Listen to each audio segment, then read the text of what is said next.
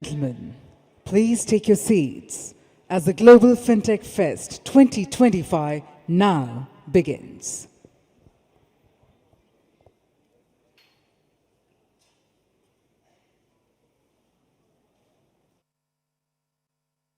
Welcome.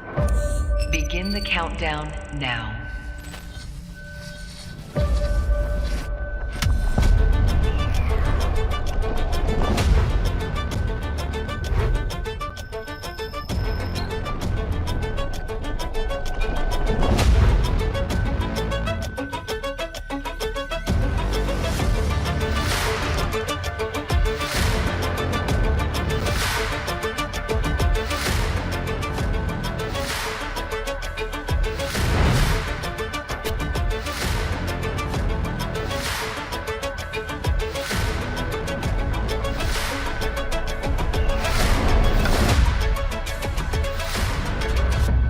India has now surpassed Japan to become the world's fourth largest economy in the world. It is now worth more than $4 trillion. Japan has आज दुनिया का करीब आधा real time digital transaction Bharat का होता है।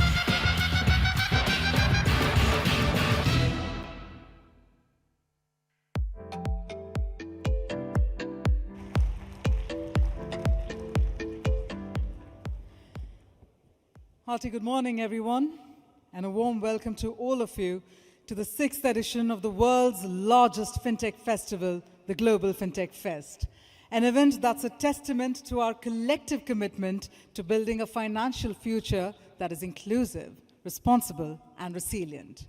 Well, my name is Kavya Choudhary, and I'll be a host for the next 3 days as I take you through the proceedings of the program.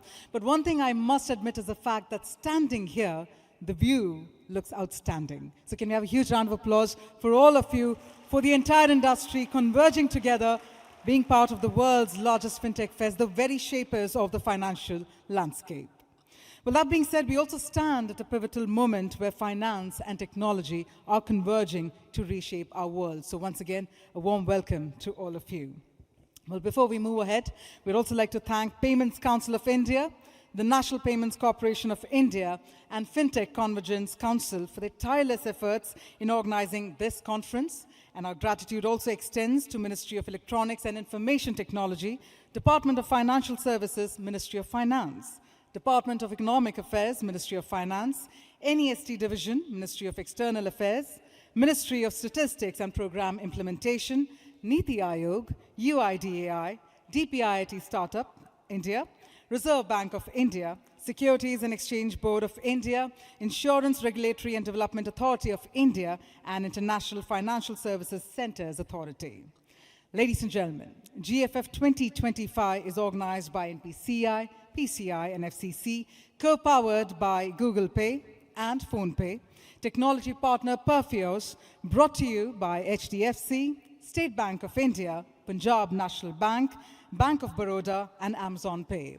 We'd also like to thank our associate partners Razorpay, Paytm, and Visa, and our consent partner NeoCred and payment enabler Lyra Network. Well, that being said, now this year we in fact have a very powerful theme.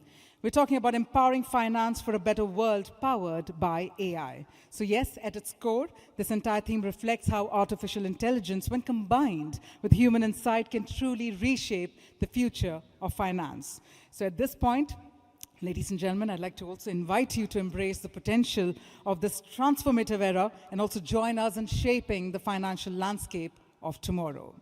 With that, looks like the stage is set, our audience is set, we are all set to begin the program. So with that, let me move ahead and invite our extraordinary GFF Advisory Council to please come on stage. So first up, ladies and gentlemen, please keep putting your hands together as I invite Mr. Kris Gopalakrishnan of Axilor Ventures, Shri G. Padmanabhan, former Executive Director, Reserve Bank of India and ex-Chairman of Bank of India. May I further please invite Shri Suvendu Pati of RBI, Ms. Sohini Rajola, NPCI, Mr. Ritesh Shukla, NIPL, Mr. Gopal Srinivasan, TVS Capital Funds Limited, Mr. Vishwas Patel, Infibeam Avenues, Mr. Vibhav Hati, One Card, Mr. Srinivas Jain, SBI Mutual Fund, and Mr. Shubho Ray, Advisory Council Member, GFF. I extend all our welcome to all our dignitaries, and if I could please request you to march ahead for the lighting of the lamp first up. So if I could request all of you to please come forward.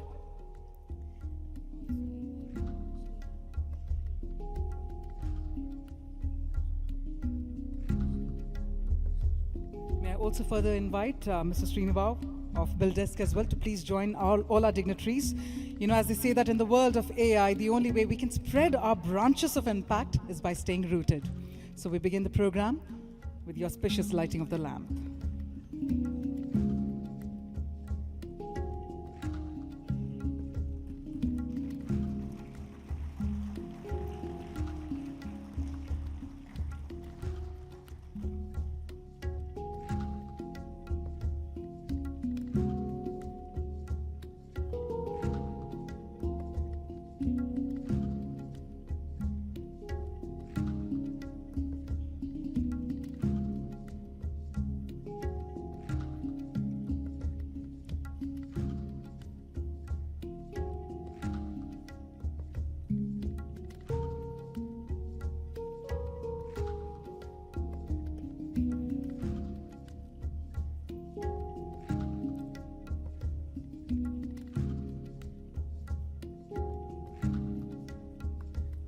And on that incredible note, thank you very much. I request all our dignitaries to take your seats as well.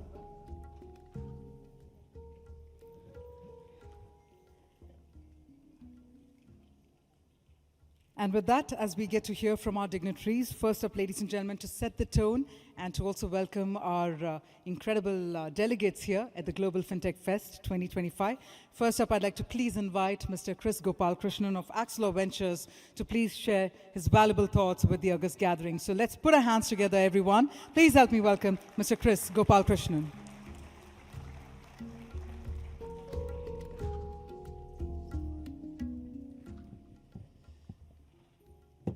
Thank you, and good morning to all of you, to GFF, welcome to GFF 2025.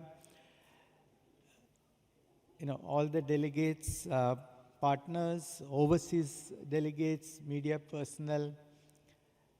It's wonderful to see all of you here for yet another Global Fintech Festival.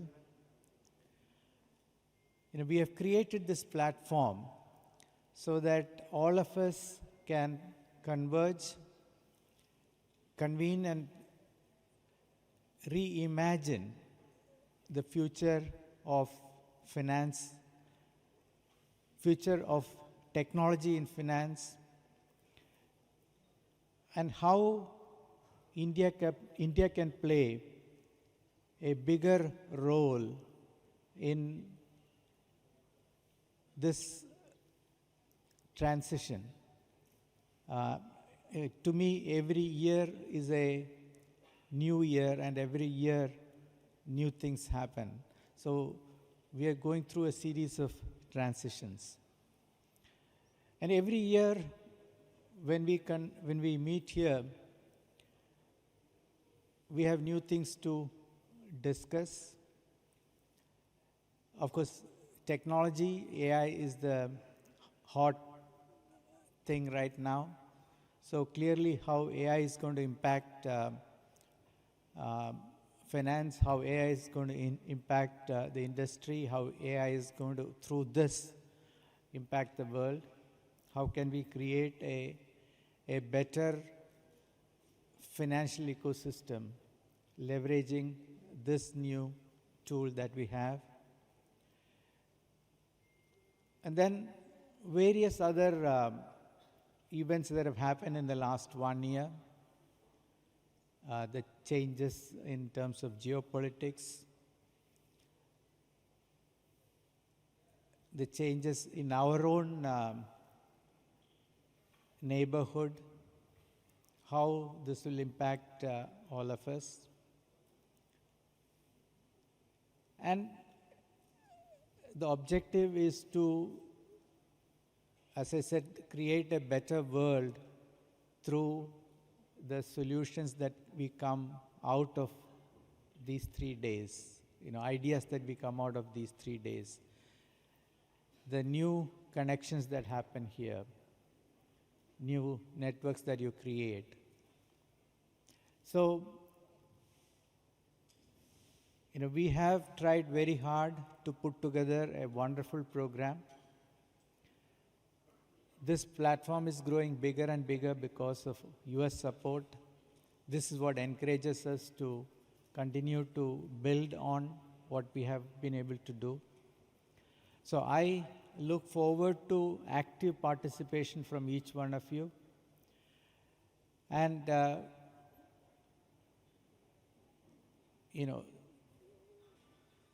contribute to the dialogue, the discussion, the solutions that we can create, all for a better world. From India to the world, a better world. So welcome all of you. I also want to thank all the partners again, without whom, all the supporters, without whom we couldn't have brought this to you, this conference to you. And let's together make sure that we build on our success to become even more successful. Thank you very much.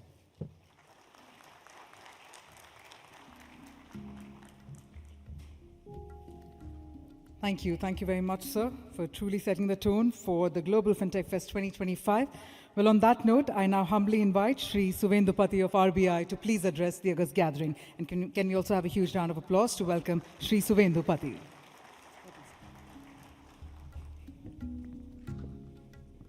So, very good morning to everyone. And on behalf of the GFF Advisory Council and on behalf of the Reserve Bank of India, I welcome you all to this Global FinTech Fest 2025.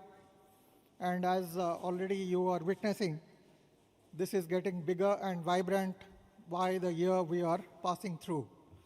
So truly it is all because of your support and your involvement, your passion, your dedication. So it belongs to the fintechs, the innovators. Also we have with us the policymakers, central bankers from various countries who have accepted our invitation. I would especially like to thank them and who have joined us here and would be part for the 3 days.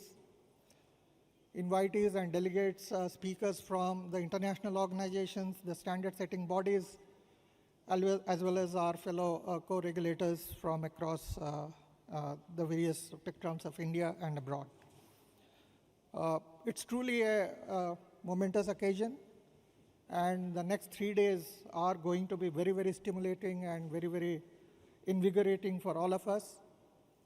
We at Reserve Bank of India are supporting this initiative and we are glad to see the fintechs from India and abroad converge here and deliberate and discuss and come out with new ideas that take roots here but get transformed across. And when we meet next year, possibly we'll see some of those transitions are taking shape and are in action. The theme of this year is appropriately chosen as artificial intelligence, which is the buzzword, and no conference, no event these days cannot happen without the mention of artificial intelligence. And from a financial sector standpoint also, Reserve Bank of India had looked at this issue and a committee has come out with its report which can be accessed on our website. We have also put up an innovation pavilion at this venue on the ground floor.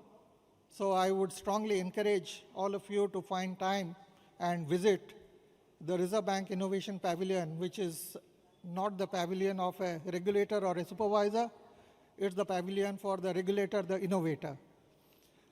So there are our colleagues who are there who would be happy to interact with you and provide some, context, guidance, and whatever support that you may need.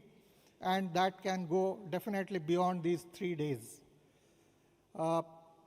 We also have curated an innovation and industry connect event, which basically transforms or brings the innovators who are part of our regulatory sandbox and hackathon initiatives connect with the industry so that the industry can take a look at their products. And there are various master classes, panel discussions and other industry connects which are happening around. So do take time out to, choose your time wisely. Also, I would request, this is an exposure, especially those who have come from abroad and other cities, do experience the culture of India and the cuisine of India outside this event, and so that you can carry not only very strong, insights and professional memories, but very fond memories of your time out here. Thank you and welcome you all once again.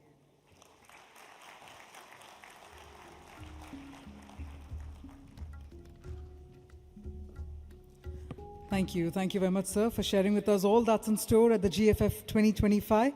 And thank you also for accentuating the fact that it will indeed be very stimulating across these 3 days. With that, I now invite Mr. Vishwas Patel of Infibeam Avenues to also please share your valuable words with the August gathering. Let's keep that applause coming, ladies and gentlemen.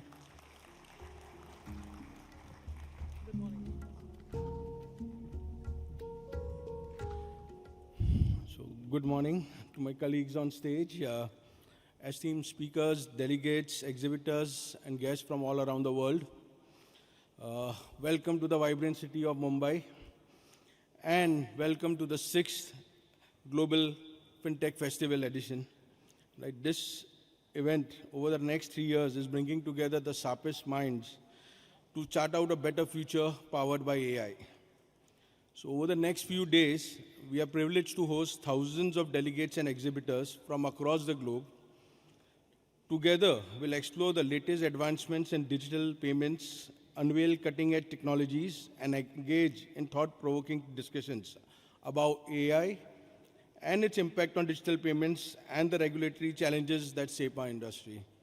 So thank you, welcome, let's get to work. Thank you.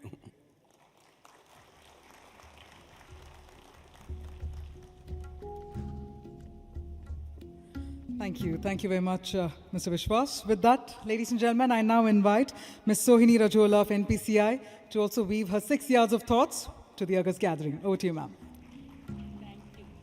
Thank you. Good morning and a warm welcome once again on behalf of NPCI, all friends and partners from the ecosystem, banking industry, regulators, partners.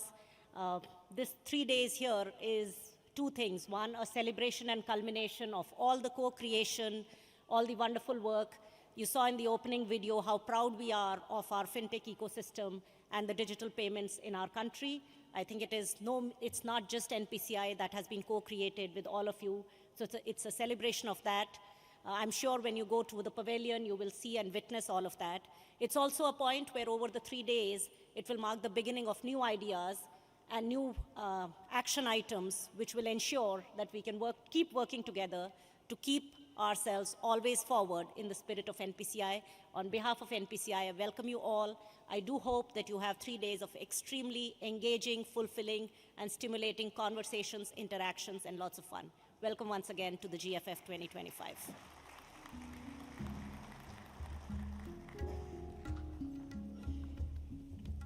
Thank you. Thank you very much, ma'am. And now, ladies and gentlemen, I'd like to please invite Mr. Vibhav Hate of One Card to also please share your words as well with the gathering. So, ladies and gentlemen, our final dignitary to also share his valuable words. Can we have a final round of applause as well? Good morning, everyone. A very hearty welcome to everybody from Mumbai, from India, and around the world. On behalf of Fintech Convergence Council, we are happy, pleased, and grateful that this event is graced by your presence. I think GFF is a platform which not only allows a lot of young minds to come, meet, see, explore, and interact with the best in the class globally, but also to interact and observe how the fintech landscape is changing in India. This is also an event where you can co-create a lot of ideas. You can see what last year co-creation is now actually coming to life. And in the next 3 days, I'm hoping and I'm excitedly looking forward to interactions happening here on the various events post the GFF pavilions in the evening. And do have a great time. Enjoy and welcome again.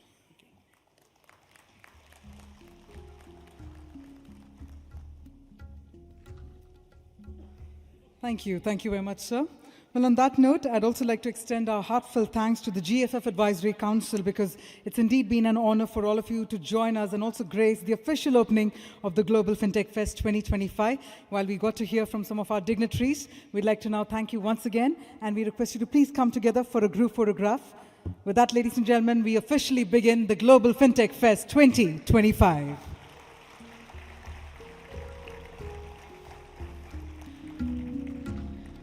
We'll have all our dignitaries come together for a group photograph. And meanwhile, ladies and gentlemen, please be seated. We're about to get started right away. And gracing the next session, we have with us none other than the Chairman and Independent Director of the National Payments Corporation of India, joining us in a short while. So please continue being seated.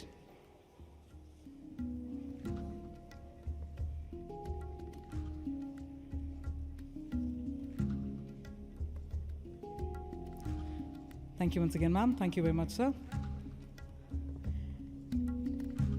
On that note, I'd like to once again inform you all that we're about to get started with the proceedings of the program inside the hall here.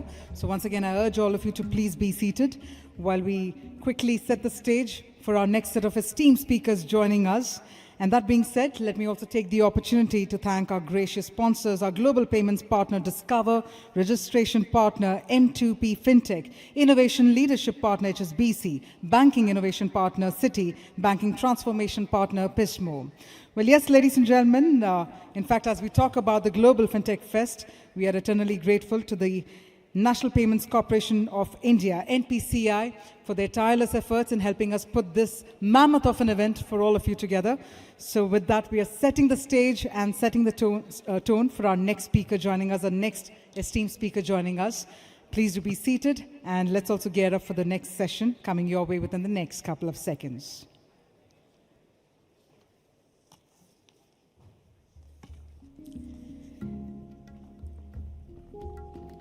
Now, the underlying theme for our next keynote session, in fact, is all about AI's promise and peril.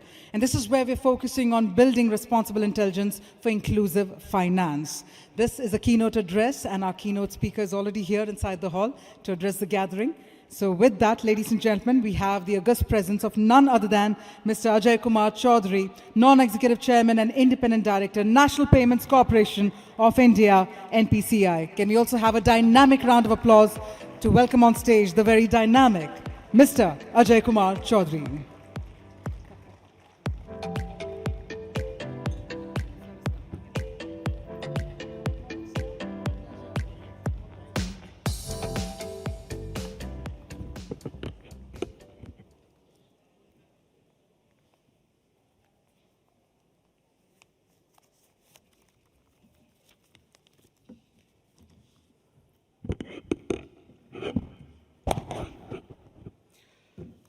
Good morning to everyone.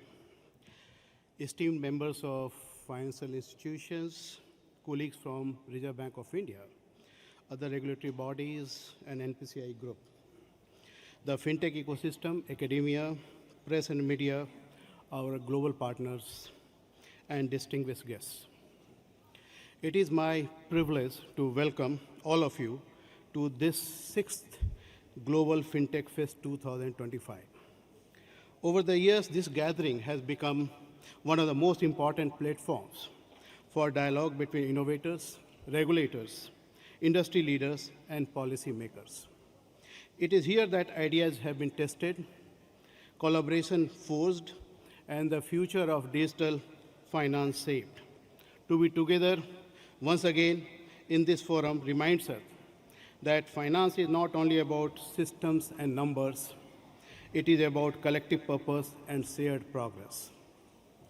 This year's theme, Empowering Finance for a Better World Powered by AI, means artificial intelligence, helps us to recognize that the most powerful application of AI are those that can augment human potential materially and delivers inclusion at scale and strengthen the resilience of our financial system. AI has moved from the margins to the mainstream. It is reshaping how we design, how we deliver, and experience financial services, opening doors for efficiency, inclusion, and resilience. Our task today is to explore how AI can be harnessed not only to power finance, but to shape a better, fairer, and more secure world. We meet at a time when AI has become the defining force of transformation in financial services. It carries immense potential to drive efficiency, expand inclusion, and speak innovation, while also demanding vigilance against new forms of vulnerabilities. In other words, it is both an opportunity and a challenge.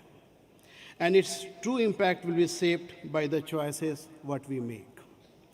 Now, looking at the two faces of the future, as we speak of AI, two terms will shape much of our conversation in future, in the next few years.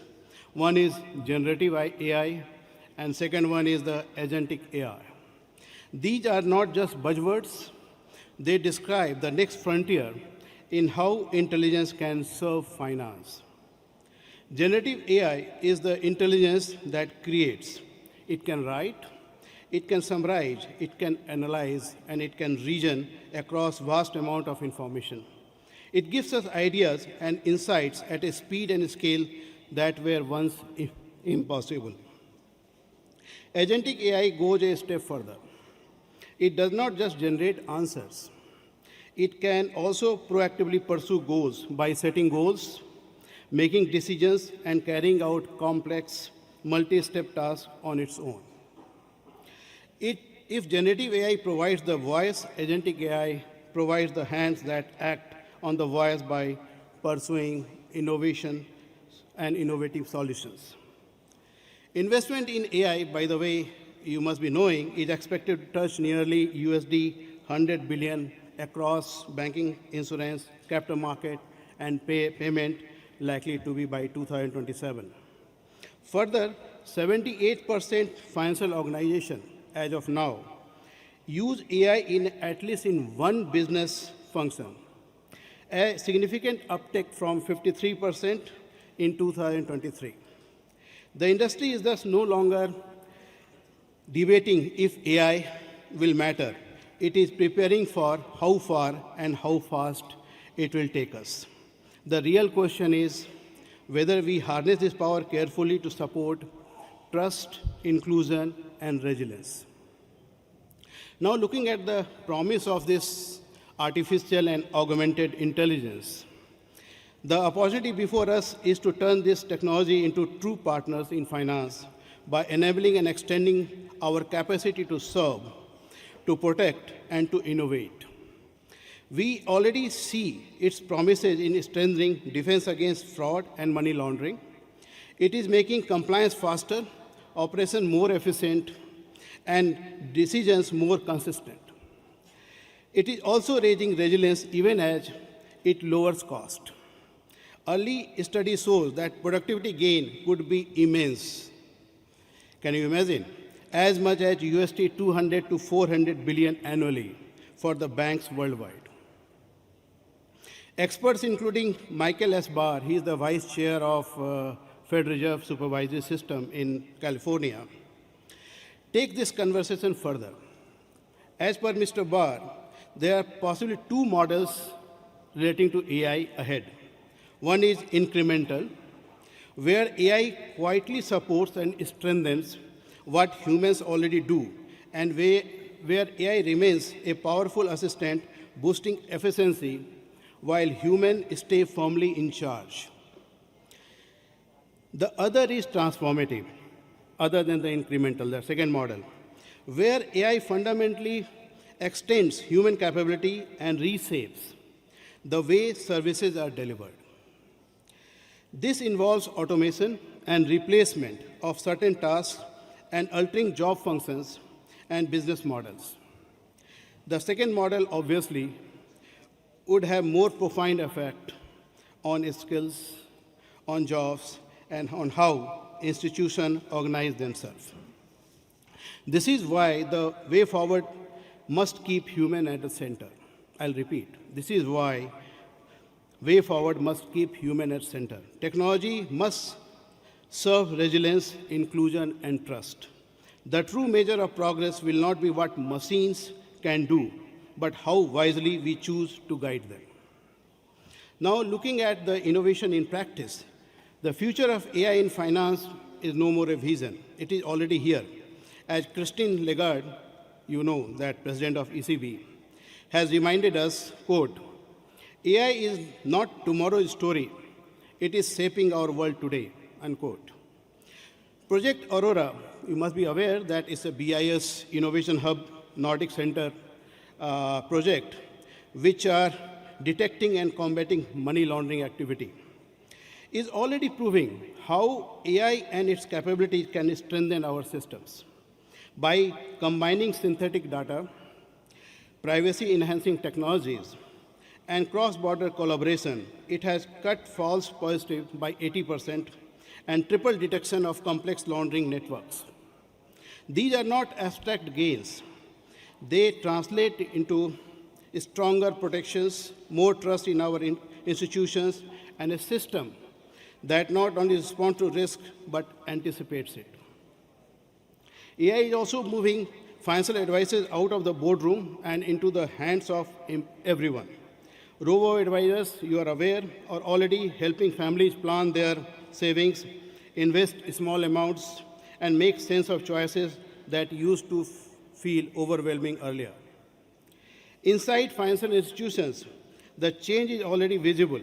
In legal and compliance team, contracts that once took days to review are now summarized in minutes, freeing the experts to focus on judgment rather than paperwork. On trading desk, AI is optimizing execution strategy, saving cost by millions while improving precision. In risk and compliance, machine learning systems are scanning the vast streams of transactions and regulatory filings, reducing errors and making oversight faster and more reliable. And even on the customer front line, AI assistants can hold conversation, answer complex questions, and guide people through financial choices with accuracy and empathy. In every corner, AI is helping banks do more, do it faster, and do it at lower cost. Taken together, these are the glimpses of tomorrow happening today. They remind us that the challenge before us is not whether this future will arrive, it is already here. The challenge is how we choose it and how we shape it. Now, whenever we talk about any innovations, always comes a duty to pause and reflect, because we have to balance the promise with the prudence. Artificial intelligence is no exception. As Norbert Wiener, the computer scientist, mathematician, and known cybernetics expert, reminded us, quote, "The world of the future will be an even more demanding struggle against the limitations of our intelligence, not the limitations of our machine," unquote. The risks are real, and they are already visible. We know that AI systems can produce errors that appear convincing but are flawed. Experts call these hallucinations. Even when results look credible, they may be inaccurate and misleading and difficult to explain. This challenge of explainability makes oversight and accountability more complex. These are not small glitches. In finance, one inaccurate model can mean a wrong credit decision, a compliance failure, and most importantly, breach of trust. It is also important to note that AI and ML models are only as sound as the data they are built on. If the data is incomplete, if data is biased or of poor quality, those weaknesses will be reflected in the outputs. This is why data governance is critical to ensure accuracy, confidentiality, and clarity about sources. Now, also look about the risk relating to the financial stability in this age of AI. It has also become a discussion point relating to the financial stability. The Basel Committee has warned that highly automated models can amplify financial cycles, lifting markets higher in good time, but may deepen the fall in stress. The Financial Stability Institute has cautioned that unchecked adoption could magnify vulnerabilities through correlations, concentration, and cyber risk, the 3C. The IMF and BIS have both underlined that AI, if left unguided, they evolve into a source of systemic risk. The convergence of strategy driven by AI-powered analytics, each seeking to maximize short-term profit, can lead to herding behavior and a dangerous concentration of risk. In such an environment, market participation may unknowingly reinforce one another's position, potentially inflating asset bubbles and heightening volatility across capital market. It is therefore imperative that our governance framework evolve in tandem with technology, ensuring that innovation is matched by robust risk management and commitment to financial stability. Now, look at the concern on resilience. It is not only relating to financial as far as AI is concerned. It is some infrastructural. The AI infrastructure depends on the 5 interdependent layers. I'll just mention all 5. At the base, the first AI infrastructure are specialized chips that power complex computation. The second layer is cloud infrastructure that hosts and train models. The third layer is the vast database on which the models are trained. And obviously on the top sits the large foundation model adaptable to many users. And the last, the fifth layer, is the application that brings AI into everyday life. Each layer is essential. Hardware provides the power, cloud the backbone, data the fuel, the foundation models the engines, and application the outcomes we experience. However, concentration is one of the pressing concerns here, which is not just about providers, it runs through the very infrastructure of AI, from chips to clouds to models. One company makes 90% of advanced processor. 3 firms control most cloud capacity, and a handful entities dominate foundation models. These systemic dependency, I'll repeat, these systemic dependency affect not only finance, but also economic sovereignty and national security. This is why our task as policymakers, supervisors, and industry leaders is to guide the innovation. With the diverse range of stakeholders and markets involved in the AI supply chain across borders, domestic and international collaboration between competent authorities will be the key. That means building guardrails, diversifying dependency, and cooperation across border may secure the foundation of this new era. So we must be clear.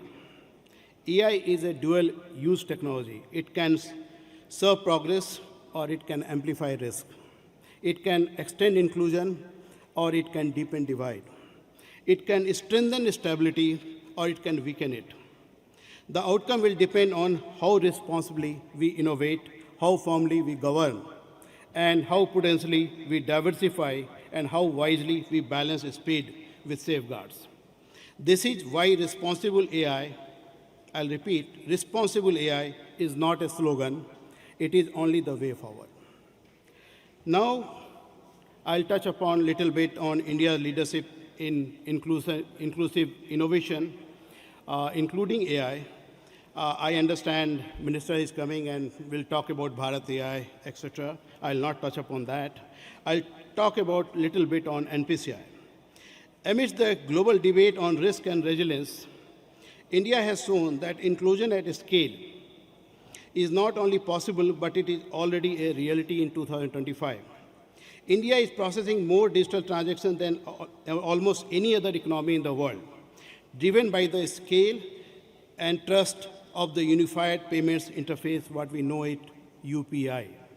UPI today accounts for most retail payments in our country with more than 20 billion transactions a month, proving the world-class infrastructure can be built for the masses. At NPCI, we are proud to have led this journey from UPI Lite for low bandwidth regions to UPI for her, empowering women entrepreneurs to 123 Pay, bringing digital payments to feature phones. We have made innovation a tool of access. These are not pilots, they are the live systems used by millions every day. We are also embracing AI responsibly in our own operations. Our federated AI model currently runs on a pilot basis, are strengthening fraud detection by allowing banks to share intelligence without sharing data. We are deploying AI to identify mule accounts and block suspicious activity in real time. We are also working with leading institutes like Indian Institute of Science to build deep tech research capabilities that ensure India remains at the frontier of the innovation. We are also building intelligence into payments. Our own small language model is being trained for India's uniquely diversity of languages and users.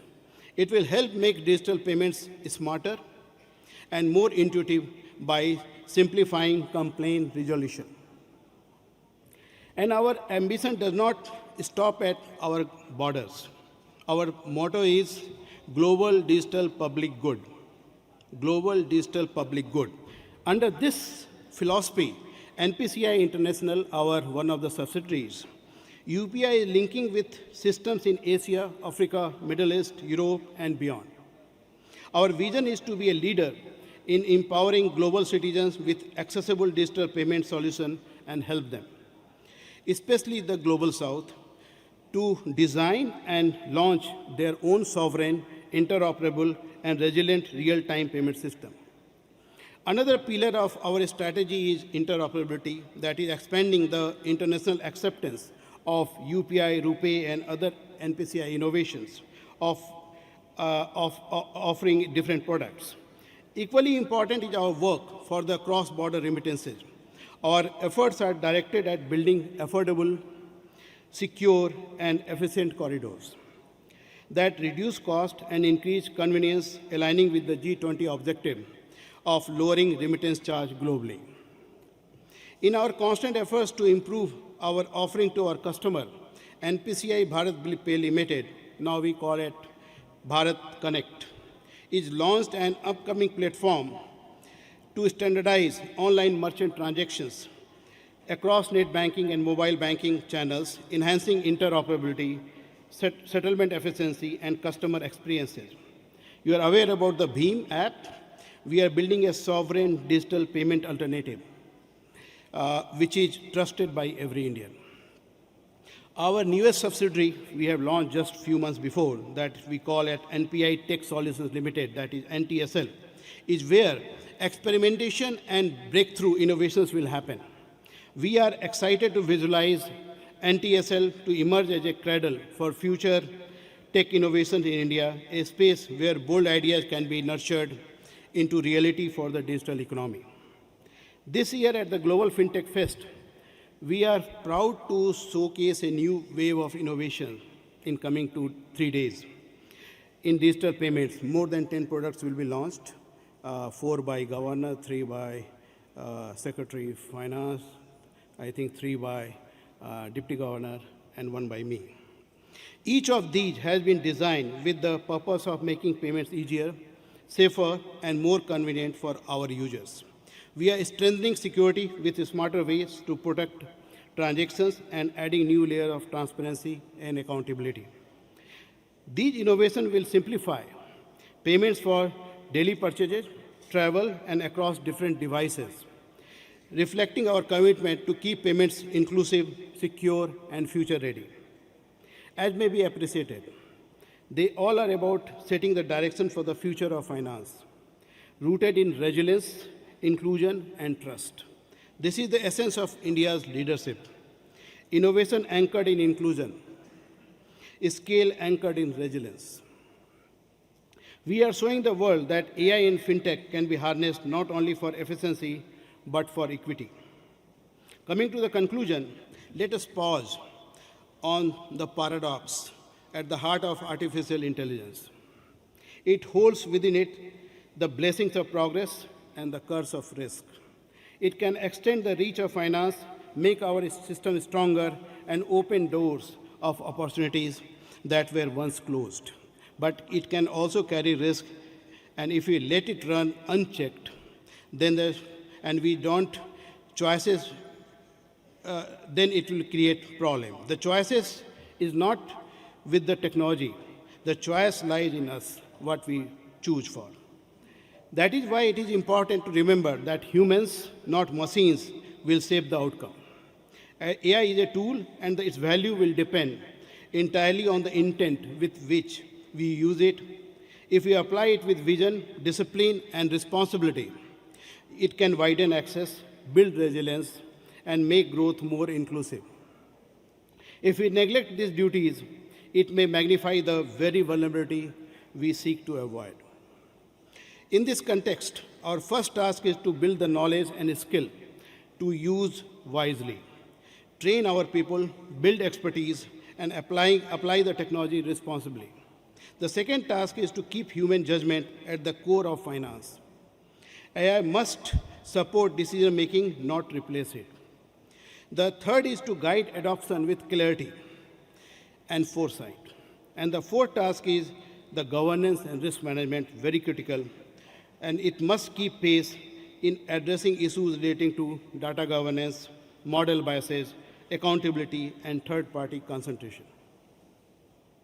And above all, we must work together to seize the opportunities of AI, to confront the risk and govern this technology with cooperation across regulators, firms, and nations. No single institution, no single nation or country can carry this task alone. Let me now conclude with the word of Antonio Guterres, Secretary General of UN. Quote, "We must treat artificial intelligence as humanity's ally. It must be a force for good for all." Unquote. That is a charge before us. If we rise to this responsibility together, we can build a future where finance is more inclusive, more secure, and more resilient. A future powered by AI, but guided always by human being and for the human purpose. Thank you. Jai Hind.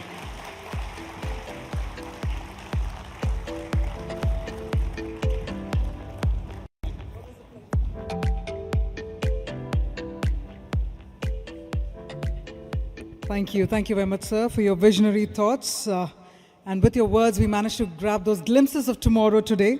And we also look forward to witnessing the innovations by NPCI across these 3 days. So we eagerly look forward to all that and more.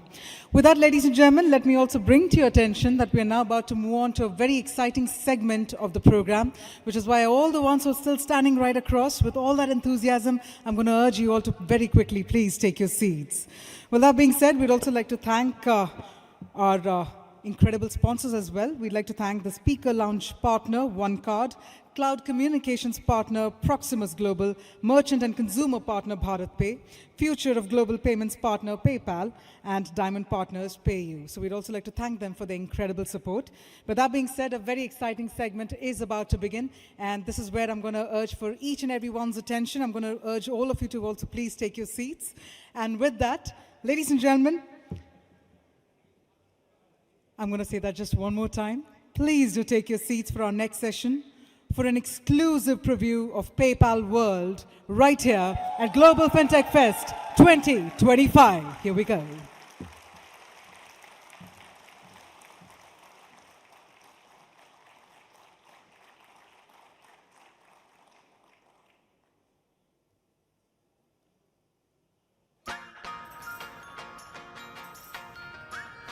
Introducing PayPal World, connecting the world's largest digital wallets through a single groundbreaking platform, allowing people to shop anywhere PayPal checkout is available using their preferred payment method, or to send money to friends and family across the globe. And by offering more payment options, merchants can unlock access to billions of new customers. With PayPal World and NPCI International, it's one world, one fast, easy way to pay. PayPal World.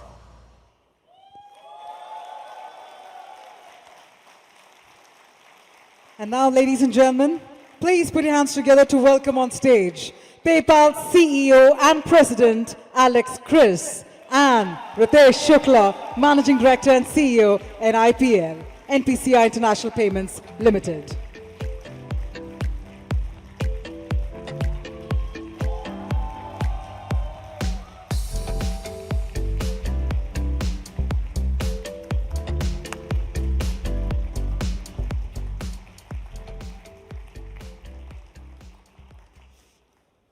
Good morning, everyone. On your behalf, Alex, welcome to Mumbai.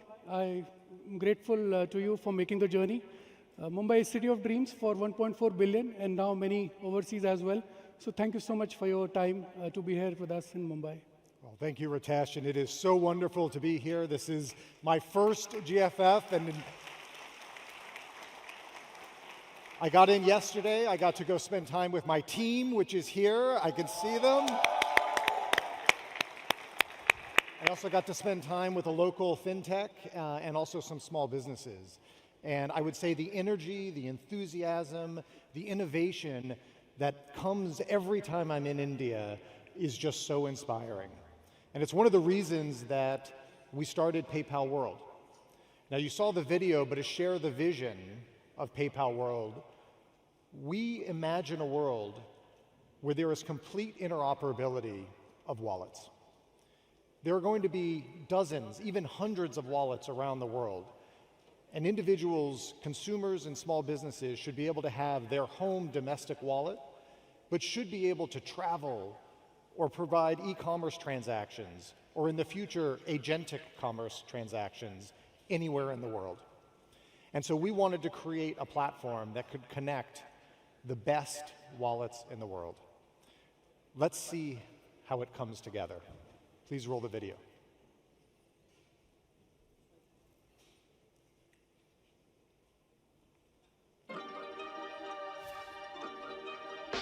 Meet Priya. At home in Jaipur, she's scrolling through her feed. Her favorite influencer has been raving about Ajay, a perfume only sold in the US. When she finds a retailer that ships to India, she heads straight to their site to place an order. At checkout, she selects PayPal.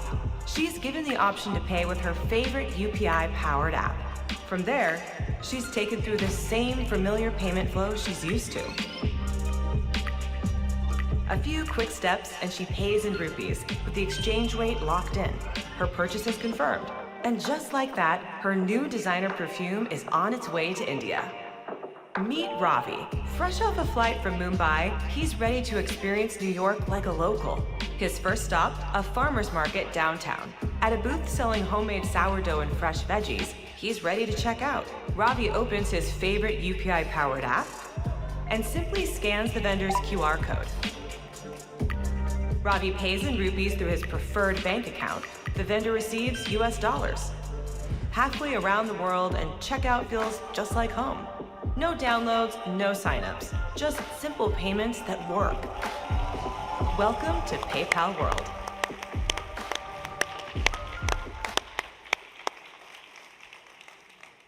Our partnership with PayPal World is significantly important.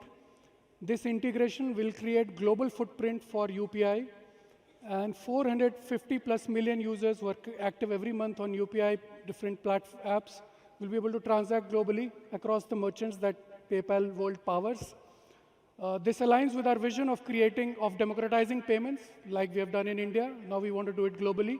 It's going to be easy, safe, and accessible option for Indian consumers to pay overseas. And it also will make the global payment landscape stronger. because like Chairman sir mentioned earlier, we process 650 million plus transactions daily. And on most days, we are the #1 payment network across the world. So this is going to add a great dimension to the PayPal world story, and we are super excited about it. This is incredible. This vision coming to life is something that it's a world that we all want to live in. And the partnership with NPCI International has been one that is incredible. Bringing together these wallets, we now have over 2 billion consumers around the world that are able to interact. And think about what that means for a merchant. Think about what that means to now have the world of consumers opened up to them. But to commemorate UPI as the very first payment method inside of PayPal world, I have something for you. So this is a first of its kind. This is a plaque to welcome UPI as the first payment systems partner on PayPal world. Woohoo!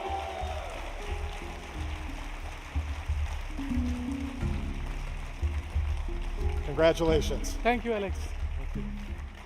So I think it's our teams that have worked so hard to put us together. I think it's only prudent to thank them for the hard work that they've done. And we are targeting to go live by end of this year, next 3 to 4 months. So looking forward to exciting times with PayPal World, Alex. It's just the beginning. There's so much more we can build together. The innovation is just starting. This is just the beginning. Cool. Thank you. Thank you, Alex.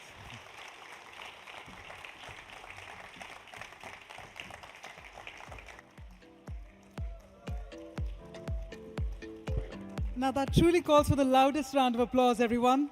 Let's hear it, ladies and gentlemen. Formalizing that partnership today, recognizing UPI as the first payment system partner joining PayPal World. So congratulations indeed. And with that, let me also inform you that now we're about to set the stage for a very, very interesting discussion, as I call it, the Fireside Chat coming your way. So once again, all the curious eyes that are still standing right around, go ahead and please take your seats. Meanwhile, let me also inform you all that GFF 2025 is not just about thought leadership, it's also about creating unforgettable experiences. So alongside the main agenda, we also have some exciting festivities happening. So we have closed door round tables, we've got exclusive networking dinners, all that and more, and I will be back to share all the further details. With that, looks like our speakers are set. Ladies and gentlemen, it's time to bring our speakers back here on stage. We are excited for a very exciting discussion coming your way, which is all about the future of payments. So first up, once again, we have with us Mr. Kris. But to spearhead this incredible discussion, we have the very incredible Shereen Bhan, CNBC TV 18 Managing Editor. So if I could please invite Shereen Bhan and the PayPal CEO and President, Kris. Let's have the loudest round of applause one more time. Ladies and gentlemen.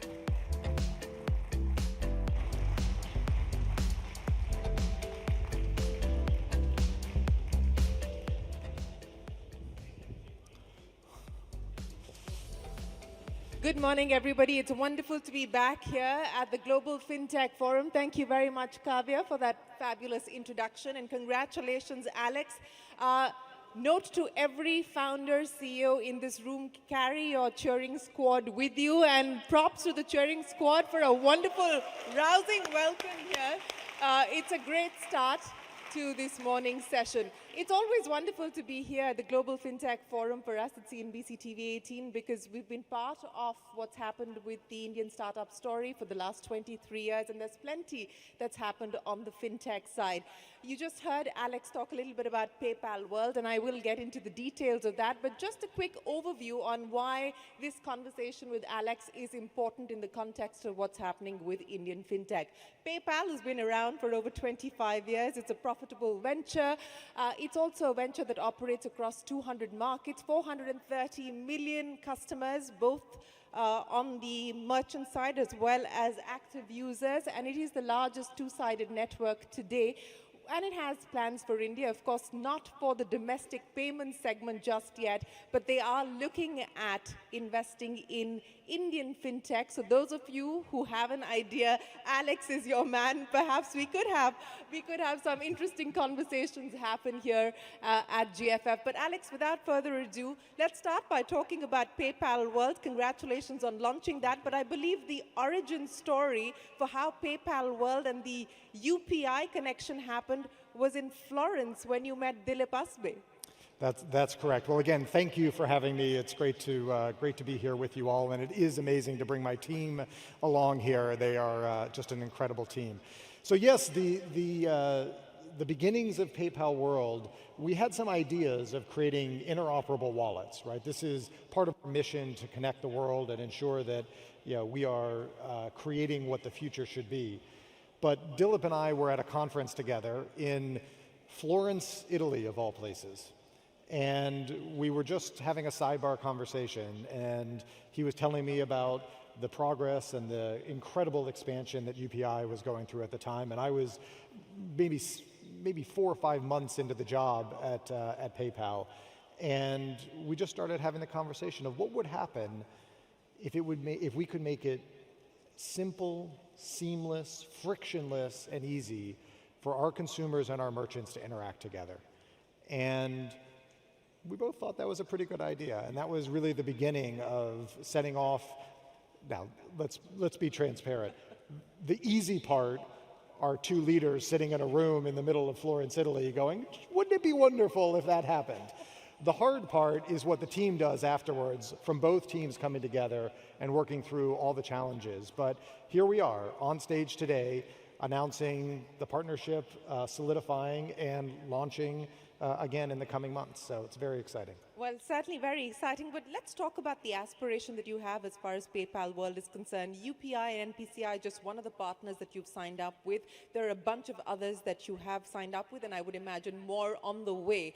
What's the aspiration? What do you hope to do with PayPal World? So this is the vision of the world that I hope we all want to live in, right? There are domestic wallets that exist anywhere in the world. You can go to countries in almost every part of the world, and there is a domestic wallet or multiple domestic wallets that is where people are interacting. And I fundamentally believe that the future of money is going to be a domestic wallet. And so if you believe that, or a fintech wallet, so if you believe that wallets are going to be the way that people are going to interact, then it makes sense to make them interoperable. But that's just not how it works today. If you take your digital wallet and you travel to the United States, you travel to South America, you travel to China, many of these wallets won't work. And so you're stuck having to create a second digital wallet or move cash, in which case you're paying significant amount of cost, friction, and you're having to juggle, and it's just not a great experience. In addition, if you're a merchant, you're only able to take payments from local currency or from local wallets that you know. It's one of the things that PayPal has actually worked very hard on in the United States and throughout Europe, is making it as seamless as possible for merchants to accept payments from anyone. But it really is only limited to a certain portion of the world. And so if you fast forward, the vision of PayPal World is making a platform that any digital wallet can connect to, so that any consumer in the world can use their home digital wallet, where they have multiple instruments, their banks, if they have credit cards, if they have buy now, pay later, whatever they want together, and be able to travel in person, make an e-commerce transaction, or in the future, an agentic commerce transaction with the wallet they have safe, secure transactions with, but with any merchant in the world. And think about how powerful that is for merchants. Merchants around the world will now have access to billions of consumers. Billions of consumers. That is a very exciting world. So to put it simply, a digital global wallet, that is what you envision as far as PayPal World is concerned. That makes it seamless and frictionless for each consumer to just not have to think about it. not have to think about it. But, since we're talking about change, let's talk about what else is changing at PayPal. And I remember that you said at an investor call that 2024 was a year of transition for PayPal as you got back to profitability. And 2025, in your words, is going to be a year of transformation. Now, for the audience sitting here, explain to us, 25 years on, what does transformation look like for PayPal as you transition from being a payment service to becoming a commerce platform? What will that entail? What will change? Yeah, so it is a real privilege to lead a company that has a 25-year history and really is the original fintech in many ways at PayPal. This week I celebrated my 2-year anniversary at the organization, so I am still... Congratulations. Thank you. I made it 2 years. But one of the things that I think a lot about, and one of the reasons that drew me to PayPal, is the transformation in fintech is so fast right now. There's going to be more disruption, I believe, in the next 2, 3, 5 years than in the past 20 years combined. On account of technology or on account... Technology, artificial intelligence, consumer demand. I think we're just, in many parts of technology, you're seeing an exponential acceleration in development. I heard before, I think we were having a conversation about how many fintechs there are just in India right now. Yeah, a couple of thousand at last count. And so when you have thousands of fintechs in India alone, the amount of innovation is just going to accelerate. So one of the worries that I have being in a 25-year-old company is you can become complacent. We have a system that works. You could just sit back and say, hey, this system works, let's not mess with it. And I think that's a recipe for becoming yesterday's company. And so one of the first things that I did when I came into the seat was really energize the company around innovation. We're going to lead the future forward. We're going to do it as an open platform, with PayPal World being a great example of we want to bring partners together and do this with incredible partners around the world. But we want to be at the forefront. I would much rather, if you believe that disruption is going to happen, I'd much rather be the disruptor than the one being disrupted. It's important that you talk about being the disruptor as opposed to being disrupted. And I think that's a dilemma that many CEOs, especially who take on a legacy like you have of a 25-year history of protecting the past while also trying to invent the future. What's been the hardest part of the last 2 years in being able to find that balance of protecting the past but also inventing the future? They wrote an entire book about it. It is called The Innovator's Dilemma. It is one of the biggest challenges that any established organization faces. And the biggest challenge is you have existing revenue streams. You have existing customer bases. And it's very difficult to think about the future, which may actually disrupt some of those revenue streams. We're a large organization. We'll do over $32 billion in revenue next year. Some of those revenue streams may be areas that actually we need to disrupt, and we need to replace them with what the future may be. Leaning into that disruption, and this is something that whether you're a big company or whether you're a small company, you have to continue to think about what is the customer problem that you're solving. I learned very early on that you must fall in love with the customer problem, not your solution. And the challenge with a large company that has been successful is you start to fall in love with your solution. It's worked in the past. Why not just keep doing it? Well, customers' problems change. Technology changes. Demands change. Think about how much the world has changed in the last 5, 10, 15, 20 years. 25 years ago, when PayPal was started, the prevalence of smartphones was zero. Yeah. It was zero. And now there are smartphones in every pocket. My guess is in this audience alone, many of you have 2 smartphones in your pocket. And so 5 years from now, how many of us will be wearing AI glasses to conduct commerce? And so we have to be able to be thinking about what does the future hold, what is the customer problem we're trying to solve, and how will we disrupt ourselves? So let's talk about the customer problem that you're hoping to solve today as you transition to a commerce platform. From a consumer's point of view and from a merchant's point of view, what are the priorities that you chase after today? So one of the things that PayPal was famous for when it started was solving the challenge of a payment. And payments were very difficult 15, 20 years ago. payments is a problem that it's not easy, but it's been solved.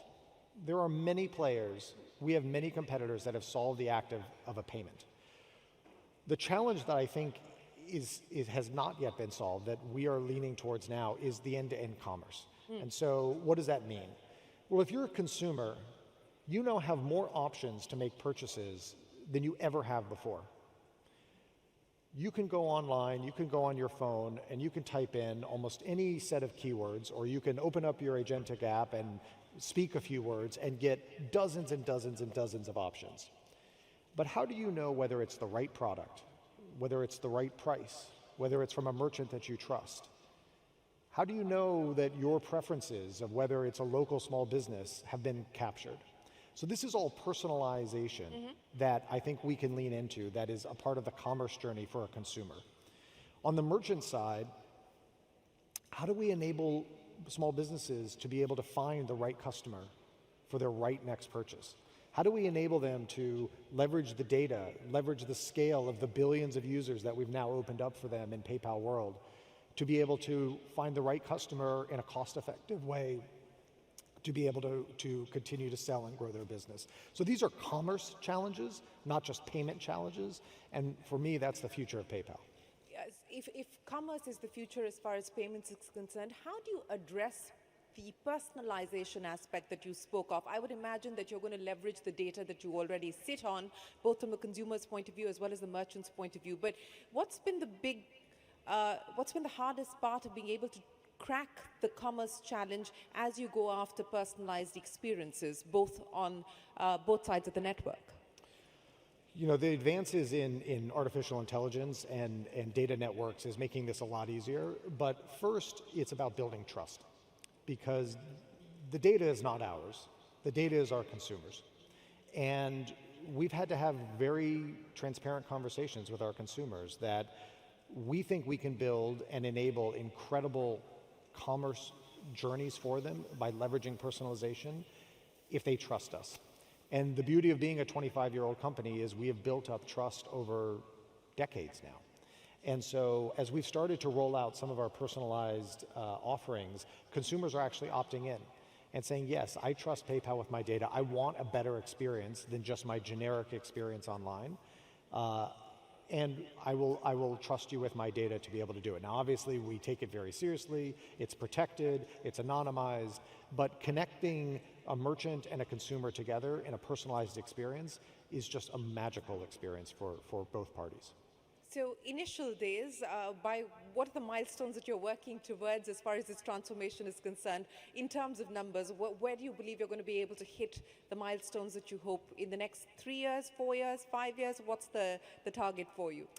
You know, I've learned that you need to have big ambitions for the future, but you need to have KPIs that you hit every quarter. And so without doing our earnings call right here on stage. Your earnings call's it's a little while away. It is, but the quiet period has begun. So without going into everything, look, we are seeing acceleration in customer growth, which is very exciting. So we have KPIs around customer growth, both for our PayPal product as well as our Venmo product, which is very popular in the United States. And soon we'll have KPIs for bringing consumers on for PayPal World as well. We have different product segments. So payment volume is something that we look at. We have a branded experience. If any of you are familiar with the PayPal button, that's a branded experience that we look at. We're seeing buy now, pay later as an acceleration. Yeah. That is particularly in a younger demographic, a big move towards buy now, pay later, so we're seeing acceleration there. And we have these KPIs in every geography that we play in the 200 countries around the world. So this is not a, you can wait for 3 years and hope that it takes off. This is holding our team accountable for the here and now. And I'll give you another example, agentic commerce.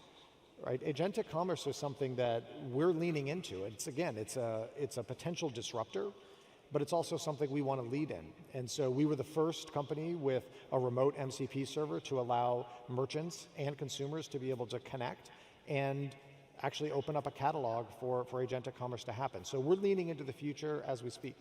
Well, speaking about the future, let's talk about PayPal's future in India. Of course, you've done this partnership with NPCI and with UPI. The question that I know you're often asked is, why not domestic in India? Is it because it's a competitive market where you're not the first mover by a long shot? Is that what holds you back? I mean, why the decision to not look at the domestic market in India? Look, we have many markets around the world that we play in. But it's an important market clearly for you, and even from a talent point of view, it's your second largest employee base. It's a critical market, which is why I'm on stage with an incredible partnership with NCPI International, right? I mean, there is a reason that we are here and that Ritesh and I were on stage half an hour ago with UPI as the first wallet. That shows how important the India market is to us and to the entire world. And, you know, India, the way I think about it is it's not just a domestic market. Everywhere I travel around the world, there are remittances where India plays a critical role. There's commerce where India plays a critical role. And we've actually, part of what we establish ourselves with at PayPal is the ability to do cross-border payments and the ability to connect the world together. So I would rather have us spend our time and energy creating those connections across the world and let incredible products that consumers domestically know and love win the market here and enable us to connect them around the world. But, you know, as an outsider looking at the Indian market and what's happening in the Indian payment space today, what looks most exciting to you? What has surprised you even? I think what I just touched on, the cross-border payments, is something that I think has surprised me. Even I just spent the last week and a half traveling through the Middle East, and every location, every conversation I had, India came up as a location where there was just movement of talent, movement of money, commerce opportunities. Whenever I travel through Europe, India comes up, and the same with the United States. And so, you know, India is becoming, if not already here, as an innovator and a leader globally. And that's why it is so important for PayPal to play a role and connect India to the rest of the world.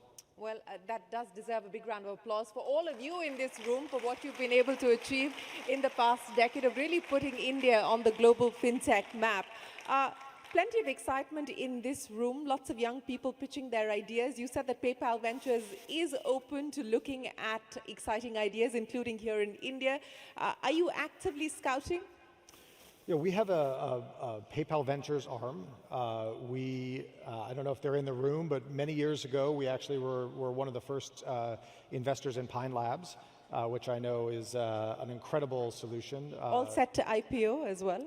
Which will be wonderful for our PayPal Ventures as well. So, look, this is a market. Our venture arm is really about finding the best and the brightest in emerging markets for us. And, you know, we get a lot of, you know, I get to spend a lot of time domestically in the United States with startups, but we want a venture arm that can be out in markets where, you know, I'm not necessarily all the time. And so if there are incredible startups and fintech startups in this market, we want to have the conversation. You know, you brought up Pine Labs, and it's one of the companies that's looking at IPOing, you know, shortly, in fact. Profitability, and I think that's the question that's also being asked of Indian fintechs, and we've started to see that being delivered. Some are now listed, and many hoping to list in the near future. Monetization, with especially the transition to commerce, what kind of avenues does it open up in terms of being able to draw in incremental revenue and boost profitability? Yeah, so there's a couple of pieces to the question there. The first is, I've run my own startups as well. It is good to be pushed on profitability. As a startup, it is important. You have to have a sense as to how to monetize and how to drive profitability over time. You may delay it intentionally in order to scale, but if you don't have a path to profitability, it's only a matter of time until the cycle comes, and then there's a challenge. For us, you know, we are looking for, you know, obviously at the scale that we're at, we have to look for large opportunities. Commerce opens up new avenues for us. We've launched an advertising business. which is a new business for PayPal, but allows us to, again, leverage that personalization, enabling merchants to be able to leverage personal data to target the right customer at the right time. There are many successful companies that have used advertising as a monetization lever and a growth lever. That's just one example for us. AI, and I think everyone's talking about what an AI world is going to mean, what an agentic world is going to mean. Have you started to see the benefits of that for the business in incremental ways already? We sure have. A couple of ways. First, just internally for how we operate, we use AI across the entire organization. Every function, everybody in the organization. We actually, just 2 months ago, held our first PayPal AI Summit, where we took every single employee across the organization and walked them through access to AI models, access to orchestration layers, access to information and examples of how they could leverage AI to be more effective and efficient in their roles. And the feedback we're getting from employees is just exceptional. The AI is enabling them to have superpowers that they didn't have before. Like what? Oh, the ability, I had sales reps being able to say, I don't have to wait for engineers to come build pipelines for me. I can just type it into my AI agent and actually build my own technology applications on their own. So should the engineers be worried? Absolutely not. They now don't have to build sales pipelines for sales reps. They get to build great applications for consumers that they're excited about, and they're getting more effective and efficient as well. So for me, AI for our employees is just giving them incredible powers and making them even more effective.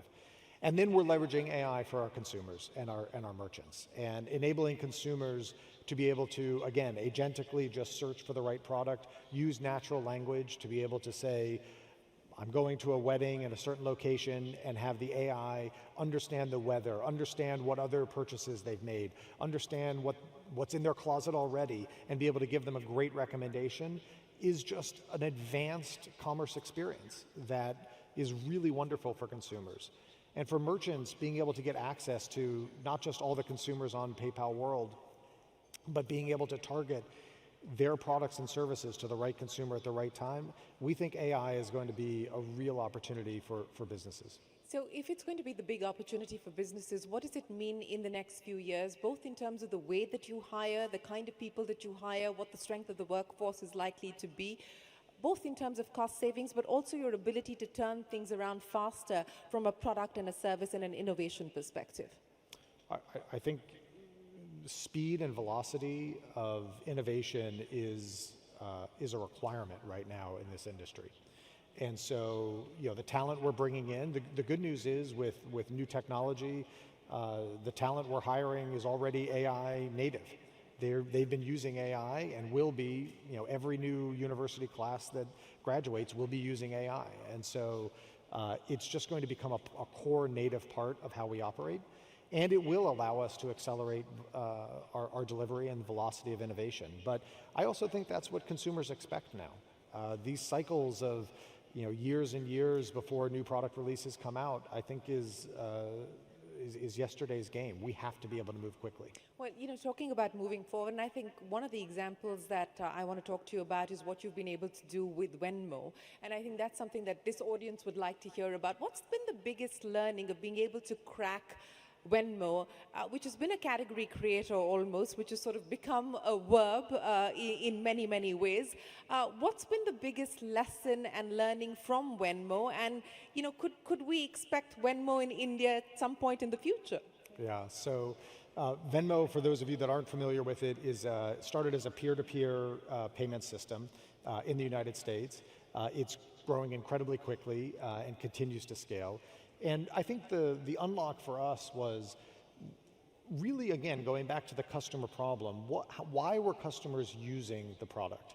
And when you go and you sit and you talk to customers that use Venmo, oftentimes it's them interacting with their friends or family after they've had a shared experience. So an example would be, I go out to lunch with my friends, one of my friends pays the bill, and I Venmo them. Again, it's a verb now. I Venmo them $10 for splitting the meal. So understanding that example allowed us to then work backwards and say, well, if you're using Venmo to split the bill, could you use Venmo to actually create that experience up front? And when you think about it, now you start to open up the ability to make payments online. You open up things like debit cards so that you can actually make the payment in person at the restaurant. And then we have a long roadmap of innovation that is all about the shared experiences that will be coming. So I'm not going to give you the full roadmap right now, including where we may or may not launch Venmo in the future, but right now, if you get to the US, download it. It's an incredible product. Well, since we're talking about the US, let me also get a pulse check from you on what's happening as far as consumer spending is concerned, not just in the US, but also across the other markets that you operate in.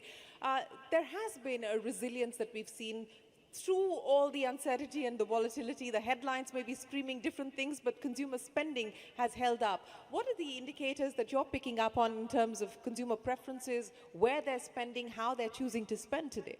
Yeah, so again, there is an incredible amount of noise in the world right now, but consumers are resilient. And it's actually very inspiring to see how consumers manage through and block out the noise. I think the only big shift that I would highlight is something I touched on earlier, which is a shift away from debt and towards buy now, pay later. And again, buy now, pay later is a much shorter term, much lower value ability to spread payments across. And that is actually a sizable shift that we're seeing, particularly in a younger demographic. So it's really away from credit cards as their vehicle for credit and towards buy now, pay later.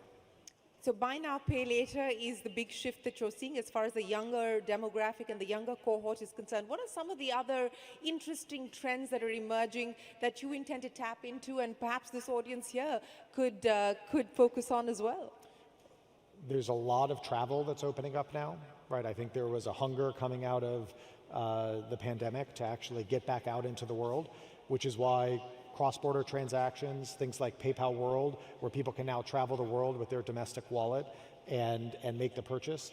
Those are the types of trends I would think about. So, obviously, whenever you start something, you want to solve the local problem, but local problems are becoming global because it's how consumers want to spend. They don't look at themselves just as within a certain community, right? I mean, think about how big of a shift that's been.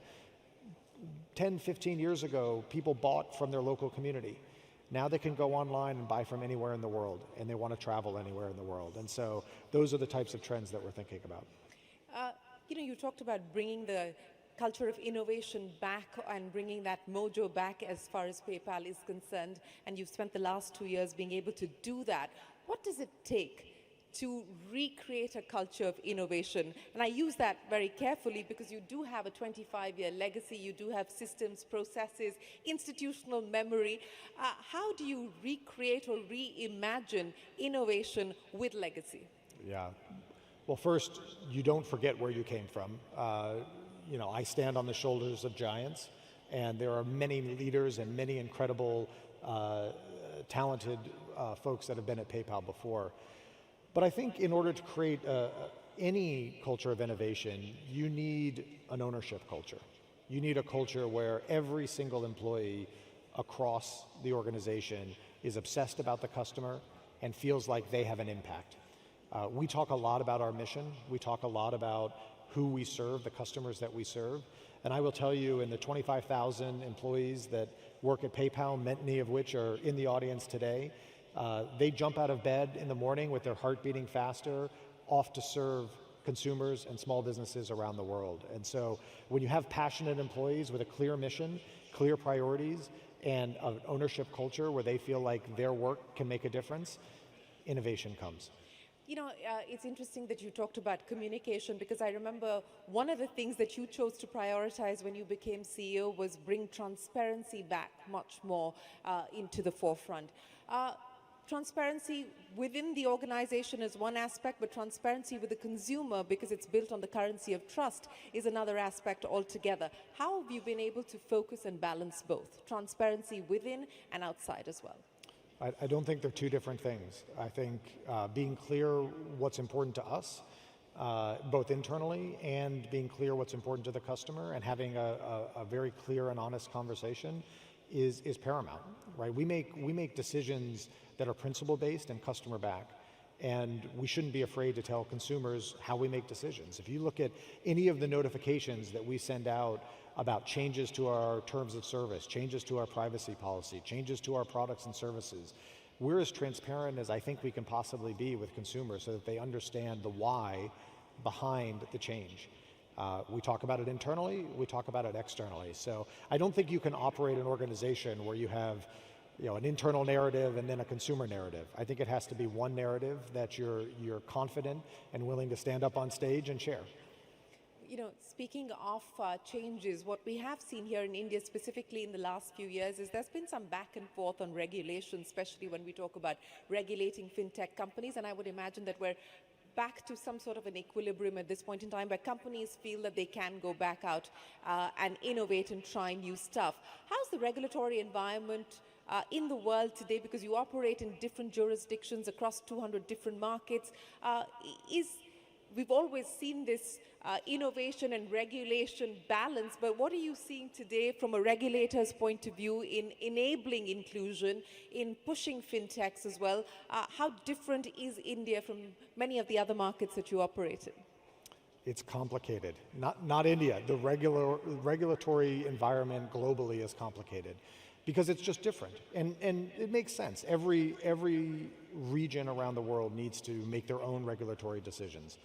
Some, there's incredible private-public partnership. Some, they're still moving through it. As a global organization, we have just an amazing set of government relations teams and employees that work to make sure that we can serve what the government need is as well as the consumer need in every part of the world.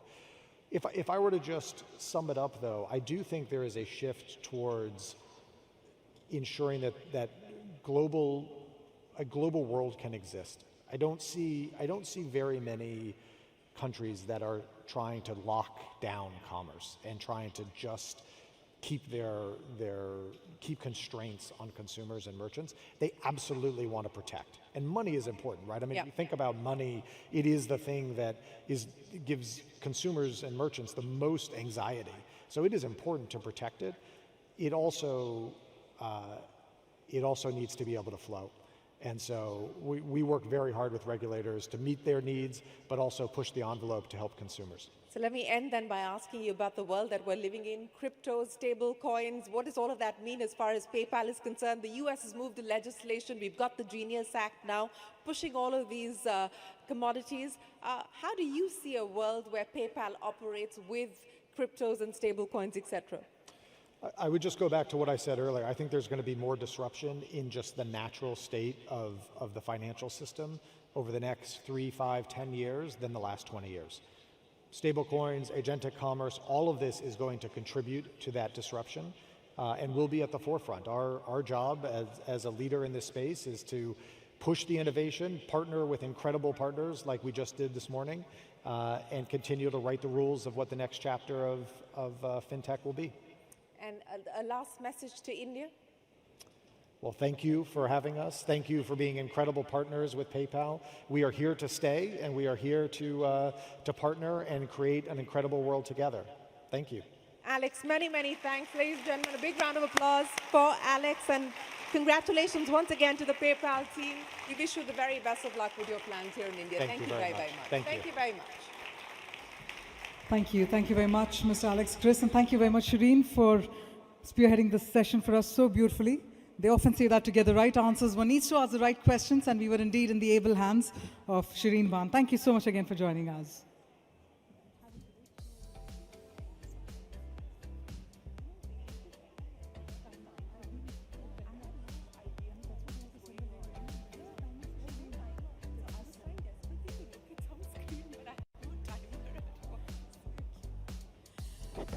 All right, ladies and gentlemen, now this is where I'm going to be requesting you all to continue being seated. We're going to be expecting a lot of movement here and there, and that's bound to happen. That's why we call it a fest.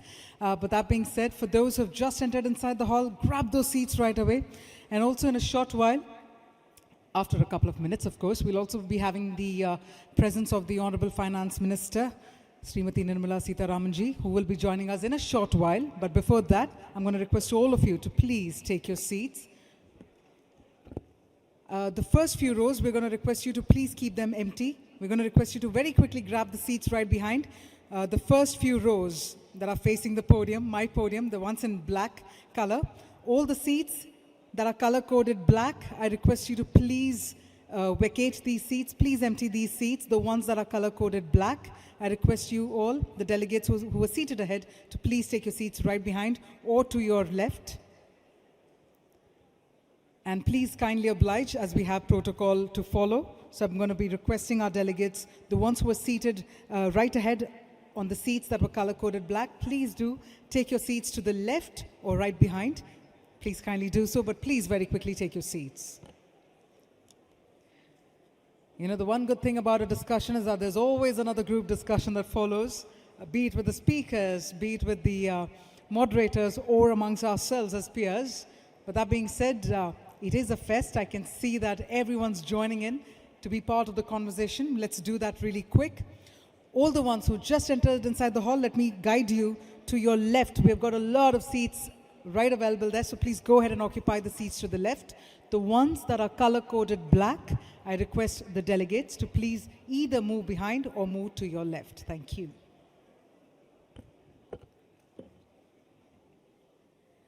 Meanwhile, we'd also like to take the opportunity to thank our diamond partners Meta, NABARD and Scienzy, Credit Insights partner TransUnion Sybil, and Last Mile Fintech partner Ruger Fintech. So that being said, we're also gearing up for the next keynote address, and this is all about from Paris to Mumbai, connecting continents through finance and technology. That's our next session coming up. If I could please request all of you to very quickly take your seats. And for those who have already taken your seats, thank you. Well, a lot of conversations will continue. And that being said, we are now about to deep dive into our next keynote address. And this is where we will be hearing from Mr. François Villeroy de Galhau, Governor, Banque de France. Now, we were to have his august presence here at GFF 2025. Unfortunately, while he couldn't join us in person, we do have his message in a video format that we'd like to share with all of you. In fact, I'm going to urge once again, everyone, please take your seats, because up next, we have a video message coming in from Mr. François Villeroy de Galhau, Governor, Banque de France, NPCI. So this is all about from Paris to Mumbai, connecting continents through finance and technology. So let's deep dive into this message from Mr. François.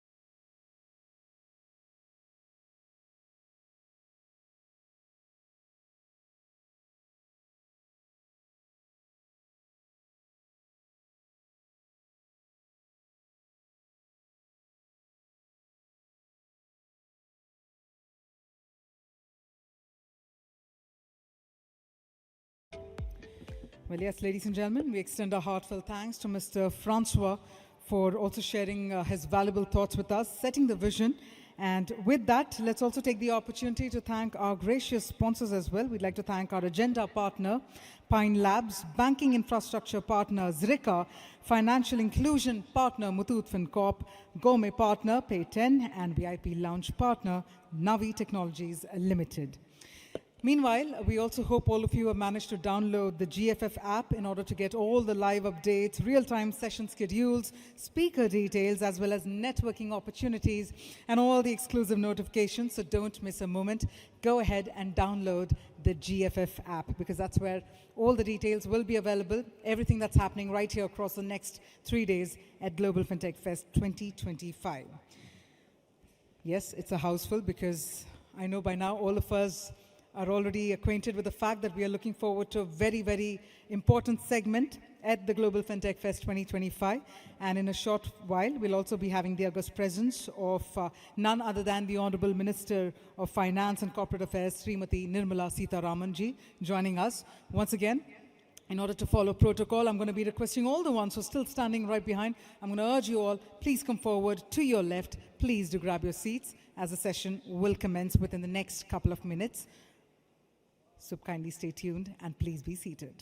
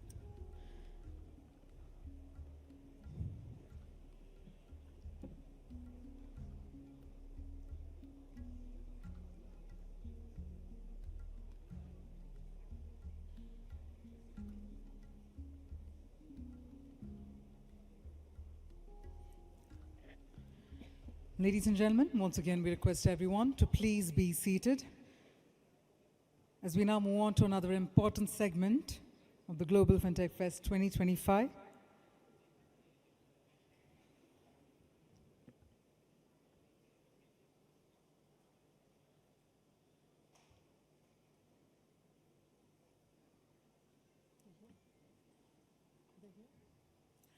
All right, so with that, as we begin this important segment of the program. First up, ladies and gentlemen, I'd like to please invite on stage Mr. Vishwas Patel, Chairman, Payments Council of India, and Mr. Kris Gopalakrishnan, the Chair at GFF 2025.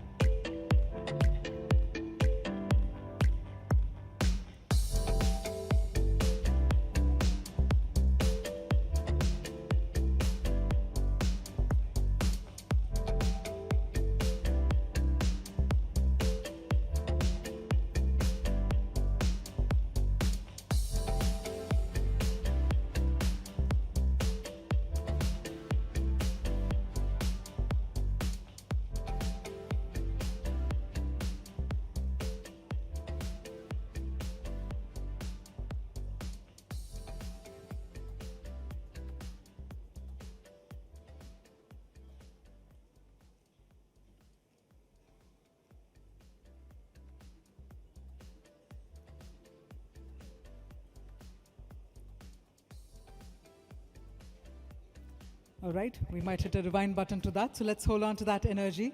With that, ladies and gentlemen, please put your hands together now, and please help me welcome on stage Mr. Vishwas Patel, Chairman, Payments Council of India, and Mr. Kris Gopalakrishnan, the chair at GFF 2025. And ladies and gentlemen, may I please request you all to rise up and welcome the Honorable Minister of Finance and Corporate Affairs, Srimati Nirmala Sitharaman.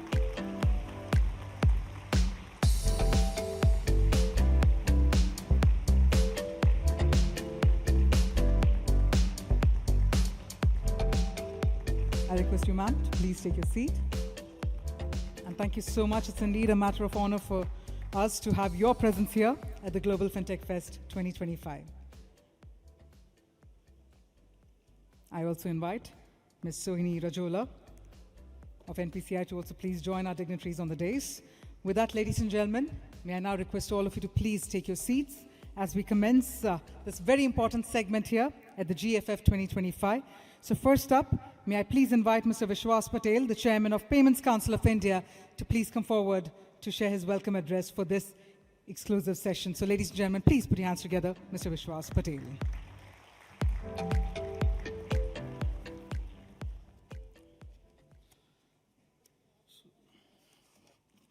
So good afternoon, friends.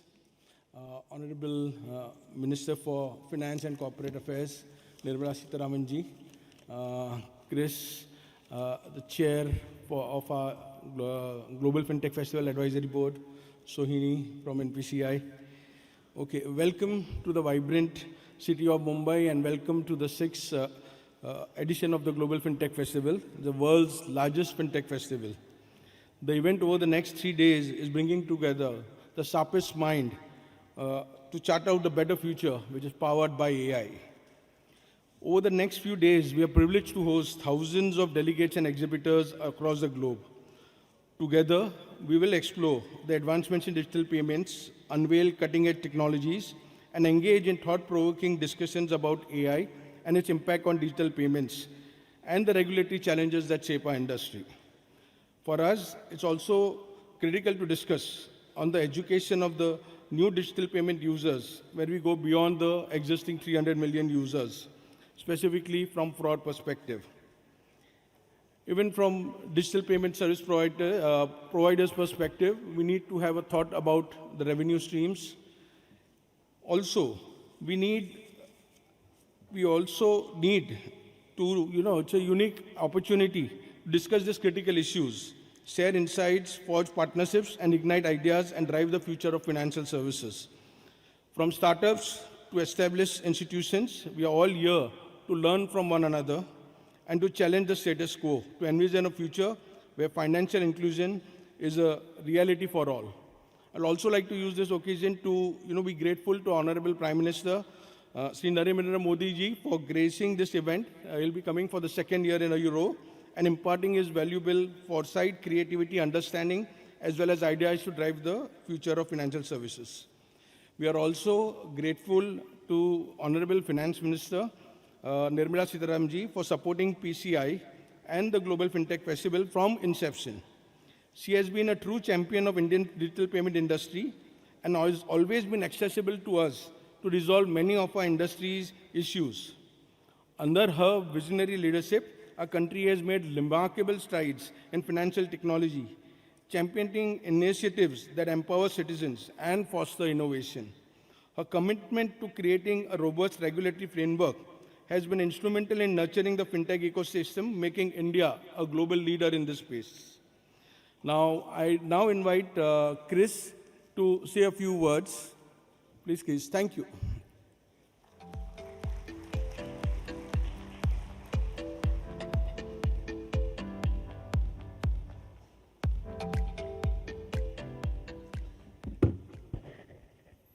Thank you, Vishwas. Let me also add my welcome again to all of you, delegates, partners, overseas delegates, friends of GFF 2025, media personnel. And as I said in the morning, we have worked very hard to create a wonderful program for you for the next 3 days. We have worked hard to put together a platform that allows us to deliberate and come out with ideas and plans for the future so that we can create a financial ecosystem, not just in India, but to the world, that's inclusive, that's driven by technology, and that allows us to look at a platform that leverages the best in the world. Now, India is one of the brightest spots in the global economic landscape. It's the fastest growing, stable, large economy in the world. In the last few months, India has reduced income tax for the middle class as well as streamlined and simplified indirect taxes. This leaves more money in the hands of consumers and boosts economic activity. This market, of course, is attractive to the rest of the world because of the 1.4 billion consumers. India is also a source for talent and more innovation for the world. India has leveraged technology for public good and inclusive growth.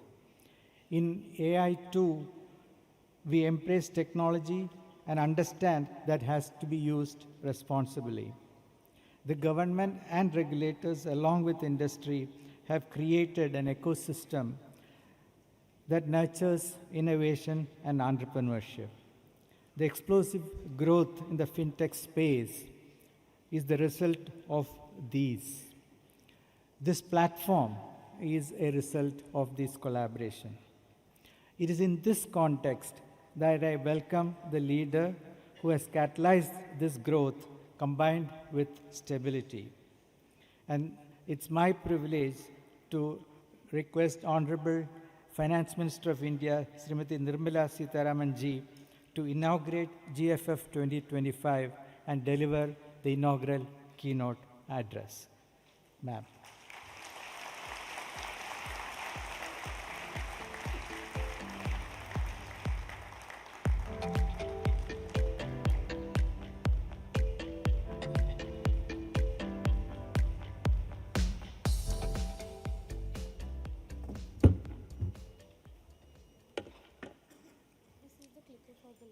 Sure.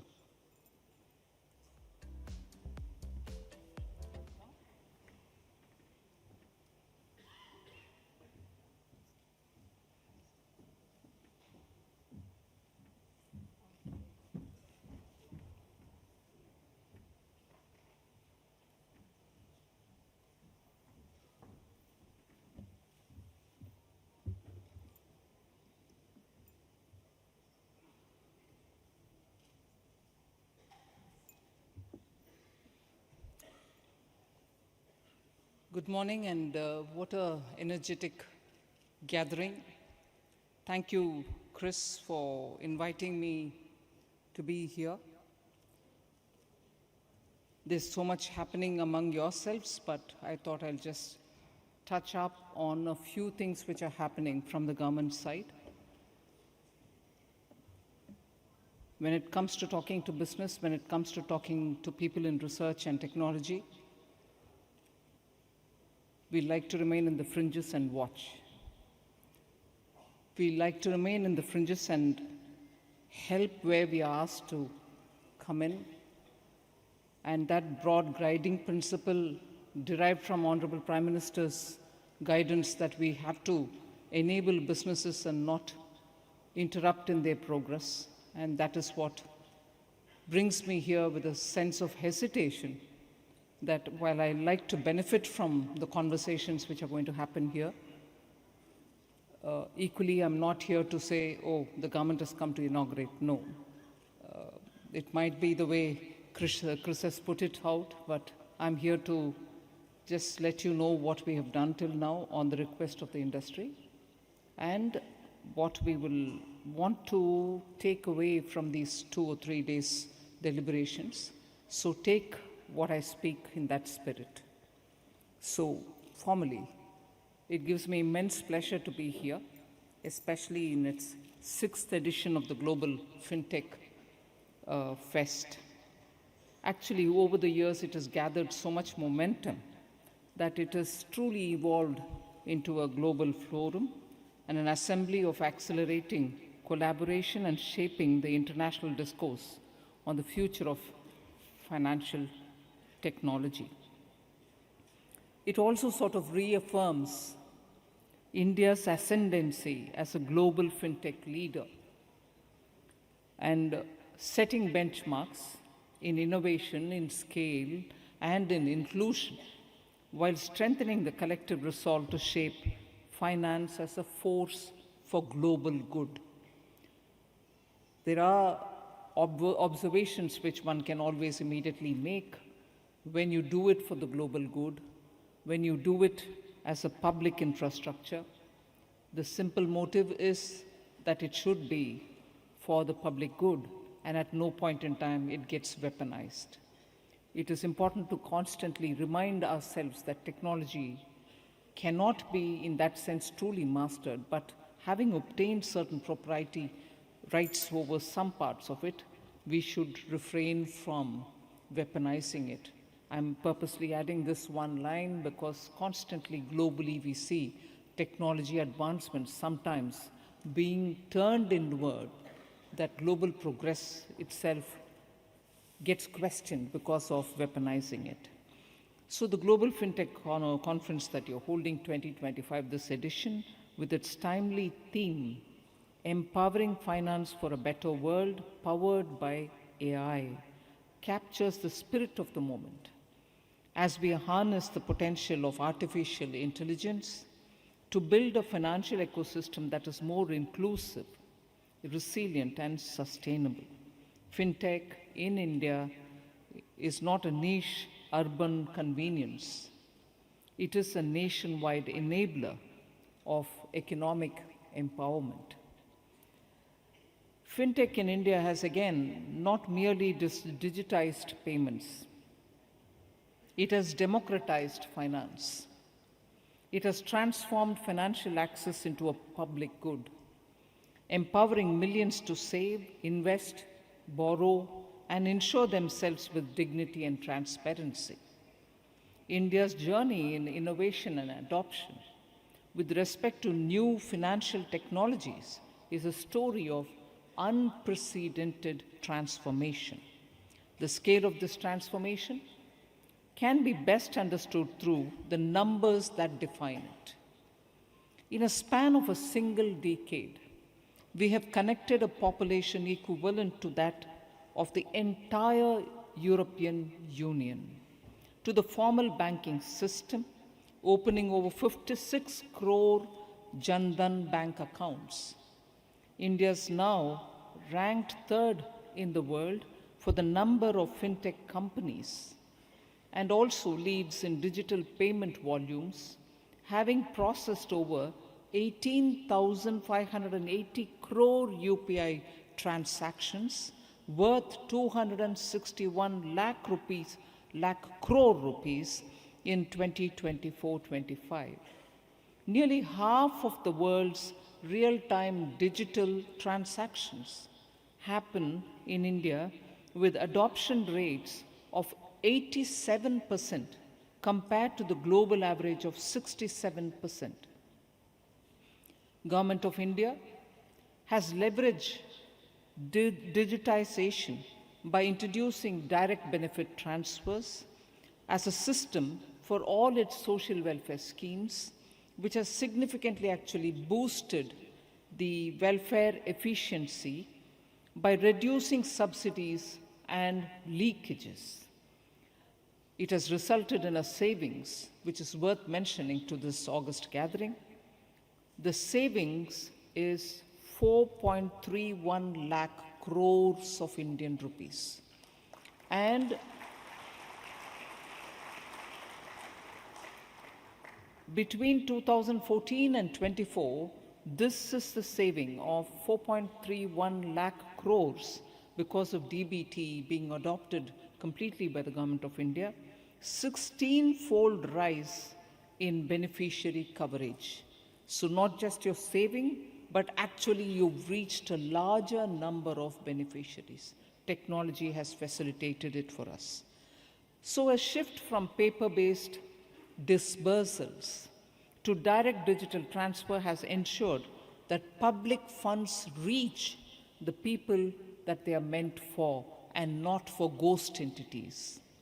So the DBT model presents a valuable lesson, and as the first spark, I would say, it can also absorb a lot more better technologies, better innovations, better ways of handling technology, and so on. You have a world out there for you all to be innovative, even about improving the DBT's efficiencies. So the contributions of startups, engineers, entrepreneurs, investors in this have been immense. So the Government of India's policy has actually to play its role in nurturing the growth and innovation of fintech sector through a balanced approach, balanced mix of policy support, digital public infrastructure, and forward-looking regulation has actually shown the results. I'll list, instead of getting into details, Aadhaar, UPI, Account Aggregator Framework, DigiLocker, all of them have really decisively changed the contours of how public finance is handled for the betterment of the citizen. India has actually stepped decisively into the global AI arena with the launch of the $1.3 billion India AI mission. It is a comprehensive strategy spanning the entire AI value chain. And that is the reason I first of all wanted to say that amount not in rupees but in US dollars. Commissioning of 34,000 GPUs at concessional rates to spur innovation across startup ecosystem, researchers and academic institutions. Launch of the AI, which is India AI Data Sets Platform, AI Kosh as it's named, incorporating 2,000 plus verified and indigenous data sets, use case across sectors, and sandbox environment. Supporting development of 4 foundational LLMs that cater to India context by supporting vernacular languages and are multimodal in design. Setting up 4 centers of excellence and India Future AI Skills Program to boost India's AI talent pool. So these are first lot of steps that we have taken with the AI, meaning India AI mission. Now a word about the GIFT City. GIFT City is a bold vision, an initiative of the Honorable Prime Minister, Shri Narendra Modi, even when he was the Chief Minister of Gujarat. Now it is in a full bloom. It presents immense opportunities to the fintech sector. GIFT International Fintech Innovation Hub is the city's fintech incubator and accelerator where fintech startups can secure funding, obtain legal guidance, and scale their businesses. It has a network of industry experts, investors, mentors, and corporate bodies that will help fintech drive innovation and support them for their growth. Fintechs must leverage, I'll appeal to you all, you must leverage opportunities in the GIFT City. In this context, I am pleased to launch today the foreign currency settlement system in the GIFT City.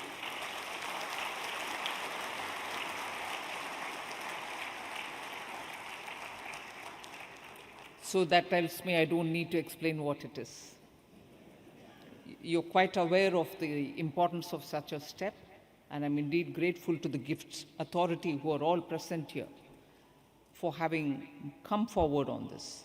So, for those of us who would like to hear what exactly it is, transactions in foreign currency by entities in IFSC are currently settled through the correspondent banking arrangements, which is routed through different participants and multiple nostro banks. Such transactions are not settled on a real-time basis and usually settled with a lag of up to 36 to 48 hours. That's the present story. But the foreign currency settlement system, which gets launched today, seeks to solve this problem by doing a few things. One, facilitating seamless and efficient settlement of foreign currency transactions within IFSC on a real-time basis, not 36 hours, not 48 hours, just as it happens. Enhancing liquidity management and operational resilience, ensuring compliance with regulatory oversight under the Payment and Ensuring Settlement System Act, that is the PSS Act, by the IFSA, the authority which is there. So, the FCSS will be a payment system within the IFSC designed for settling transactions in foreign currency on a real-time or near real-time basis. So I congratulate the IFSC on taking this kind of a forward-looking step. So with the operationalization of the FCSS, GIFT IFSC will now join a select list of financial centers that include Hong Kong, Tokyo, Manila, and so on, that have the infrastructure to settle foreign currency transactions locally. So together, these initiatives spanning policy, infrastructure, AI, innovative culture, and also regulations illustrate how Government of India has laid the groundwork for a vibrant, inclusive, and forward-looking fintech ecosystem that is powering India's rise as a global fintech leader. We have also been working to strengthen the factors that support functioning of GCCs in India, including framing appropriate policy framework. India's 1,800 plus global capability centers are at the forefront of the country's remarkable transformation into a powerhouse for technology-driven innovation and impact. Over the past decade, India's GCC landscape has evolved from cost arbitrage hubs into high-value engineering, R&D, and innovation centers, particularly in the banking, financial services, and insurance domain, the BFSI as you use an acronym. India's fintech GCCs are enabling multinationals to, one, launch new digital financial products faster, reduce costs and time to market, and deploy AI-led financial services at a global scale. So India offers an unparalleled opportunity for fintech GCCs to scale innovation as we have a deep talent base and also a favorable government policy. India offers access to cost-effective and high-quality technical, entrepreneurial, and financial services talent pool. Global financial services leaders have immense potential to build, to scale, and to transform from India through setting up fintech GCCs that not only serve the world, but also shape its future, the financial architecture. The theme of the GFF 2025 empowering finance for a better world powered by AI is apt given the rapid developments in AI across the world.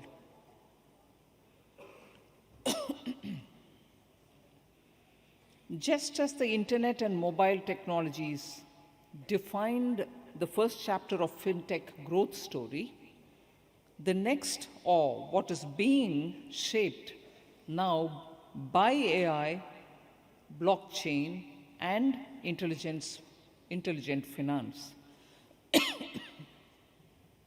Sorry. Fintechs must use the technologies to design better product and services. Thank you. Next.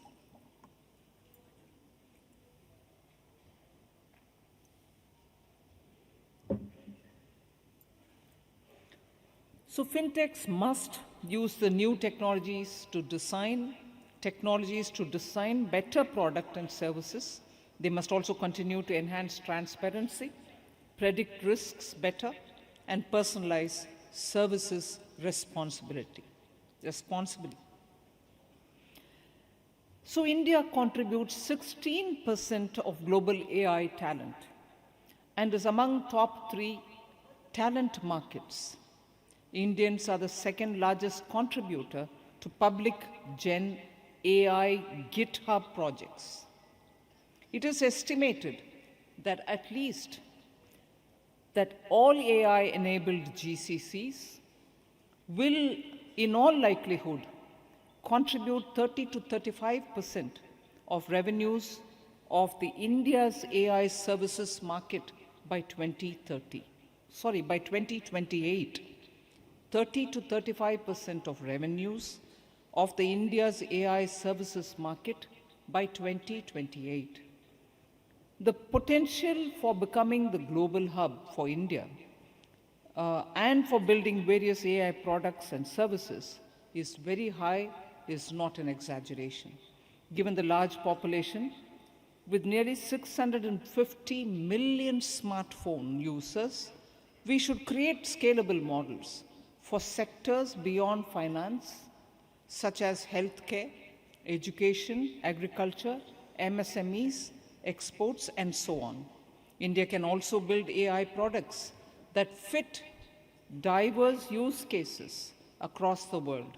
It can be a laboratory for developing and testing AI aids. Our AI stack must be rooted in Indian languages, local contexts, and multimodal interfaces so that it can be widely accepted and accessed by our citizens. Focused approach across the AI stack can make India the AI torchbearer for the global south. So as this new wave gathers momentum, fintech innovators, investors, and regulators all have a shared responsibility to build systems that are not only innovative, but also resilient, secure, and inclusive. Undoubtedly, artificial intelligence is transforming finance, transforming governance, and also everyday life. But as we harness its powers, we may remain conscious that technology must always serve humanity. Even as AI opens extraordinary possibilities, we must confront its darker side. The same tools that power innovation can be weaponized for deception and for fraud. I'm not personalizing it, but I can say I have seen several deep fake videos of myself being circulated online, manipulated to mislead citizens, distort facts. It was a reminder of the urgency with which we must strengthen our defenses. The new generation of fraud is no longer about breaching firewalls. It's about hacking trust. Criminals are using AI to mimic voices, clone identities, and create lifelike videos that can manipulate people. So, in order to address the impersonation and false representation targeting investors, it is heartening to note that SEBI, in partnership with NPCI, has launched a dedicated @valid, which is a UPI handle for SEBI-registered investor-facing intermediaries, with category suffixes such as .brk for brokers and .mf for mutual funds. Major brokers covering over 90% of investors and all mutual funds have already enabled it. The @valid handle establishes a verified, secure payment channel in the securities market while preserving existing payment options, improving safety and accessibility without disrupting user preferences. So SEBI has rolled out SEBI Check, which allows investors to verify UPI IDs and bank account details, that is the account number plus the IFSC, of registered intermediaries across the UPI, NEFT, RTGS, and IMPS before initiating payments via the web portal and the Sarthi application.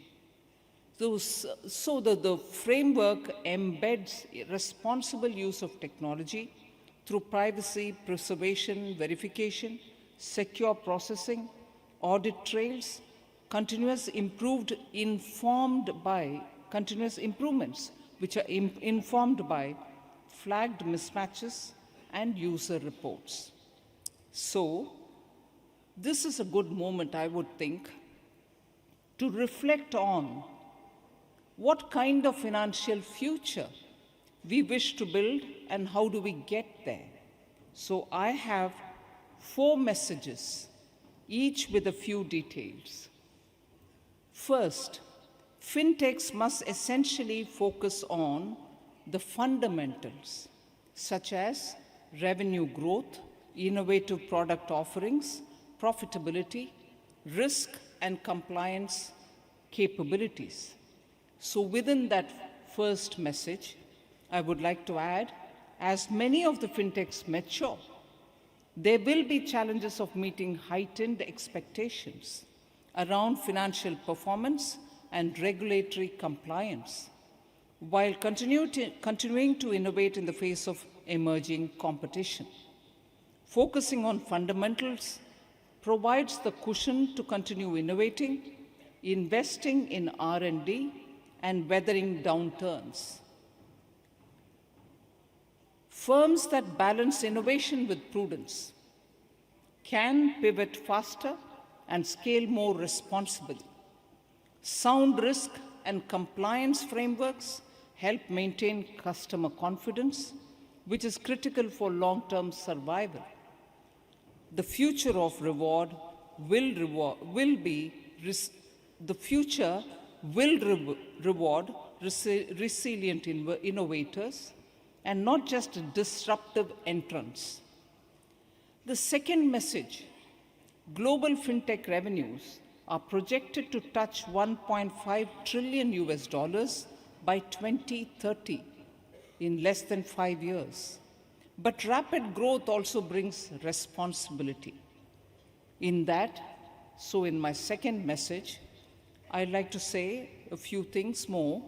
In a country as diverse as India, with varied levels of literacy and digital familiarity, the shift from offline cash-based system to online fintech ecosystem comes with real challenges.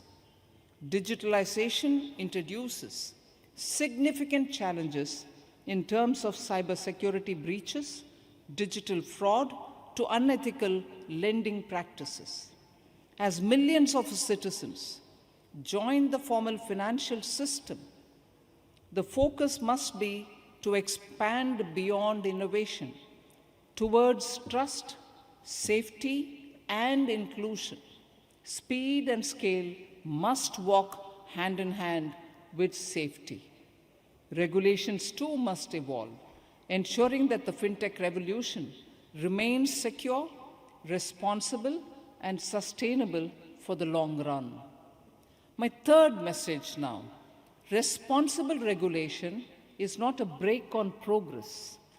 It is a seatbelt for safe acceleration.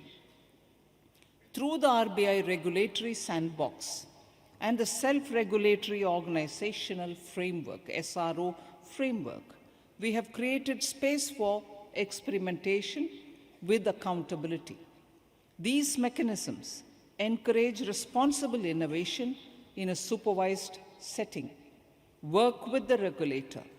Share insights with from your plans and experimentation so that the next generation of fintechs can build on stronger and safer ground. My last and the fourth message: fintech sector must help cover the small remaining gaps in our financial ecosystem. What are they? Bring your creativity and technological prowess to solve the persistent challenges of credit access for our MSMEs, financial inclusion for our women and gig workers, and the development of innovative green financing and sustainability-linked products that can empower our transition to a low-carbon economy. After all, one additional observation, which many of you all would like to hear with a bit of a hesitation: AI itself requires huge power to run it. You need to have a sustainable green supply of the guzzler that AI is. We cannot overlook that fact. Help us build the tools that will power a secure, sustainable, and equitable future. So to conclude, 3 decades ago, in 1995, India's first ever mobile phone call was made between Delhi and Kolkata. What seemed like a modest technological milestone ignited a revolution that reshaped how 140 crore Indians live, work, and connect. Mobile phone has evolved from a luxury into an indispensable tool of empowerment. Now, it is now India's bank, classroom, and television, the centerpiece of its digital transformation, India's digital transformation. So as we move towards Viksit Bharat by 2047, we must all collectively ensure that technology continues to serve as a bridge and not as a barrier. It must deepen trust, safeguard privacy, and uplift every citizen it touches. To fight the newer challenges, from deepfakes to cybersecurity breaches, we need a whole of the society approach. All of us will have to be in it together to address that threat. Every part of the ecosystem has to play its role. The regulators, the fintechs, the startups, the citizens. Each of us must act with shared purpose and mutual trust. So our national mission must be to create a system that is not only the most innovative and inclusive in the world, but also the most trusted and resilient. So thank you for listening to me patiently. Wish you all the very best for the next 3 days.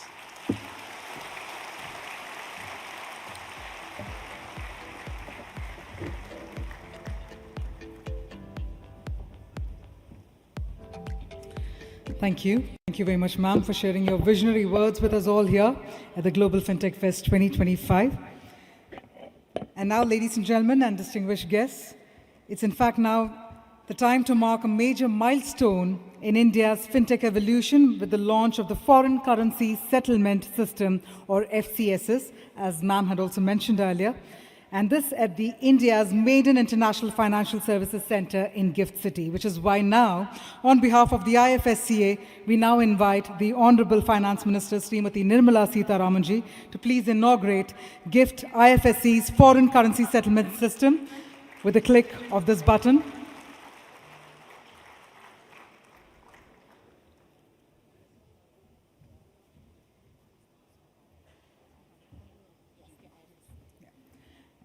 All right, so before we do that, we'd also like to please invite on stage Shri M. Nagaraju, Secretary, Department of Financial Services, Shri K. Rajaraman, Chairperson, IFSCA, Dr. Hasmukh Adhya, Chairman, Gift City Co. Limited, and Shri Hare Krishna Jena, Managing Director, CCIL, and Shri P.D. Singh, CEO, Standard Chartered Bank, India and South Asia. To also please join the Honorable Finance Minister and our dignitaries on the dais.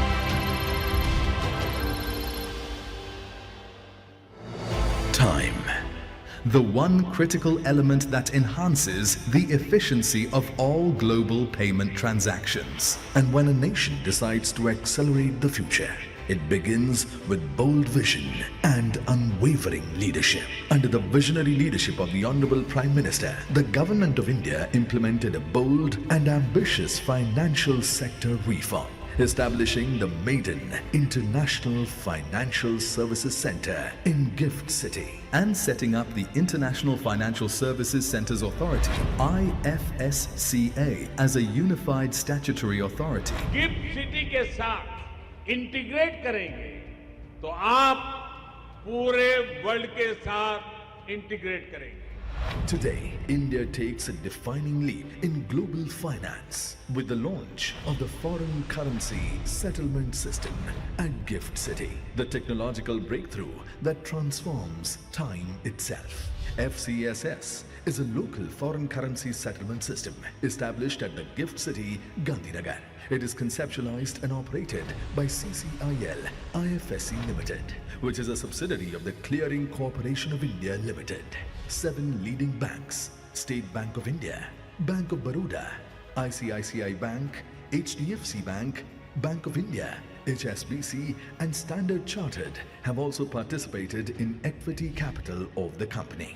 Powered by cutting-edge made-in-India technology from IFTAS, a wholly owned subsidiary of the Reserve Bank of India, and partnered with Standard Chartered Bank as the settlement bank, FCSS operates on real-time gross settlement model using ISO 20022 messaging standards. The system transforms what once required 3 hours to 3 days into 3 seconds, operating from 8 a.m. to 8 p.m. with end-to-end straight-through processing from IBU core banking systems. Every participant is uniquely identified by an 11-digit Gift Foreign Currency System Code, GFCS code, ensuring seamless integration and traceability. FCSS features comprehensive sanction screening, high-level authentication with ID RBT digital certificates, and operates through IFSC Net, a secure, closed user group network designed specifically for Gift City's financial ecosystem. FCSS brings together CCIL's cutting-edge clearing expertise in domestic markets and Standard Chartered's global experience. FCSS enhances resilience, reduces settlement risk, and sets the foundation for multi-currency expansion, making Gift City the new backbone of global finance. Ladies and gentlemen, let's have a huge round of applause with the launch of the GIFT IFSC's foreign currency settlement system.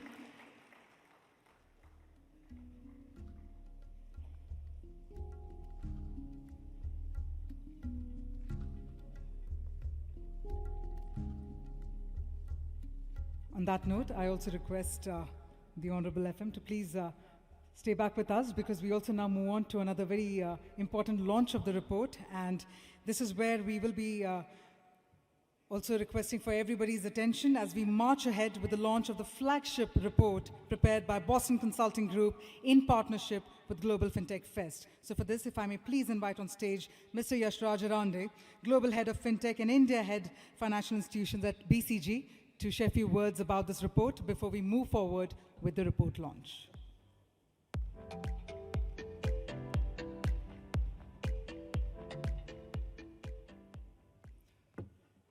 A very good afternoon to all of you. Honorable Minister of Finance and Corporate Affairs, Kris sir, Chair, Vishwas, Sohini, and members of the GFF Advisory Board.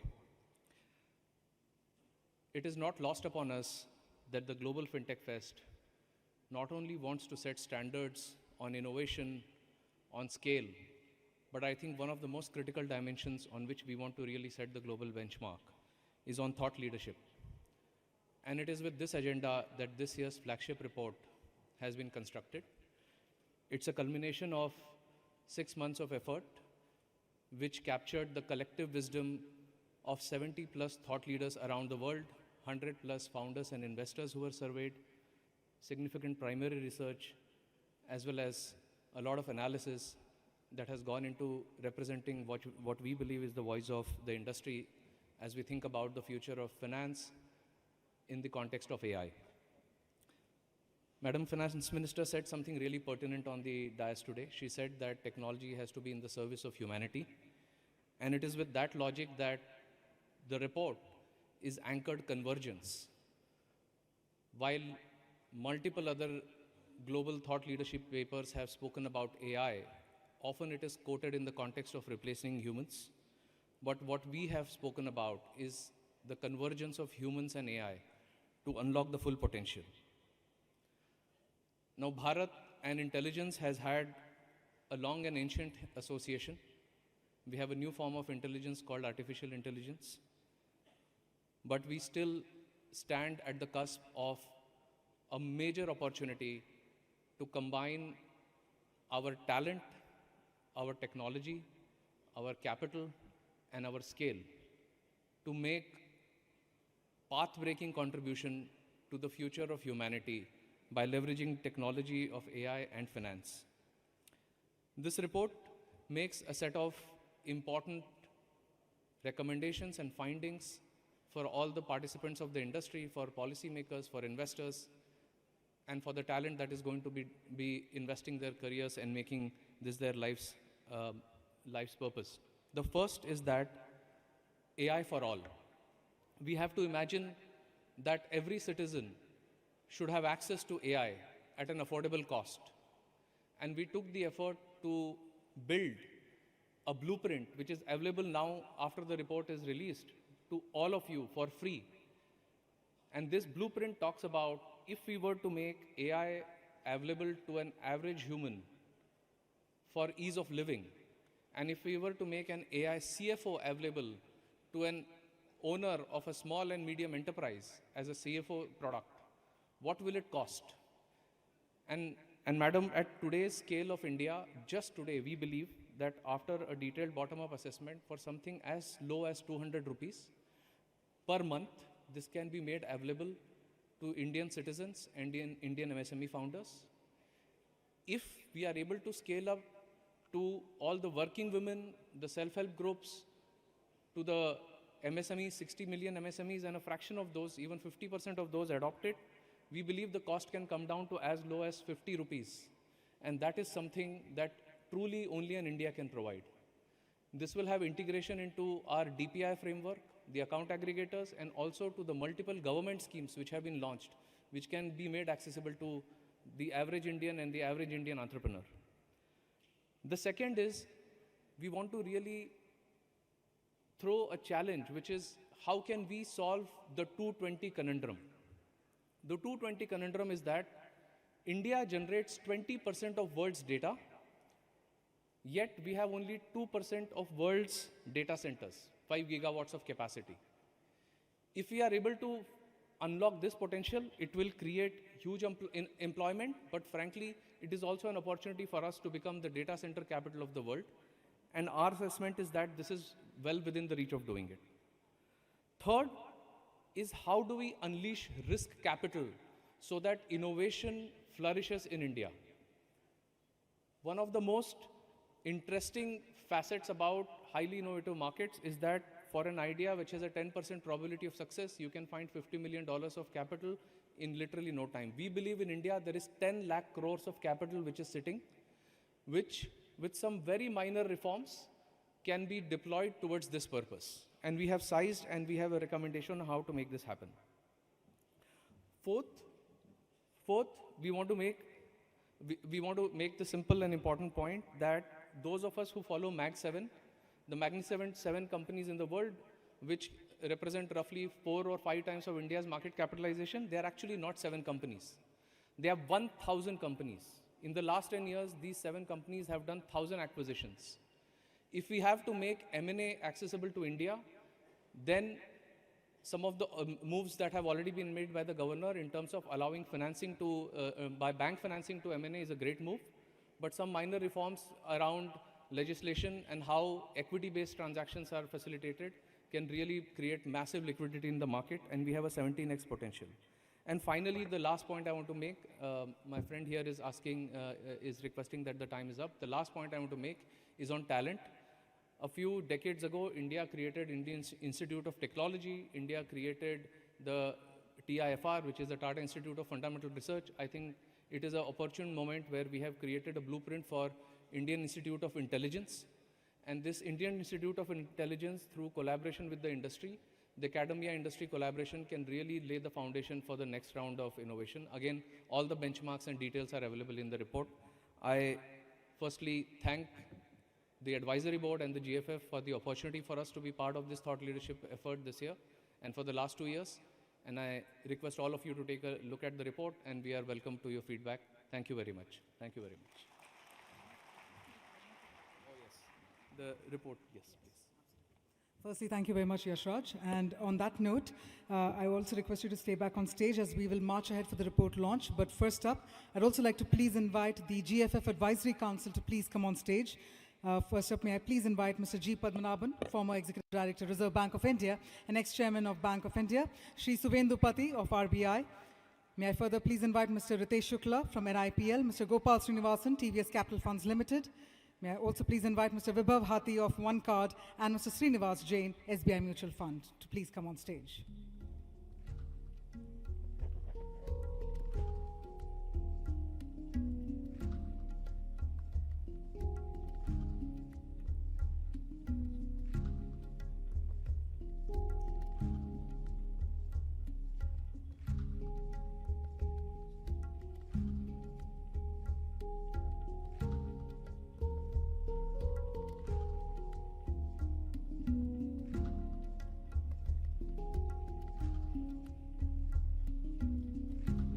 Let's have a huge round of applause, ladies and gentlemen. As the Honorable Finance Minister, Srimati Nirmala Sitharaman, along with all the August dignitaries, join in for the launch of the report titled Convergence, Human and AI for the Next Era of Finance.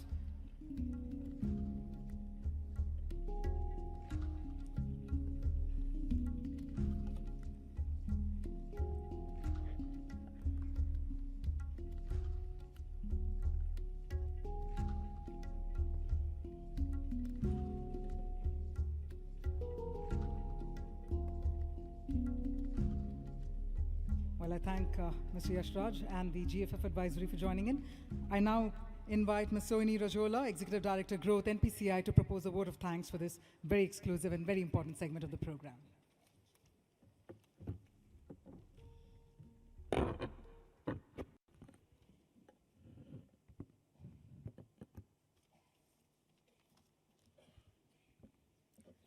Honorable Finance Minister, Srimati Nirmala Sitharamanji, respected dignitaries on the dais, distinguished guests, ladies and gentlemen, all the delegates to the Global Fintech Festival, a very good afternoon.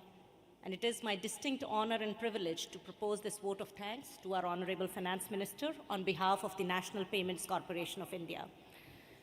Madam, as the finance minister of the fourth largest economy of the world, we know how valuable your time is. And on behalf of the entire lot of attendees at GFF, we thank you for taking time out from your exceptionally demanding schedule.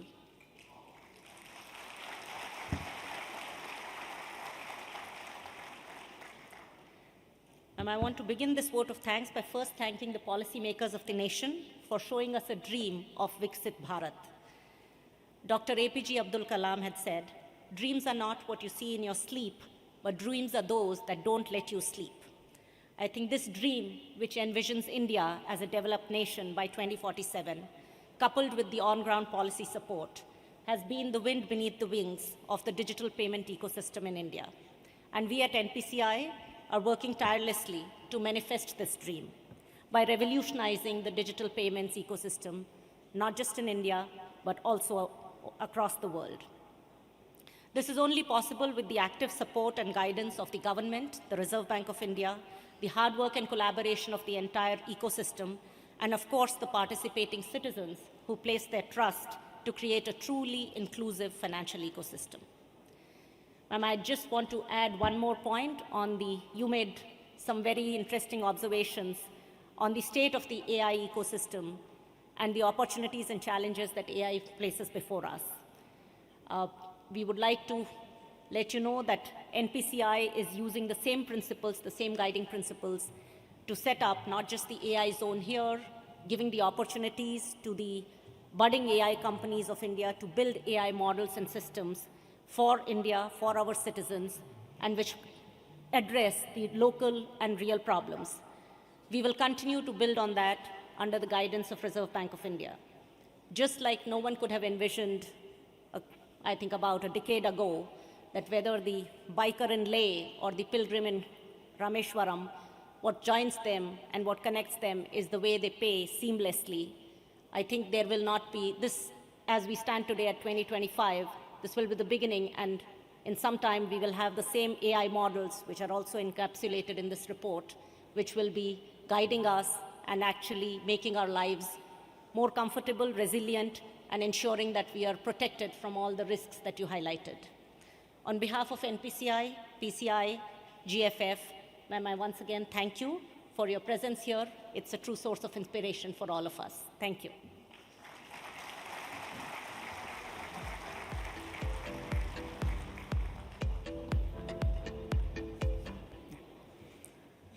Thank you very much, ma'am. And with that, we once again extend our heartfelt gratitude and our heartfelt thanks to our Honorable Finance Minister of India, Srimati Nirmala Sitharaman, for joining us here at the Global FinTech Fest 2025. Can we have a huge round of applause one more time to thank Srimati Nirmala Sitharaman ji for her august presence here at the Global FinTech Fest 2025. We take those visionary words, we take that inspiration forward. Ladies and gentlemen, we march ahead with our immediate session that's about to begin. In fact, it's our next keynote address that's in store for all of you.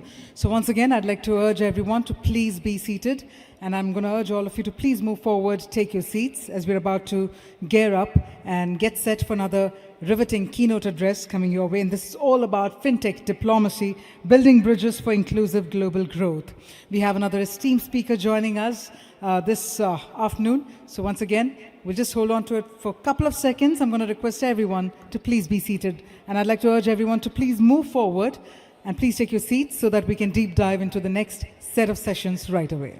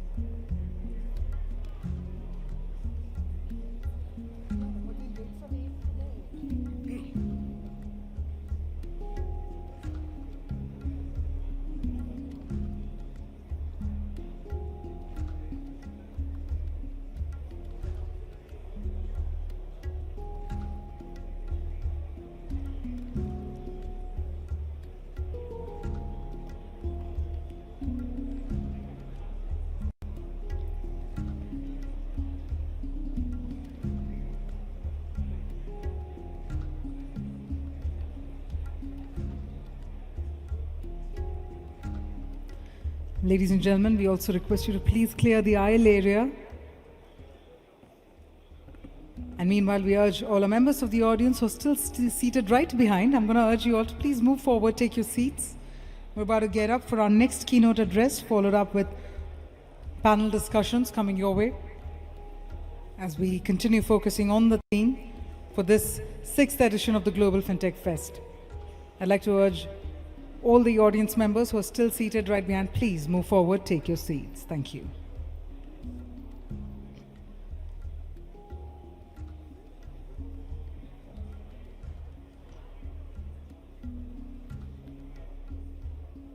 And meanwhile, we also hope that you have managed to download the GFF app. This is where you can grab all the live updates, real-time sessions, schedules, all the speaker details as well, networking opportunities, and all the exclusive notifications. So if you still haven't, then please go ahead and download the GFF app right away.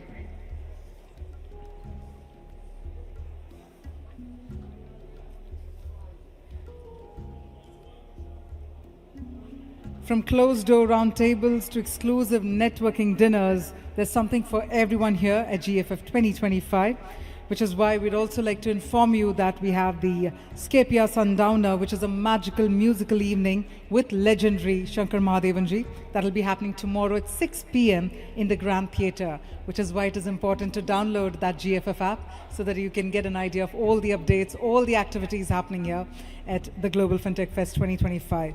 Once again, all the ones who are still standing near the aisle area or near the stage, I'm going to request you please take your seats right away. We have our next set of speakers all set to share their thoughts and their vision with you all. So I'm going to urge you all to very quickly please take your seats.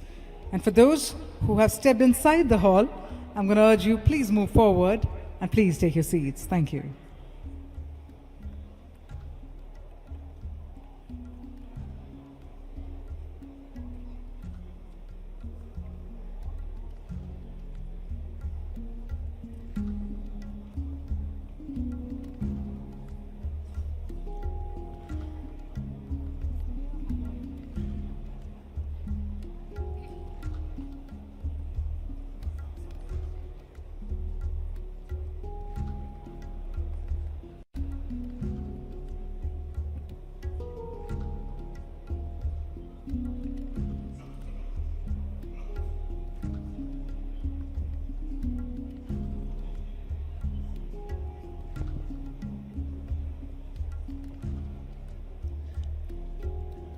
All right, ladies and gentlemen, one more time.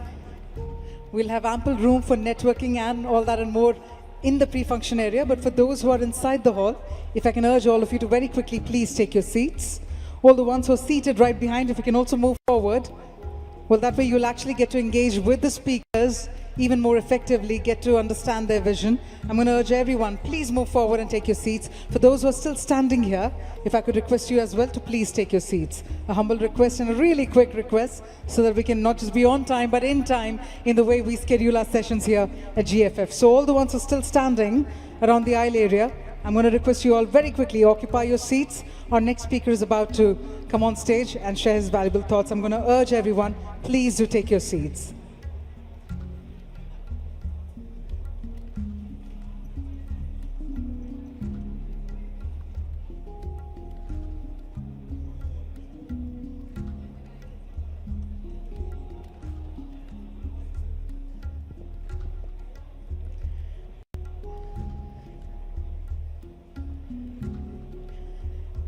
You know, the underlying theme always is around innovation. And even our next speaker is someone who truly stands for innovation and diplomacy, which is why, ladies and gentlemen, dear guests, all the ones who are still standing here, I'm going to request you, please do take your seats. It's a quick request. Our next speaker is also waiting to share his thoughts.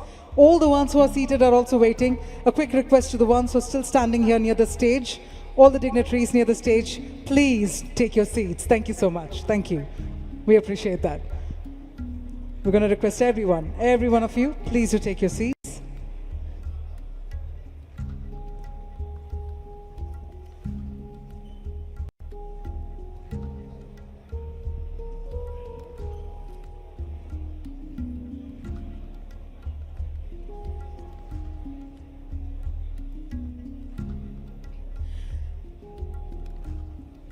All right, on that note, let me also go ahead and honor the time of all those who managed to grab their seats. Let's actually do that. And let me come back to this mic. Yes. Even crisp, even loud. Now, since the morning, we've been hearing from our leaders, from thought leaders sharing their vision with regard to where the future of fintech landscape is headed, what's in store, all that and more. But that being said, our next speaker is someone who is extremely committed to innovation and diplomacy. And this afternoon, we in fact have the presence of Mr. Mahavir Singhvi, Joint Secretary, New Emerging and Strategic Technologies Division, Ministry of External Affairs, Government of India. So firstly, thank you very much, sir, for joining us at the Global FinTech Fest 2025. And on that note, I'd like to please invite you to come on stage and share your thoughts with regard to building bridges for inclusive global growth. For all the ones who are seated, I know I can see limited audience, but can we have an unlimited round of applause, everyone? Can we bring the energy back in the air? Thank you so much. Please help me welcome Mr. Mahavir Singhvi.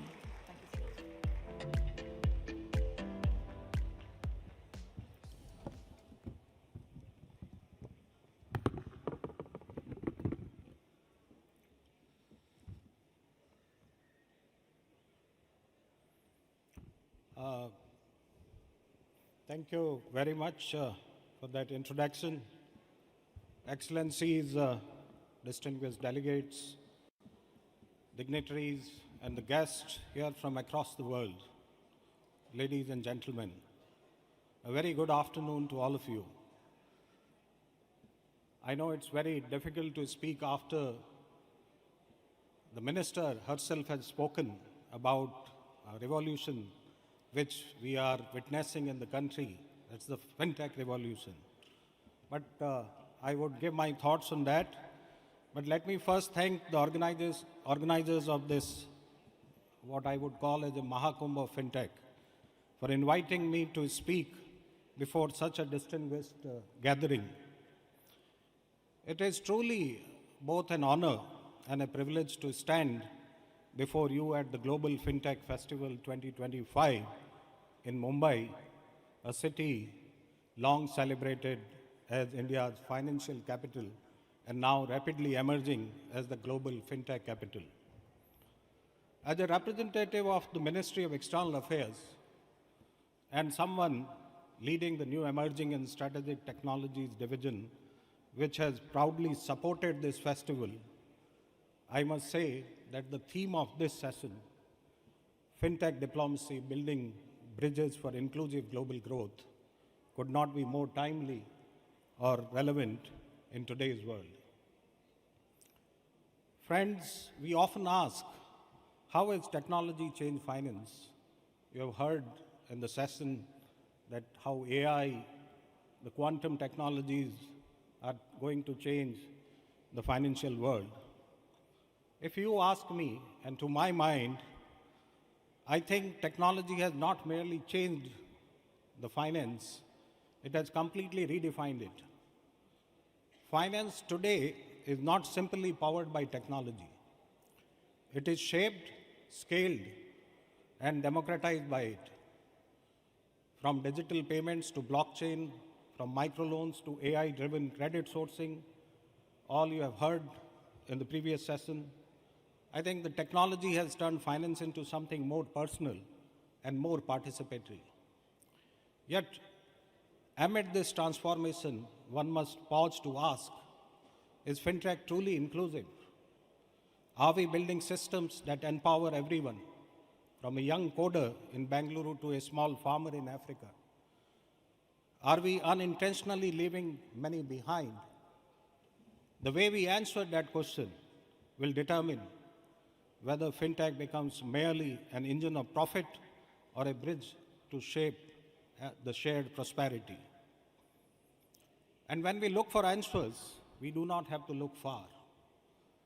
India's own journey provides one of the most compelling examples of inclusive innovations anywhere in the world.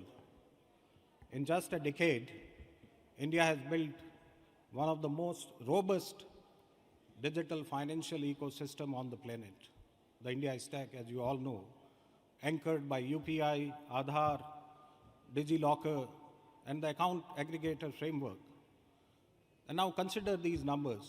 Over 500 million Indians now make digital payments every month. Maybe the numbers may be more. In August 2025, the UPI processed over 20 billion transactions worth nearly 25 lakh crores. Maybe it might be even more now.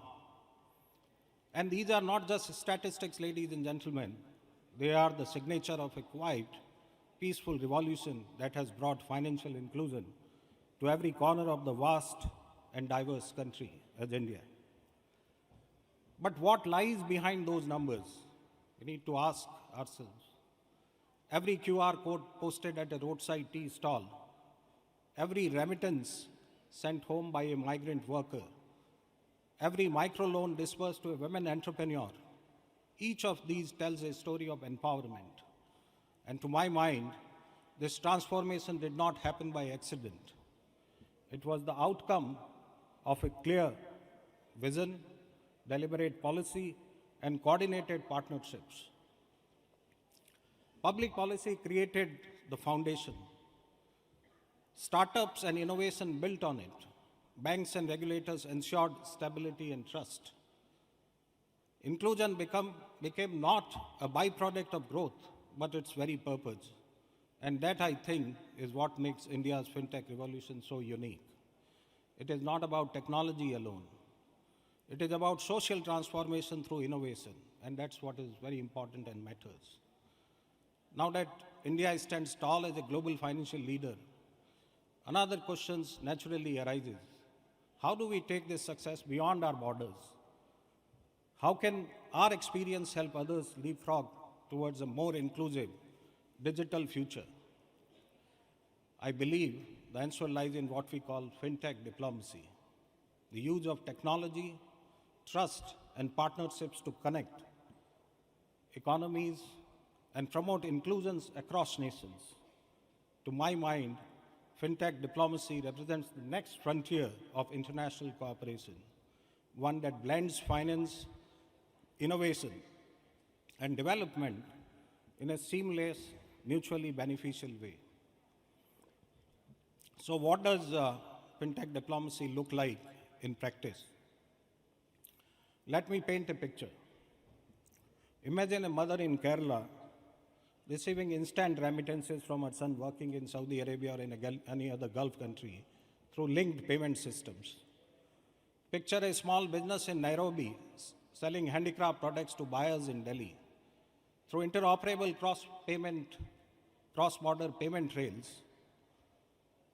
Or think of a student in Colombo paying tuition for an Indian online course in seconds using a trusted digital interface.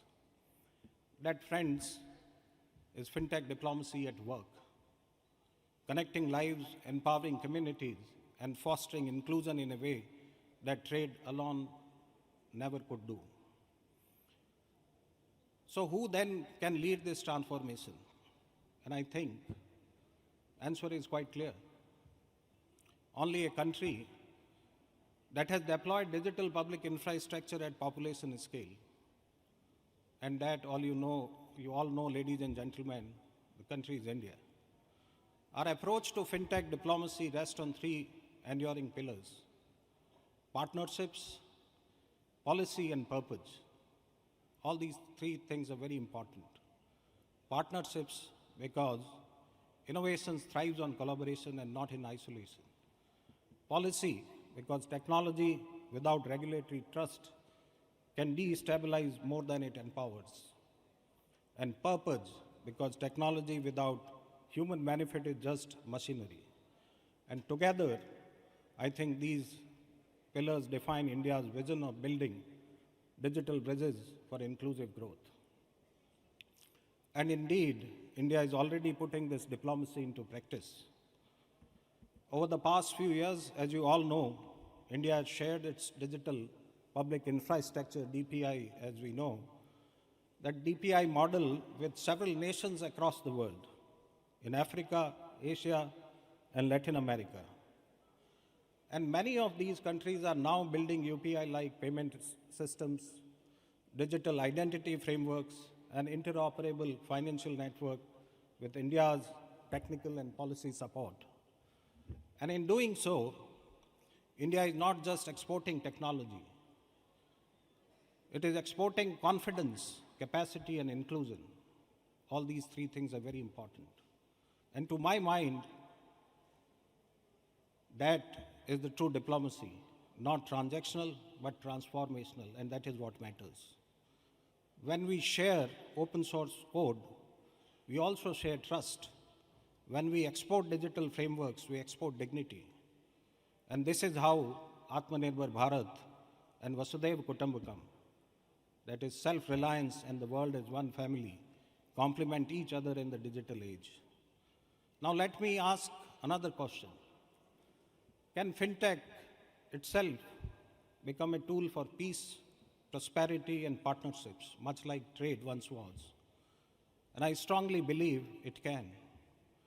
When we interlink payment systems across borders, we connect not just banks, but people. Take, for instance, linkages between India's UPI and Singapore's Pay Now, a real-time, low-cost, and inclusive bridge between two nations. Similar partnerships with several other countries are now happening and has happened, such as countries such as UAE, Mauritius, France, Bhutan, Sri Lanka, Nepal, and so on. And now imagine a world where money moves across countries as seamlessly as a text message over the internet, where financial inclusion transcends geography and language. That, I believe, is the world fintech diplomacy is trying to build. And a step in that direction you've just seen was launched. But as we often open these bridges, complex questions naturally emerges. Who governs cross-border data flows? How do we secure transactions across jurisdictions? How do we regulate blockchain, AI-driven credit scoring, and decentralized finance in a globally coherent manner? These are not merely technical questions. They are the questions of governance, sovereignty, and trust. And that is why India has been a strong voice in global standard settings and coordination, from G20 to multilateral institutions like IMF and the World Bank, advocating frameworks that balance innovation with stability, competition with consumer protection, and speed with safety. All these things are very important, and that is what we are advocating. And at the heart of all of this, friends, lies one critical element, that is trust. In this borderless digital world, trust has truly become the new currency. But how do we build trust in a system that are invisible and instantaneous? To my mind, trust today must be designed into technology, embedded in regulation, and guided by ethics. India's model of fintech trust rests on a triad of technological assurance, legal protection, and ethical commitment. Again, very important elements. And when we share India's tech or UPI with partners abroad, we also share governance frameworks, consent architecture, and data privacy. Data privacy principles, all these things are very important. And in that sense, I would like to say that India is not merely exporting technology. It is also exporting trust infrastructure, and that is very crucial. And that brings me to a larger reflection. What is the ultimate purpose of all this technology and diplomacy? Diplomacy, after all, is about people, not platforms. And the real test of fintech, to my mind, is not how complex it becomes, but how simple and accessible it remains for those who need it the most. The street vendor scanning a QR code, as you all know, the farmer availing micro-insurance, or the homemaker managing savings on a phone, all these things are happening. And these are the true faces of fintech that has transformed our lives. If we can imagine a future where such empowerment reaches every person in every country, then that, friends, ladies and gentlemen, would be the true success of fintech diplomacy. And yet, despite all these progress, I think one thing is very important. The world still has a long way to go. Even today, almost 1.3 to 1.4 billion adults or the people remain unbanked or underbanked. I think the World Bank's Global Fintechs report says that 79% of adults globally now have access to formal financial services, which is up from 51% in 2011. But that still leaves hundreds of millions outside the systems. And each of them represent not just an economic statistic, but a human dream. So we need to bring them into the fold through affordable remittances, mobile banking, and simplified KYC. And this is not just an act of economic development, it is also an act of human empathy. And empathy to mind must remain the moral compass of fintech diplomacy. That is very, very important. If we lose that, if we leave that behind, I think we are not serving the purpose for which we are all here today. Friends, ladies and gentlemen, India's voice resonates powerfully here because we understand this journey. We have seen this journey from scarcity to scale, from exclusion to empowerment. And now through South-South cooperation, India has helped nations in Africa, Southeast Asia, and Latin America to build their own digital ecosystem, offering technology, training, capacity building, technical expertise, without creating any dependency. And this is the essence of our diplomacy, enabling others to grow, not to rely, empowering them to innovate and not to imitate. It is this model of partnerships without paternalism that makes India's fintech diplomacy both ethical and effective, and that is what we need to do in future as well. Let me now come to another important dimension, the future of global collaboration in fintech. As digital economies expand, nations must work together to establish interoperable standards, shared safeguards, and trusted governance frameworks. India's initiatives under the Global Partnership for Financial Inclusion and its leadership in the Digital Public Infrastructure DPI discussions during the G20 presidency have already paved the way for this dialogue. And we have seen getting this embedded into the various declarations which came out. Now is the time to take this vision forward to institutionalize global cooperation that make fintech a tool for inclusion and not division. I think we all must work towards this goal.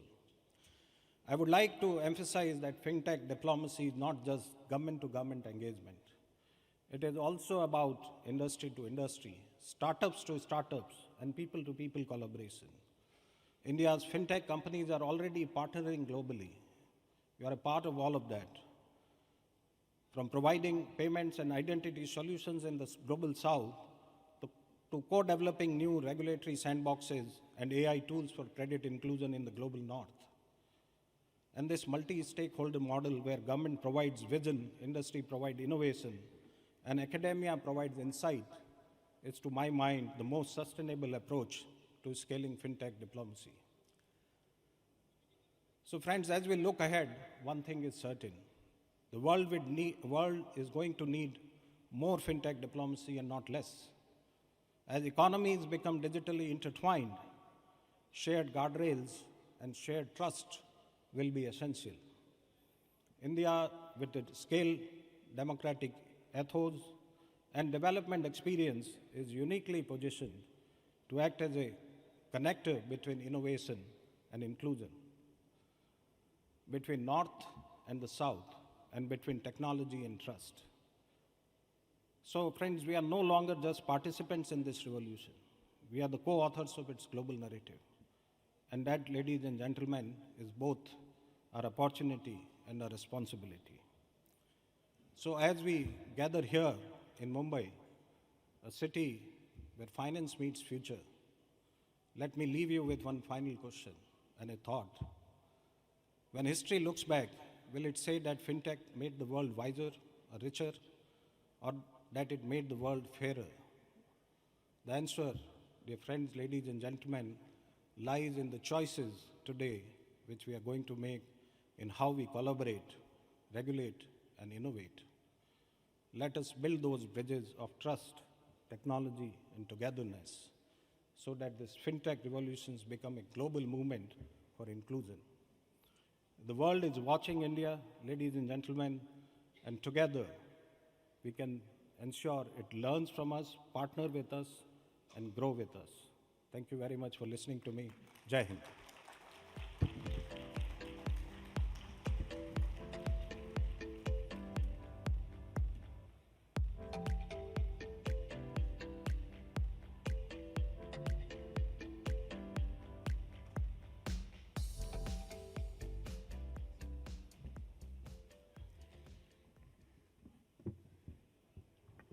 Thank you. Thank you once again, sir. Thank you for joining us at GFF, and thank you for also sharing your dynamic thoughts and also your vision ahead when we're talking about shaping the financial landscape of our nation. That being said, ladies and gentlemen, we're now setting the stage. As we say, we're giving a quick makeover to the stage because we're about to get started with our next panel discussion within the next couple of minutes. And our next session, in fact, is all about the next Bretton moment. The big question being, can public infrastructure rewrite the rules of global finance? Well, if that's a question on our heads, then let's get the answers from our incredible speakers who will join us in the next couple of minutes. That being said, again, all the ones who are still seated right behind, I'm going to urge you to please move forward, take your seats. As you can notice, we do have parallel tracks taking place. We've got another set of sessions, roundtable sessions also taking place. So you can see that the audience is definitely dispersed right across all the relevant halls at GFF. And that's why we call it a fest, which is why what we can do is make it absolutely participative. If I could request everyone who's still behind or seated right behind to move forward and take your seats.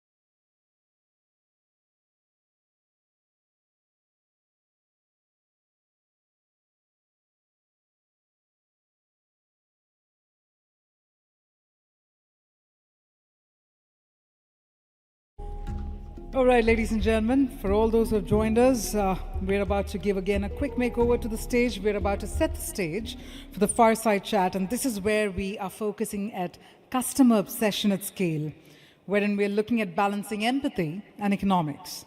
So we will have a Fireside Chat start right away. Another feisty topic coming your way, so let's hold on to all the insights.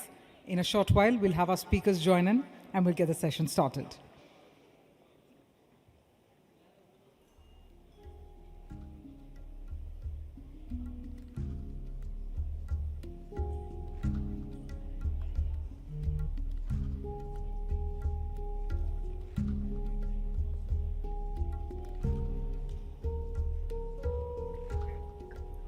Well, meanwhile, I do hope you managed to download the GFF app as well and got to explore all the activities that are happening at the Global FinTech Fest, got to also be part of some exclusive roundtables, connect with your peers for that matter, connect with your fellow delegates. So I do hope you managed to do that, besides grabbing a quick bite at lunch, because now we're about to move forward, really going back to back with our next set of sessions.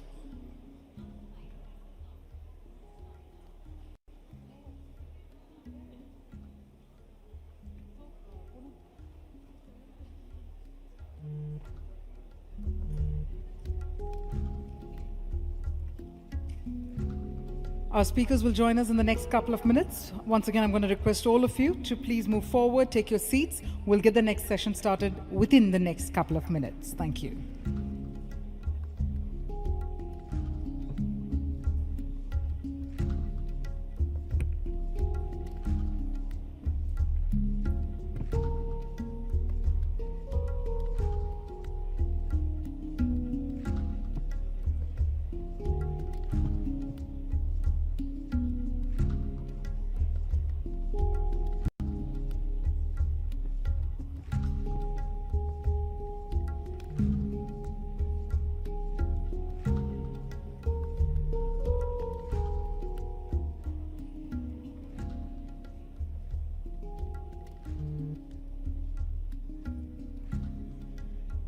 And meanwhile, for all the eager and the curious eyes, let me just remind you all that we're about to start with our Fireside Chat, and the stage is already set for the Fireside Chat, which will be all about customer obsession at scale. That'll be the underlying theme for our Fireside Chat. We'll get the session started within the next couple of minutes, and we'll have our speakers join in, so please stay tuned and stay seated.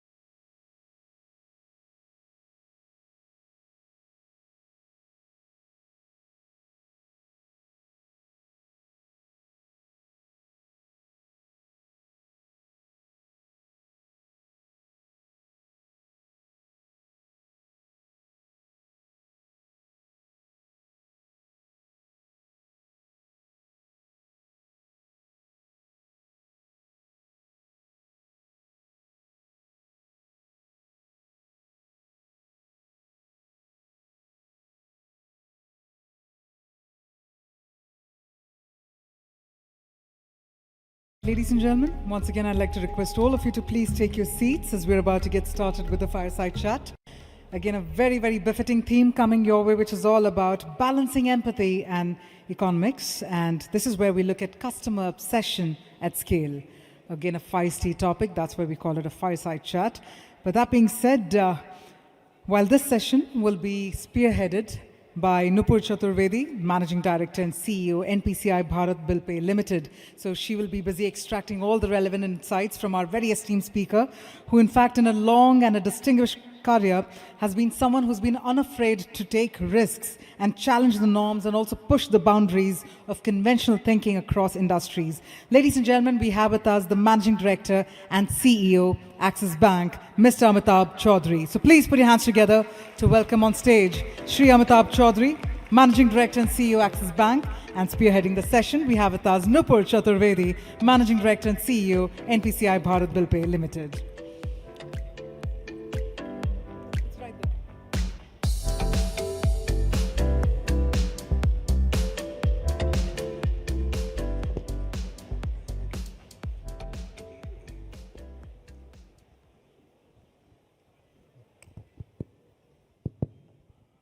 Good afternoon, all. I hope you all had a nice lunch, and no better session than hearing Amitabh sir today. It is a real privilege and honor for me to be in conversation with Amitabh on a topic which is really close to both Axis Bank and NPCI Group's heart, which is customer obsession at scale, balancing empathy and economics.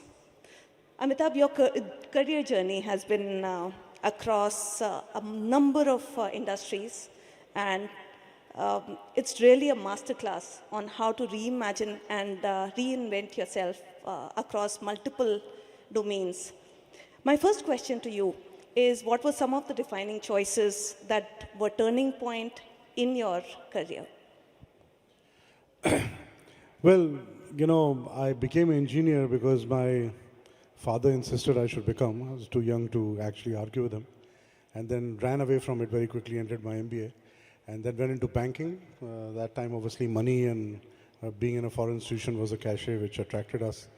I got an opportunity to go abroad, went through the banking financial crisis and came to this conclusion that I used to do technology investment banking. I could see the change happening in India. And I realized that I could remain a banker and have some impact, while I could actually join a wave which I could clearly see coming on the BPO side. So I got an opportunity to work with a very small BPO company, and I joined that.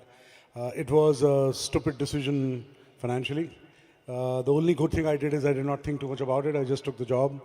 And it was clearly a huge change and a change for the better. And I keep advising people that sometimes when you're making a huge career change in your life, don't, look at the risks. Sometimes just take the plunge, have confidence in yourself, and it worked out for me. It might not work out for everyone, but it did work out for me. And when I left that company, it had, 25,000 employees. It had 11 centers around the world, very profitable. So it was, and I worked really hard. I mean, that was the time not that I've not worked hard before, but I think in this, I worked hard, learned a lot, learned how to manage a company. Actually, when I was leaving that institution, I was actually trying to design a course for the future CEOs in terms of how you can become a CEO. And then this insurance opportunity came along. And I remember when I entered the interview room, I told the panel that if you ask me any question about insurance, I don't know. So if you're still willing to continue the interview, it's fine. Otherwise, I don't know anything about insurance. But I think people don't realize that when you enter new domains, you sometimes end up asking all the right questions which have never been asked before. So I then did insurance, and I came back to banking. And so now looking at the platform, looking at what the opportunity is, looking at what change you can bring about, looking at what the impact you can make is what the question actually one is asking, rather than worrying about which industry, which sector. I do believe and have the confidence that I can enter any industry and hopefully can make a difference there. But at the same time, I would be the first one to admit that every change I made has not worked, in the sense that every change I've done in the company I work for has not worked. Many have worked, many have not. So everything which does not work is also humbling and a great learning experience. Absolutely. Thank you. you talked about taking risks, but a little more than that, what has been your leadership style and how has it evolved over different industries? And also, what are some of the boldest first-time CEO decisions that you've taken?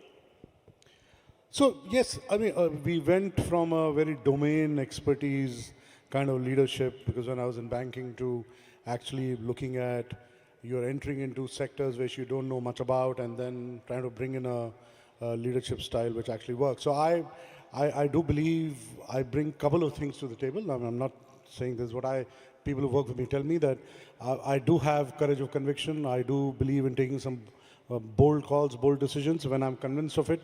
I do believe a lot in data, so I dive to the deepest levels to understand what data is showing and throwing at us. But I also believe in the gut. I also have, had the opportunity to work with great bosses. So I learned a lot with them, and at the same time, I also had the opportunity to work with a lot of colleagues and people who have stayed with me for 15, 20, 25 years. And the only reason they have stayed with me is because they have realized that I'm someone who is willing to trust, willing to empower. As long as the vision is aligned, as long as the method to get there is aligned, I'm there to back them up, and at the same time keep pointing to them as to what more can be done. So my job is to always look at glass half empty, or as now in Axis they say, jug half empty.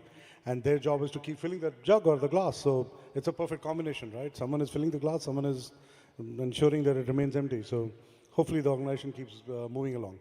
But over a period of time, as you mature, you realize that everything which you want to achieve necessarily doesn't have to be done in the same style. Your style needs to change. Aggression in delivering the output is not always necessarily delivered through aggression in itself. So you find different ways of getting the same message across. You find different ways of, making people, because as the platforms become bigger, organizations become bigger. You can't just be pointing things out to them. People should discover them themselves. So your style, the way you motivate does change over a period of time. And, one hopes that it works. If it's not working, keep asking yourself, keep looking at yourself in the mirror, and keep, pivoting to a different style, whatever might work with the set of people you have and the context you're living in. Thanks.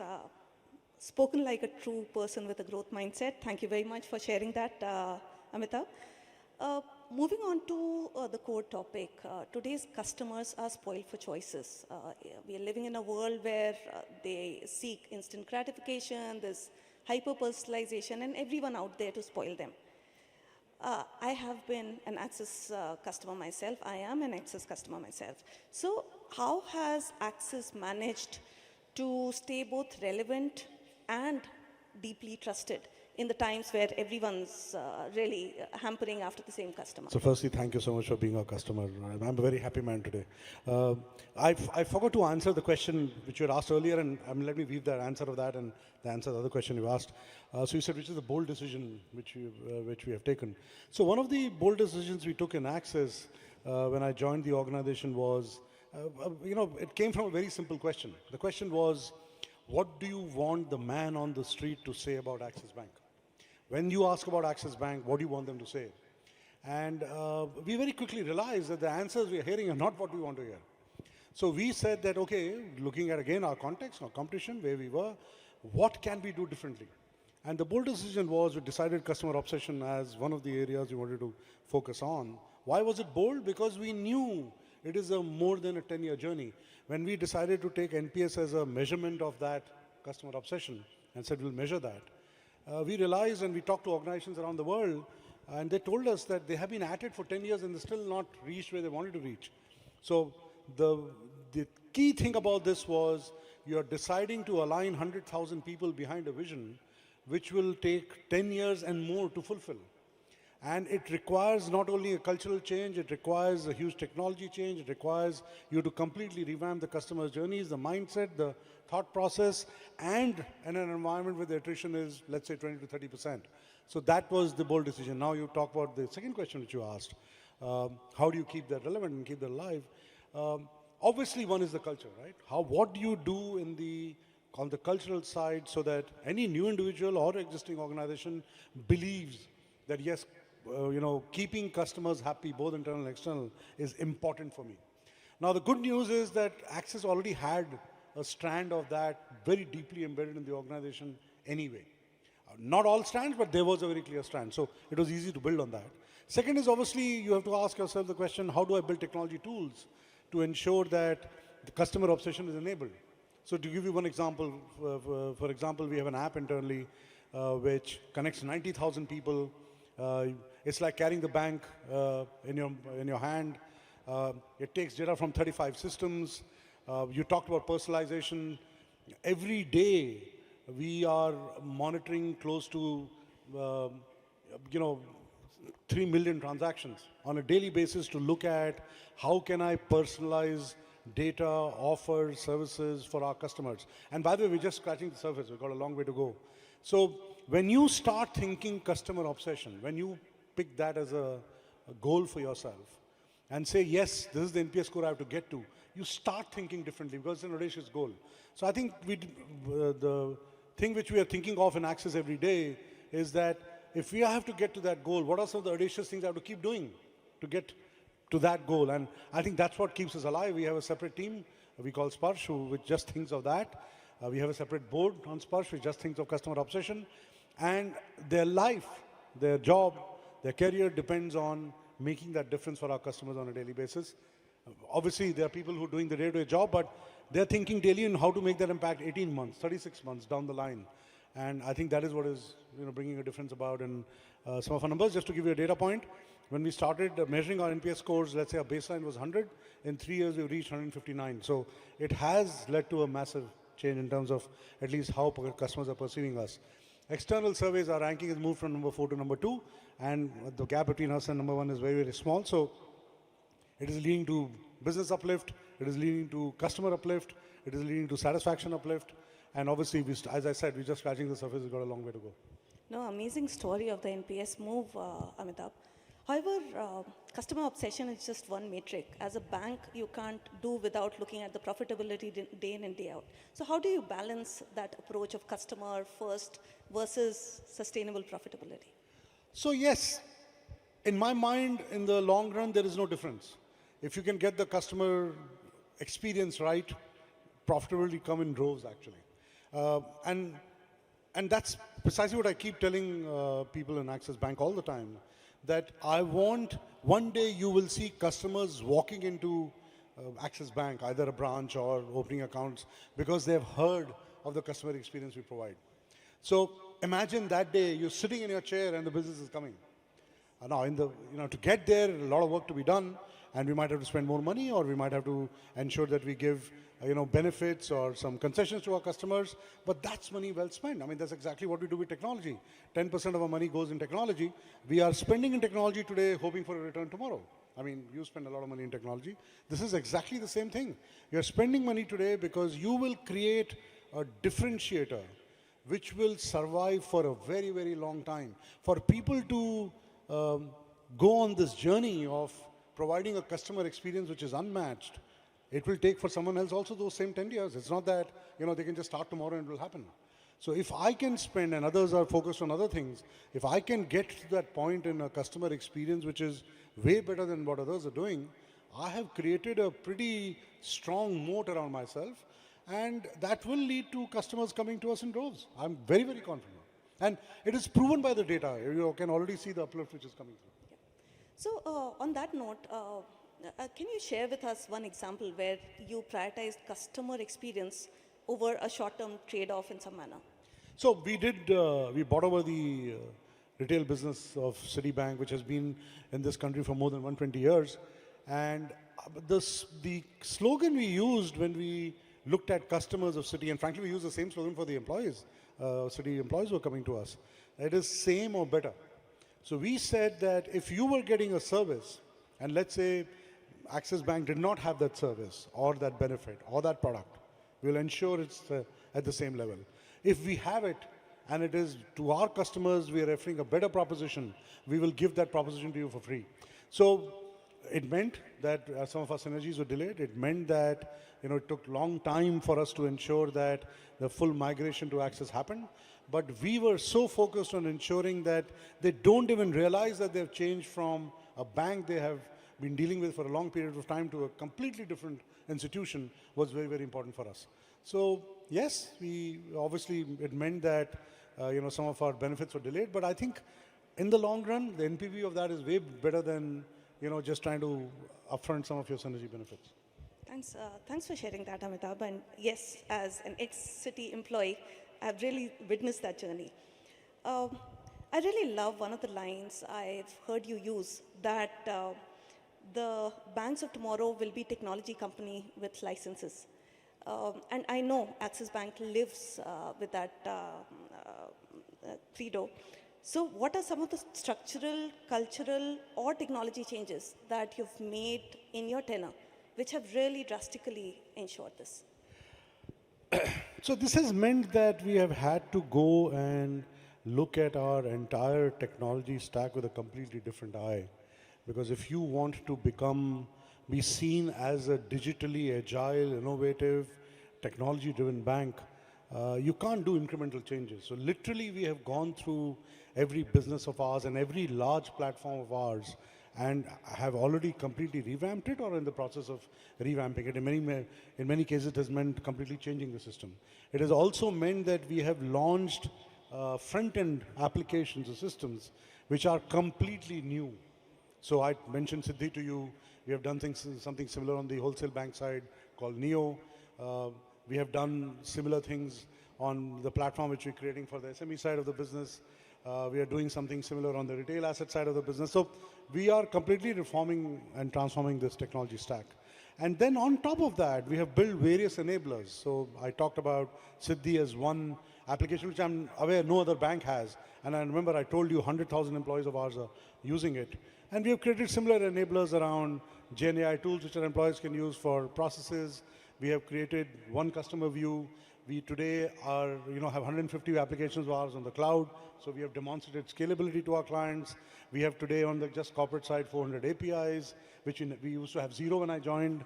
So across every part of our platform, we have asked ourselves the question, what makes us best in class? And then we have now moved on to the next phase and said, okay, how will this technology stack look like 3-5 years down the line? And how do I start making those investments so that 4 or 5 years down the line, I will have the best stack, the best ability from a technology platform perspective to look like a technology company. And to just give you some statistics, 70% of our transactions are now online. Today, 15 million users use our mobile app on a monthly basis. So some of our app is rated 4.8 on the Google and Apple Play Store. We are the best rated mobile app in the world. So you can see some of these numbers come through over a period of time. But again, as I keep saying, it is now. You have to keep investing. You have to keep thinking of what would look like 3 to 5 years down the line and keep working backwards and keep making those investments. So right now I might be saying, oh, we're looking great, but the journey never ends. Thanks. So even as banks invest and move more and more towards technology, on the other end of the spectrum are the fintechs who are vying for licenses and wanting to become regulated entities. Where do you think the ecosystem will find its equilibrium, Amitabh? Well, fintechs obviously have a very important role to play, and their ability to bring speed, change, ability to go and look at profitability pools which banks sometimes are not able to attack, or banks have been complacent about those profitability pools and take that profitability away is in some ways unmatched. But let's also forget a couple of things. One, as I said, we are trying to become not a fintech, but definitely a technology company. So we are not just sitting and telling the fintechs, please come and take our business away. So we are also trying very hard to ensure that in a lot of areas, I can see some important fintech players sitting in front of me. I'm telling them that we'll compete with you, we will collaborate with you, we will partner with you, and in different businesses, it will play out differently. And we also know that over a period of time where we are partnering today, we could start competing tomorrow, or the other way around. We might be competing today, but over a period of time, let's say we were able to get ahead of some of those fintechs and become so large that it does not maybe make sense for them to kind of be playing in that particular sector for some time. So that equation, both of us need each other. Both of us will keep competing. Both of us will keep investing. But end of the day, the customers will benefit if we work together and collaborate rather than only fight. And I think even if there is a fight, it has to be a healthy fight. So in that sense, you will see that happen. We have today more than 200 fintech partnerships. So it's not a small number anymore. Now, obviously, they are of various size and scale, but the number is quite large. And we want to be seen by the fintechs as a bank who is willing to work with them and collaborate with them and invest with them to create product solutions which are more relevant for the customers, make their experience better. So in that sense, we want them to see us as a go-to partner for any new thing they want to try. So some of these things are important for us. I mean, you know, people, when they talk about UPI, think of some various fintech players, but they don't realize that Axis Bank owns 35% market share of the backend. And obviously, the only reason we could have reached that is because we work with those fintech players to provide those backend pipes where our technical declines and our, you know, the ability to ensure that the transaction goes through in the way the customers expect does happen. So in my mind, it's a healthy relationship. And at least we in the bank have a very positive view about what they can do to the overall financial services industry. Thank you very much. Thanks for sharing that. And I'm sure your fintech... No, we're expecting some shares from them for free, but that's okay. I mean, So going back to the customer expectations, like I mentioned, customers are spoiled for choices. Today's norm is, today's delight is tomorrow's norm. In a situation like this, what is that one customer behavior or trend that you are anticipating to really disrupt banking and financial services in the next 5-10 years? So my view is that all of us have always talked about investing in understanding customer behavior. I think the problem that is happening is with new technologies coming in and the experience which, you know, in every sector they're seeing it, they're feeling it, the customer expectations are changing and the behavior is also changing. So for me, I think the winners of the future would be the banks and institutions which understand customer behavior to a completely different level than what they do today. I don't think we understand it enough. And we need to understand it almost at a personal level, so at an individual level. I think we need to invest much more there as institutions than what we've done till now. And I'm saying it for everyone, banks, fintechs, everyone.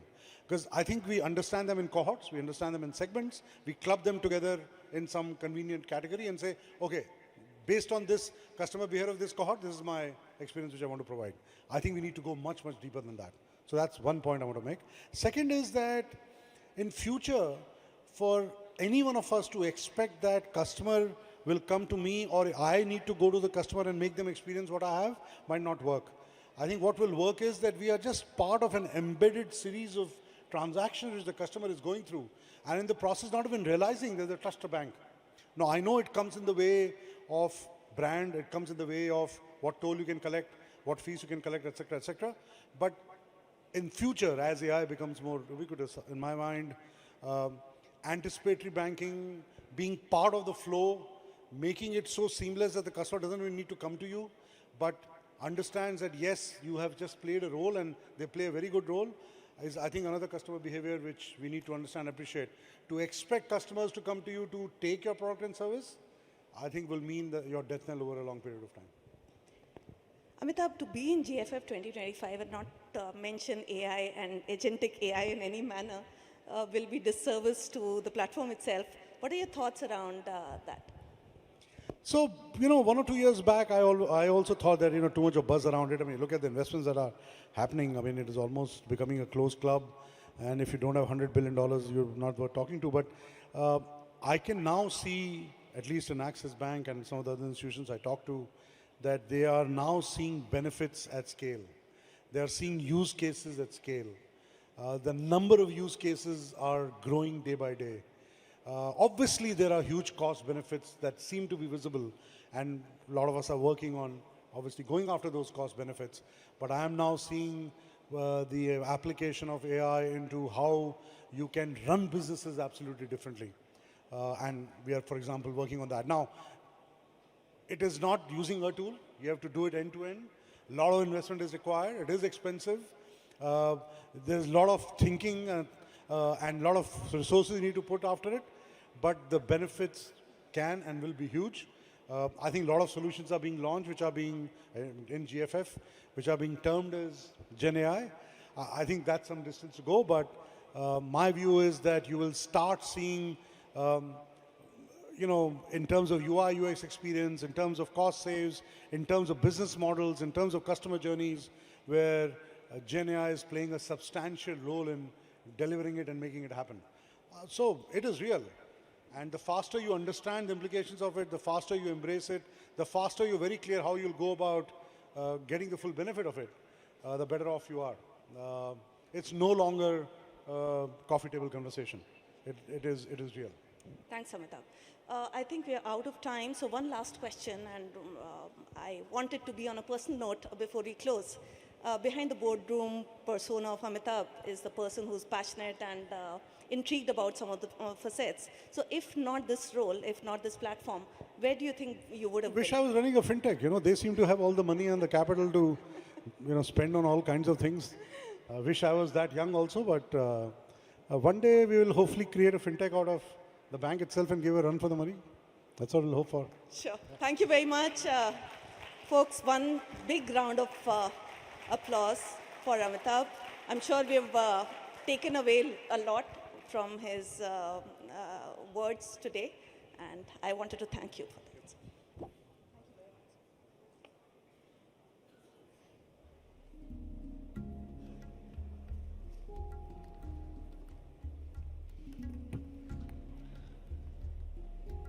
Thank you. Thank you very much, Nupur, and thank you very much, Mr. Choudhary, for joining us. What an invigorating and what a riveting discussion that turned out to be, ladies and gentlemen. That being said, we'll also be setting the tone for our next session coming up within the next couple of minutes. And I'm going to be requesting our members of the audience to continue being seated inside the hall. We've got more exciting sessions coming your way and some very esteemed thought leaders joining in. But before we do that, I'd also like to take the opportunity to thank our incredible partners at GFF 2025. We'd like to thank our customer experience partner, Adobe, Notepad partner, Authbridge, Caffeine partner, Vatis Platforms, Insurance Innovation partner, Reliance General Insurance, and Flow Plan partner, Fiat Pay. We'd also like to thank the account aggregator and AI partner, Finarkin, Integrity partner, Digiatya, and session partner, FICO, rewarding payments partner, Revolut, and gold partners, MasterCard. And we're now going to be bracing ourselves for the next session, and this is all about responsible AI for finance. Balancing innovation with financial stability. Now that's the underlying theme of our upcoming session. Ladies and gentlemen, all the ones who are still inside the hall, please do very quickly take your seats. Our next speaker is about to join us. In fact, we'll have none other than Mr. T. Ravishankar, Deputy Governor, Reserve Bank of India, joining us within the next couple of minutes. I'd like to request you all to please continue being seated. Thank you.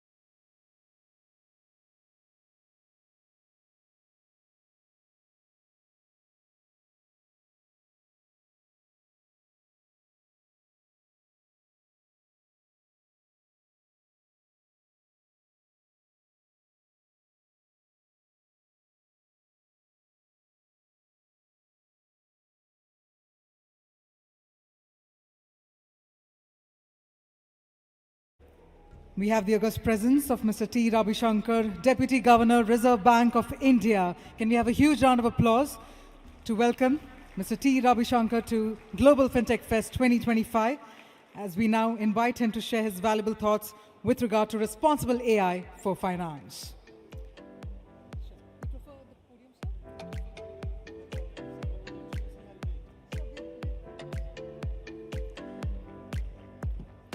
Thank you very much, sir, for joining us at the Global Fintech Fest 2025. And now that we have your utmost attention, ladies and gentlemen, I'm going to once again urge all of you to take your seats as we now deep dive on finding out more about balancing innovation with financial stability. And that being said, I now request you, sir, to please address the august gathering.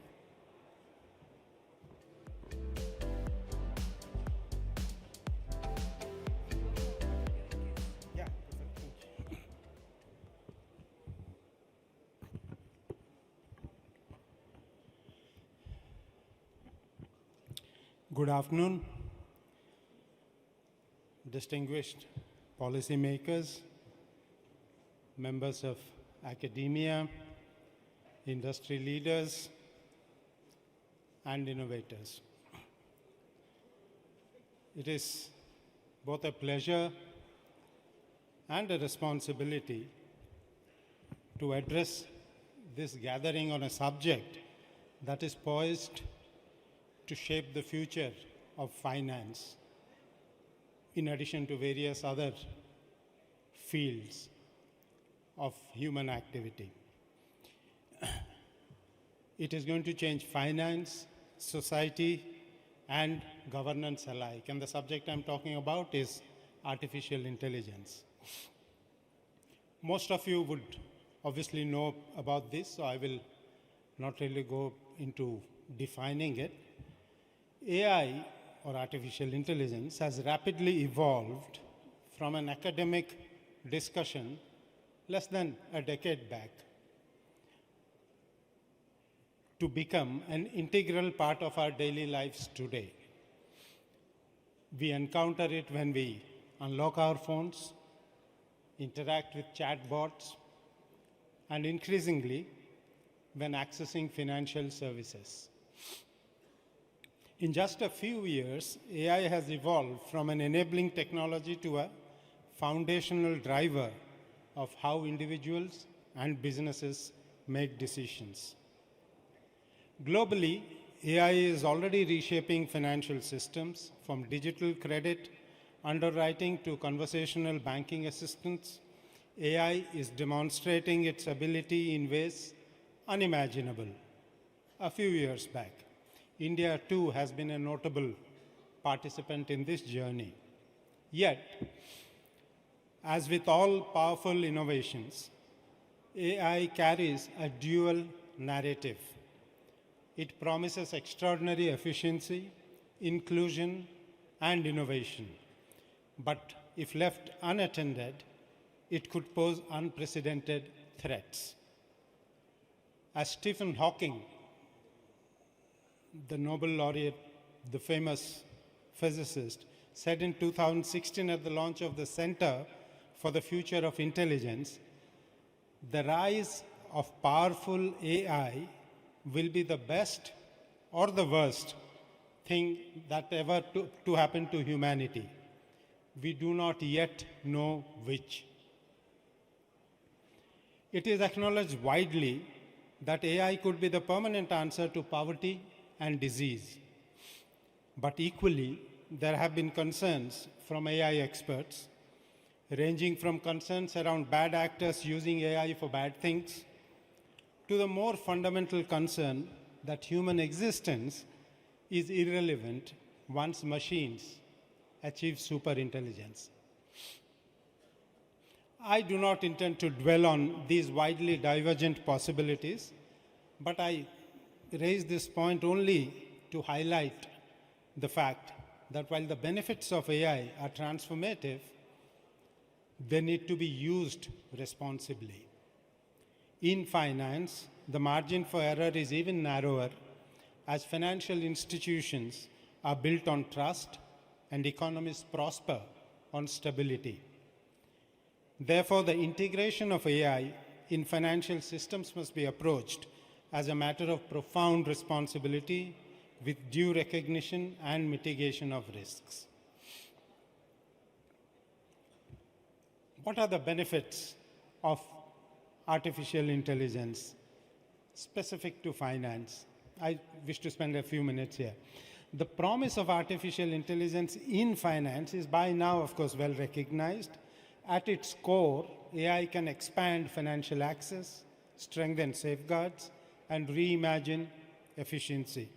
It can lead to better credit assessment through use of alternative data, like transaction patterns or utility payments, of unbanked customers. Ability to use massive data sources could help in real-time detection of frauds through identification of unusual transaction patterns or improve market risk modeling. Operational efficiency and cost reduction can get a paradigm shift using AI. For example, in back office processes or KYC or loan processing, etc. Chatbots and virtual assistants would make customer support 24/7. Data extraction from financial documents through natural language processing could make document processing virtually seamless. In the investment and trading space, the ability of AI models to detect short-term price inefficiencies are already being harnessed. Other benefits include allocation optimization, use of big data to forecast market movements, etc. AI-driven RegTech applications help regulated entities with better compliance outcomes. Automated monitoring helps detection of suspicious transactions and generate faster compliance. AI has potential to significantly expedite financial inclusion through alternative credit scoring models, for example, while language interfaces will remove language barriers and reach digitally limited customers. Investment advice becomes affordable to small investors through robo-advisors. This and many of the risks is what makes this financial technology so much more exciting. But these benefits come with significant risks. AI systems are trained on vast amounts of data. It is natural that the learnings from the data would also extend to learning the bias inherent in the data. AI systems trained on biased historical data are likely to perpetuate or amplify historical discrimination in, for example, credit profiling or hiring. Even small biases in training data can lead to systematic exclusion of population groups from accessing financial services. Algorithmic opacity would make it very difficult to identify possible biases upfront, which makes the problem even worse. The black box problem of AI models, or in other words, the lack of explainability of AI decisions, makes these models non-transparent. This makes it hard for regulators and auditors to understand how decisions are made, which in turn undermines accountability. Regulatory actions or denial of service to customers would typically require reasons to be communicated. Absence of explainability, therefore, could constrain the use of AI tools. There are systemic risks typical to AI systems, such as herding behavior when AI-driven trading models get widely used, which in turn could lead to amplified volatility. AI misjudgments can trigger market dislocations. Such problems are amplified by the possibility that it becomes difficult to assign responsibility when an AI model makes a harmful or erroneous decision. Legal frameworks would always find it difficult to catch up with very fast-moving technology. Over-reliance on automation could result in losing oversight or in delayed intervention when things go wrong. There is also the ethical issue of using behavioral data for manipulative cross-selling or risk profiling. Then, of course, there is the debate about AI and job displacement. Whether AI will displace jobs in the long run would depend on whether it is like other transformative technology changes of history, like the Industrial Revolution or the invention of electricity, or rather the discovery of electricity, or whether it is a fundamentally different kind of change. Max Tegmark, the founder of the Future of Life Institute, argues that while all past technologies amplified human ability, they did not replace human intelligence. AI is the first technology that creates intelligence itself.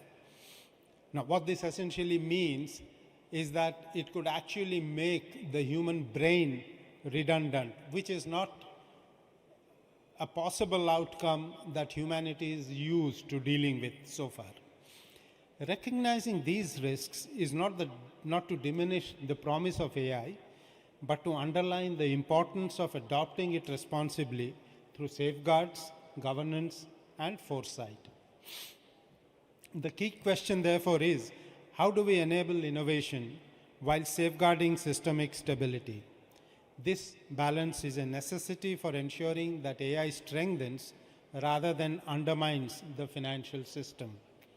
If regulatory frameworks are too rigid, they can dissuade experimentation, reducing AI to a tool deployed only by the large players. On the other hand, unbridled adoption, particularly in high-impact areas, could create vulnerabilities that are invisible until they snowball into a crisis. The balance is not only about restraint, it is also about actively encouraging innovation. This requires policies that create safe spaces for experimentation, such as sandboxes, facilitate open digital infrastructures, and provide access to quality data, enabling firms to innovate with confidence. It also requires incentives for responsible innovation so that firms see governance not as a burden, but as a competitive advantage. As we reflect on the transformative potential of AI, it becomes imperative to anchor its adoption within a framework of principles. The RBI took a step in this direction through setting up the Free AI Committee, which has articulated a set of guiding principles, or sutras, as it calls them, for responsible and ethical adoption of AI in the financial sector. These principles are intended to serve as touchstones for all stakeholders. At the core is the principle of trust, the bedrock of finance. Every deployment of AI must reinforce, not diminish, the trust of consumers, institutions, and society. Equally important is a people-first orientation, ensuring that technology serves human needs. This report emphasizes innovation over restraint, coupled with fairness and accountability in outcomes. AI can inform decisions, but it cannot own them. The accountability must always rest with human actors or institutions deploying AI. The principle of understandable by design underscores the need for transparency, ensuring that AI decisions are explainable to both regulators and consumers. And above all, safety and resilience must be built into every layer of adoption. Alongside regulatory oversight, it is equally critical to encourage industry-led codes of conduct, self-regulation, and the institutionalization of ethical standards. This collaborative approach ensures that responsibility is not a mandate of regulators, but a shared culture across the fintech ecosystem. The RBI has always fostered innovation with safeguards. Through calibrated guidance, supervisory oversight, and structured engagement with industry, the RBI aims to foster an ecosystem where financial innovation flourishes without compromising systemic stability. As AI reshapes the financial landscape, this approach remains unchanged. Progress and prudence must go hand in hand. RBI has also taken initiatives for the industry through RBI Innovation Hub, such as the MuleHunter.ai, for combating the menace of mule accounts. Unlike the traditional rule-based system currently used, MuleHunter offers greater accuracy and precision with significantly low false positive rates. Currently, the model has been deployed in about 20 commercial banks. In addition to MuleHunter, work is also underway to explore a digital payments intelligence platform that can analyze and assign a risk score to transactions on a real-time basis. While AI holds immense promise, excuse me for a moment. While AI holds immense promise, the financial system demands the highest degree of prudence. Critical infrastructure and institutions must be ring-fenced from unchecked risks that could arise from untested or poorly governed AI deployments. The objective is not to obstruct innovation, but to ensure that its application never compromises the stability or integrity of the system. To this end, practices such as stress testing AI models under diverse scenarios, red teaming to identify vulnerabilities, and the adoption of explainability tools and standards are indispensable. These mechanisms would help regulators and institutions alike to supervise AI outcomes, detect weaknesses before they escalate, and ensure that AI-driven decisioning can be understood and, if necessary, challenged. Equally important is that AI systems are subjected to rigorous oversight and layered with inherent checks. Financial AI applications in particular must be designed such that they cannot inadvertently destabilize markets or payment systems or consumer confidence. This approach demands safety by design rather than safety as an afterthought. Safeguards must be embedded throughout the life cycle, from conception and data training to model validation and real-world application. Retrofitting safety once risks have materialized is inadequate and potentially destabilizing. Embedding AI in finance is not a one-time exercise. It demands continuous research, experimentation, and learning as models, techniques, and risks evolve rapidly. It also calls for partnerships among industry, academia, regulators, and startups. Co-developing solutions, sharing knowledge, and stress testing innovations must be fostered. Entities should have in place systems for responsible data governance, ethical sourcing of data, and privacy by design in every model. They should develop common standards, toolkits, and disclosure mechanisms so that model design, training data, and decision logic can be explained. Safeguards such as digital watermarking of synthetic content should be explored to deter misuse. Internal policies and processes must be revised to embed AI risk assessment into product life cycle. Continuous monitoring, stress scenarios, and independent audits should be institutionalized. What is the way forward? As we look ahead, the path for responsible AI in India's financial sector is exciting yet deliberate, demanding a phased approach that balances innovation, inclusion, and stability. Alongside technological progress, the human element remains critical. AI literacy for consumers to understand both the potential and risks of AI will be central. Just as financial literacy has been a national priority, the coming decade will require a parallel focus on AI literacy for individuals to engage confidently and safely with these new tools. In the short term, the focus needs to be on awareness and capacity building. Financial institutions, technology providers, and regulators must train personnel, strengthen internal governance structures, and introduce initial risk frameworks to ensure that AI deployment is encouraged with a focus on safety. Awareness campaigns and workshops can also help smaller institutions and fintechs integrate AI responsibly. In the medium term, free AI principles should guide the industry practice.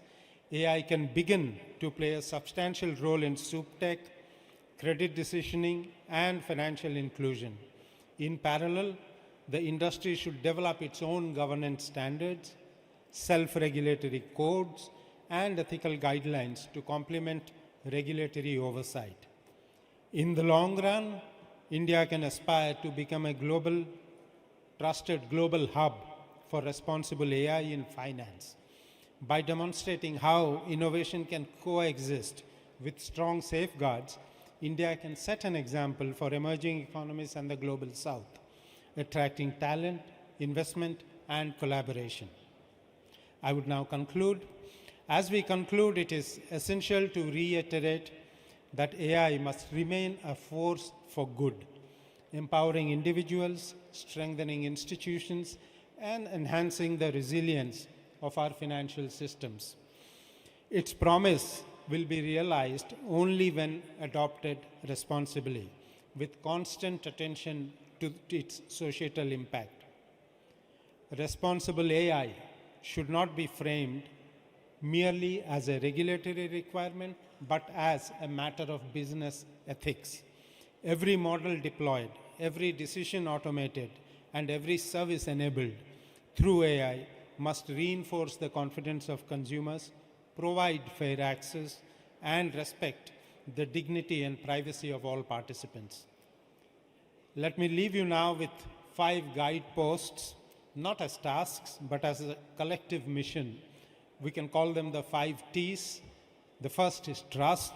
I've already talked about it. Commit to building AI systems that uphold and enhance trust in the system. Embed responsibility and ethics in every algorithm. Second is transparency. Reinforce clarity and explainability in AI, ensuring that decisions can be understood, audited, and questioned when necessary. The third is training. Invest in training to nurture a world-class AI talent within our financial ecosystem. Ensure India leads in creating, not just in consuming. Fourth is technology for good. Let innovation be guided by purpose. The test of every AI application must be whether it advances inclusion, resilience, and efficiency. And 5, togetherness.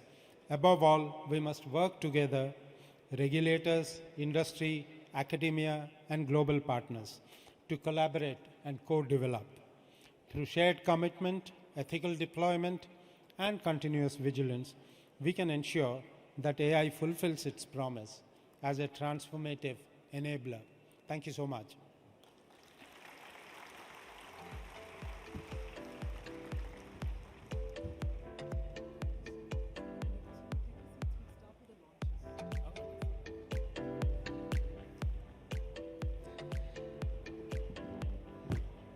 Thank you. Thank you very much, sir, for your future-forward insights that's truly shaping the growth trajectory, if I may put it that way, for the entire financial landscape, and also for sharing the 5 important tenets with us.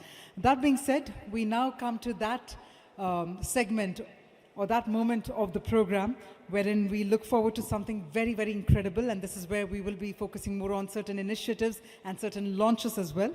But to take this segment forward, I would now like to please invite Shri Suvendu Pati, Chief General Manager and Head of Fintech Department, RBI, for taking ahead the CBDC product launches. So if I may please invite on stage Shri Suvendu Pati. Can we have a huge round of applause, ladies and gentlemen? The segment is only about to get even more exciting now.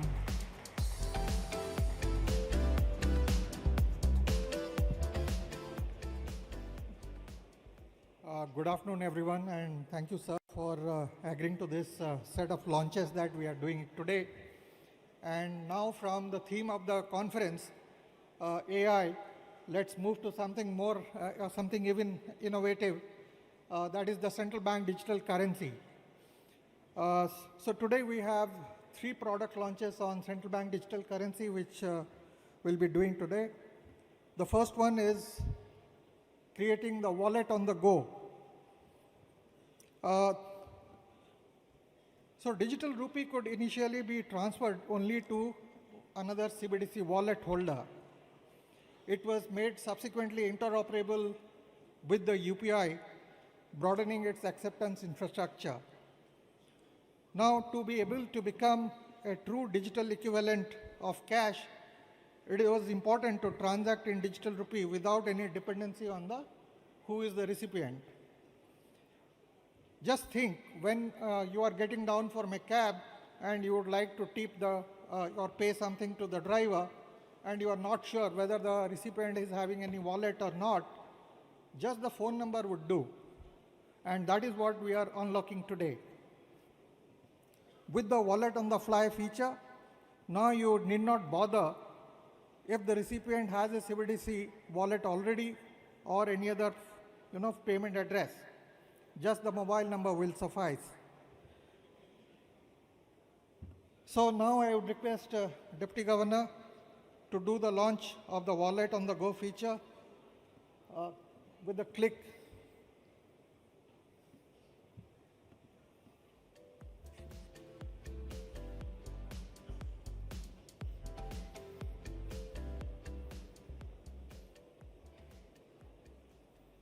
The video will play. Sir, you can see. Cash is accepted everywhere, and digital rupee aims to provide the same trust. Starting with digital rupee QRs, it was later made interoperable with UPI. Now, even if the recipient does not have a CBDC or UPI ID, you would be able to make CBDC payments just through mobile number with wallet on the go feature. Want to convey your appreciation to the driver? Enter their mobile number and send money through your digital rupee app. If the receiver doesn't have a digital rupee wallet, it's created instantly on the go. Quick authentication on their phone is all they need. The wallet gets created without requiring an underlying bank account or any other existing financial address. Just a mobile number will do. Developed under RBI's pilot, this feature helps onboard unbanked users while ensuring seamless payments. So, explore Wallet on the Go feature with the digital rupee, instant, secure, seamless and inclusive. Initially rolled out by PNB, the feature will soon expand across the CBDC ecosystem. The PNB Digital Rupee app is now also available in 4 regional languages to promote digital inclusion.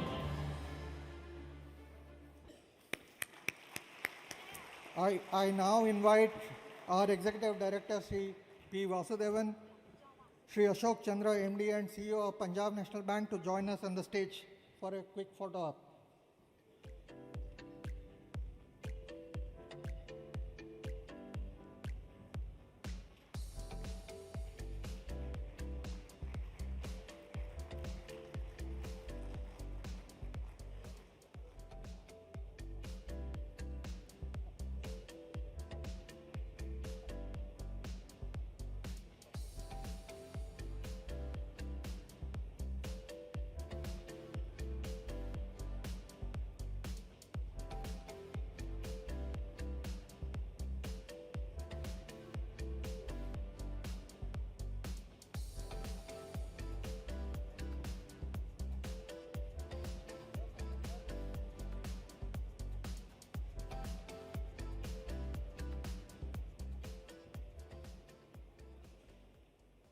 Moving on to the next one, it's about discoverability of the CBDC app. The Digital India prefers the ease of access and convenience while accessing digital products, especially in the financial space. With multiple banks having separate CBDC wallet, CBDC apps, a need was always felt to be able to access the multiple wallets through a single app. And now, Bheem now fulfills that objective by facilitating end-to-end user experience for the wallet onboarding and transacting through the Bheem app. And it enables discovery of the CBDC wallet being offered by various banks. Now I request Deputy Governor to launch this CBDC app through Bheem.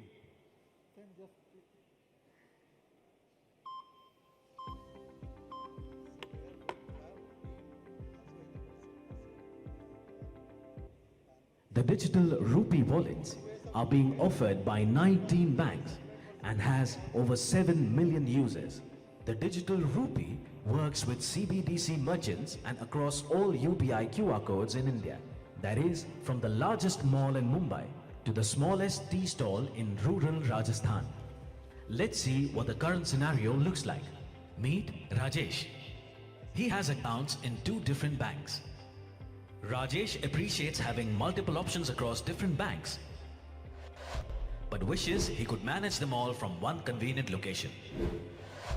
This scenario presents a perfect opportunity to enhance user convenience while maintaining the security and reliability of individual bank CBDC wallets. Wondering how Bheem solves this? Let's dive in. Bheem will enable users to access their CBDC wallets from one place, thus to complement what banks have built, not to replace. Working with partner banks, Bheem has created a unified access point, providing a convenient aggregation layer. This journey has been initially enabled by Axis Bank and Canara Bank and will gradually expand to other wallet providers going ahead. Guided by RBI and together with banks, Bheem is making the digital rupee more accessible.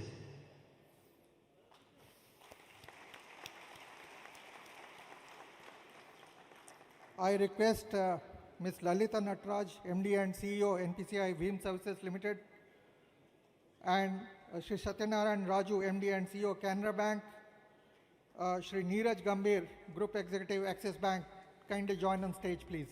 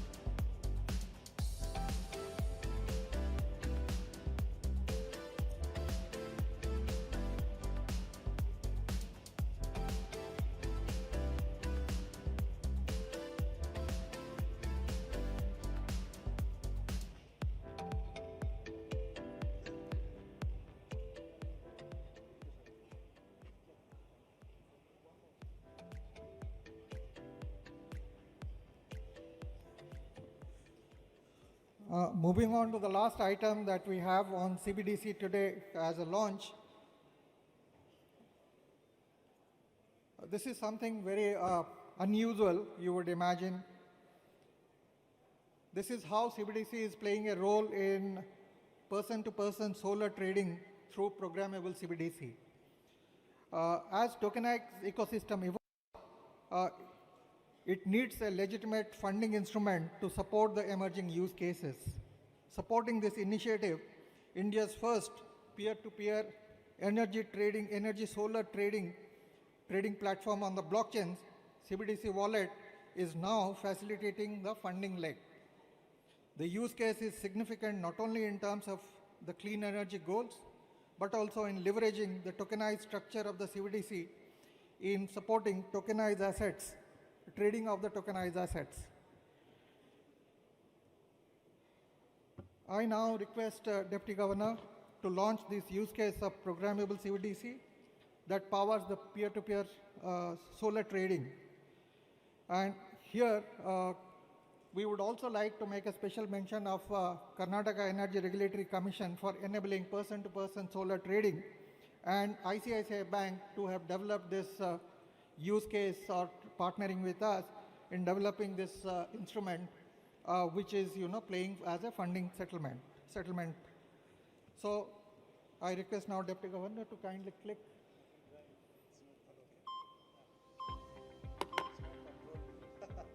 The digital rupee is a currency issued by the Reserve Bank of India in digital form. It began with simple person-to-person and person-to-merchant payments. But with the rollout of programmability, multiple new use cases are now possible, and digital rupee is uniquely positioned to serve them. In a significant clean energy initiative, the Karnataka Electricity Regulatory Commission has introduced a policy for peer-to-peer solar energy trading. Rooftop solar owners can now sell surplus power directly to other individuals. The marketplace is built on a blockchain environment and needed a funding instrument compatible with this technology, something legacy systems could not provide. Digital rupee is enabling the settlement leg in this first-of-its-kind use case where tokenized energy assets are traded between individuals. Availability of a legitimate funding instrument capable of interacting with blockchain opens up a new window of opportunities for next-gen use cases in digital rupee. As the tokenized economy evolves, digital rupee is ready to power the same in a secure and efficient manner. Digital rupee is powering the next generation of financial innovation for clean energy and various other sectors. ICICI Bank is implementing the pilot with KERC and stakeholders.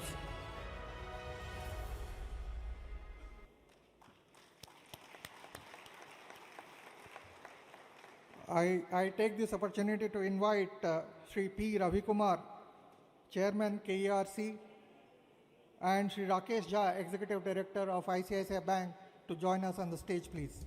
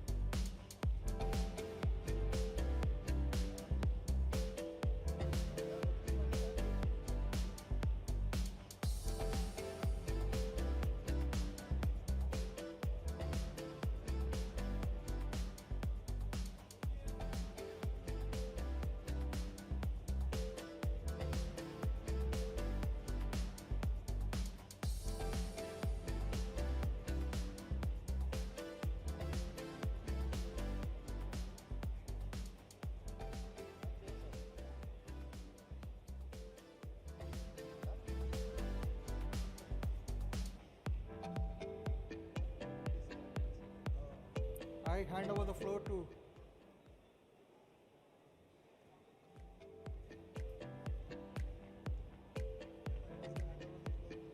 Thank you very much. And on that note, ladies and gentlemen, we now move on to our next set of launches as well. But first up, while we now focus on the NPCI group launches, I'd like to please invite Mr. Amit Tyagi, Head Fintech NBBL, to please come on stage. And let's put our hands together, everyone.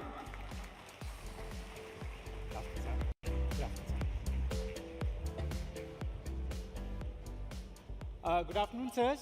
Good afternoon, dignitaries, and welcome everyone. Under the guidance and vision of RBI, and through the combined efforts of CCIL and NBBL, we are proud to announce the launch of Forex on Bharat Connect through FX Retail.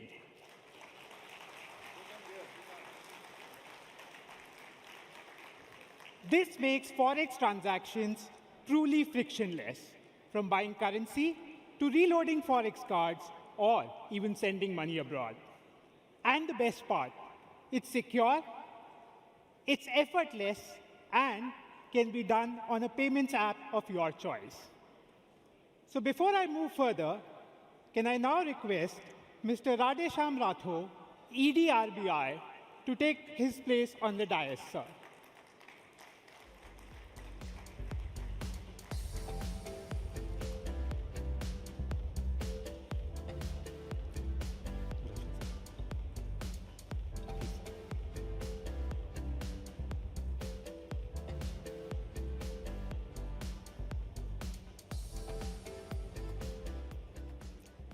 Thank you, sir.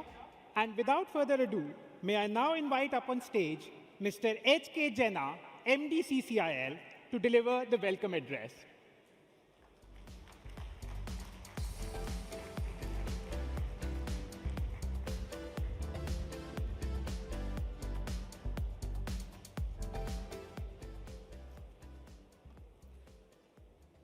Namaskar, good afternoon.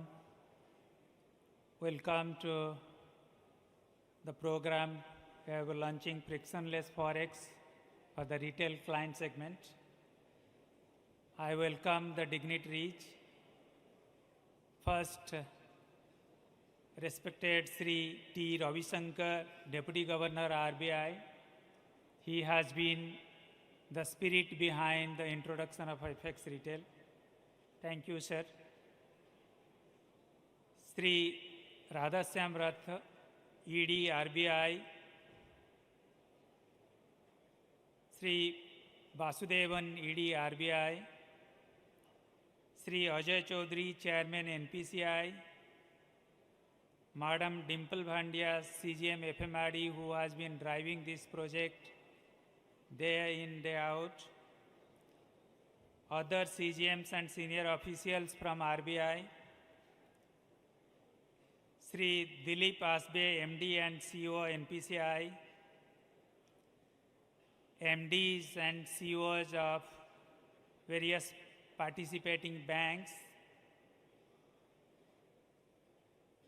This time SBI, ICICI, Axis Bank, Yes Bank and Federal Bank and Bank of Baroda. Sri Bipin Preet Singh, MD and CEO MobiKwik. Sri Kunal Shah, Founder and CEO Crate. Ms. Nupur Chaturvedi, MD NBBL. CEOs and other representatives from IBA, FBIL, FIMDA, FEDI and FI. Distinguished guests, partners, especially from the IT side, and colleagues from CCIL, NPCI, NBBL, and ladies and gentlemen. This is a great pleasure to welcome you all to this very special occasion during the 25th year of CCIL's incorporation, the official launch of linkage of FX retail with banking and non-banking apps through Bharat Connect. This is an innovative solution to enable customers to purchase US dollar to start with directly from their mobile phones. Over the past 25 years, CCIL has been the backbone of clearing and settlement services across government securities, money markets, OTC, Forex and derivatives. In the Forex clearing settlement space, it plays the critical role of central counterparty guaranteeing settlement from the moment a trade is matched. I welcome and thank you for being here as we take this bold step forward. Thank you all. Thank you so much, sir, for those warm words. This launch has been made possible under the guidance and stewardship of RBI. So it gives me great pleasure to now invite up on stage Ms. Dimple Bhandia, CGM FMRD, to share her perspective with us. Ma'am.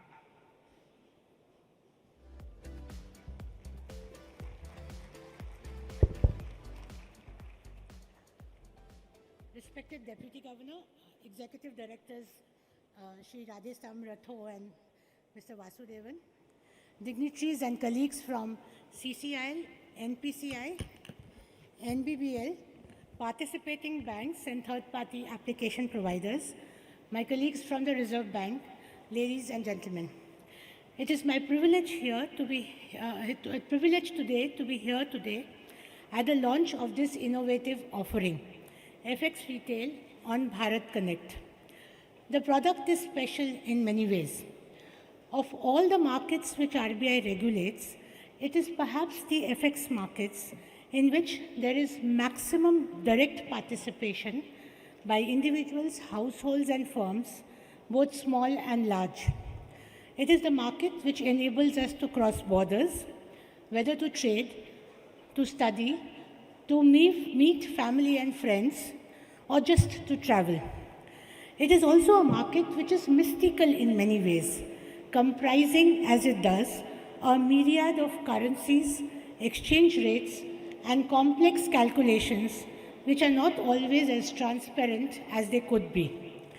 The introduction of the FX retail platform by ClearCorp, a subsidiary of CCIL in 2019, was an important step towards fostering greater transparency and fairness in the pricing of foreign exchange for users. For the first time, users in the FX market had access to live, real-time prices from banks authorized by RBI to deal in foreign exchange. Today's launch marks the first next step towards a giant leap of making the platform and real-time FX rates available to every entity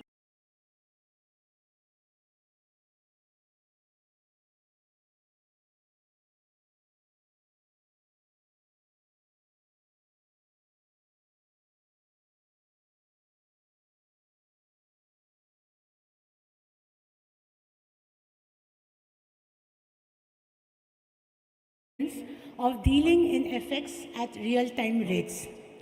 The product will initially launch with the facility to buy currencies, load cards, and send remittances in US dollars by the individual customers of 5 participating banks.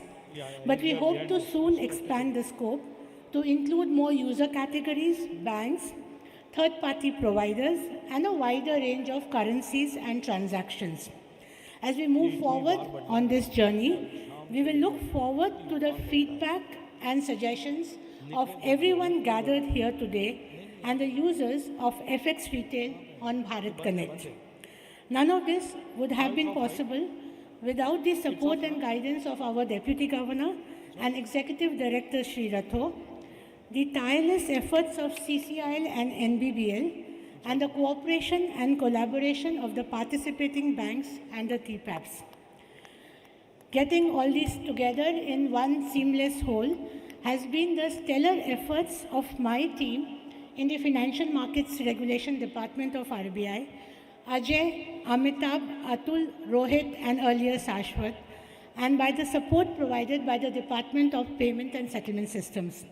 I must thank each and every one of you and congratulate you on the beginning of this journey of facilitating every individual and enterprise to meet their forex needs with convenience, fairness, and transparency.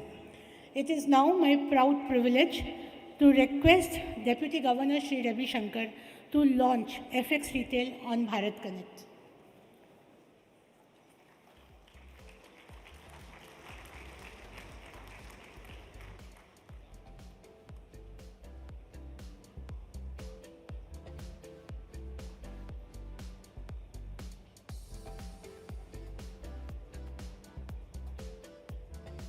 What if booking Forex was as simple as paying a bill? Skip past the banking queues, get transparent charges, and find the best rates every time. The future is here. Under the vision and guidance of RBI and in partnership with FX Retail by CCIL, Bharat Connect, the network that made bill payments and recharges effortless, is now powering the way you book Forex.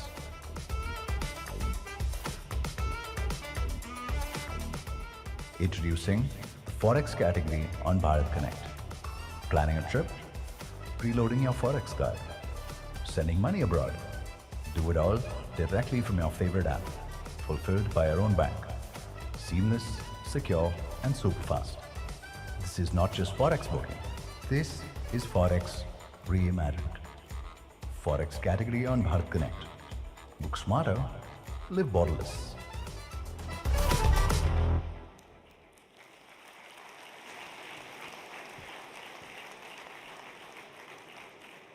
Thank you so much. Thank you, ma'am. Now, I'm excited to pass on the baton to my colleague Soumya, who will actually show you how simple, how intuitive the flows are. Soumya, over to you. Thanks, Amit. Good evening, sirs. Good afternoon, sirs, sorry. and good afternoon, everyone. Let's now see this in action with the app, MobiKwik, and walk through the customer registration journey. It is very simple. All that customer needs to enter is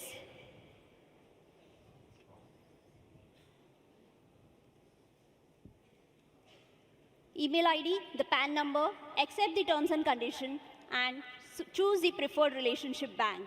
We are currently live with SBI, Federal, ICICI, Axis, and Yes Banks. Customer once verified and proceeds, the FX retail customer ID is generated instantly. Is it seamless?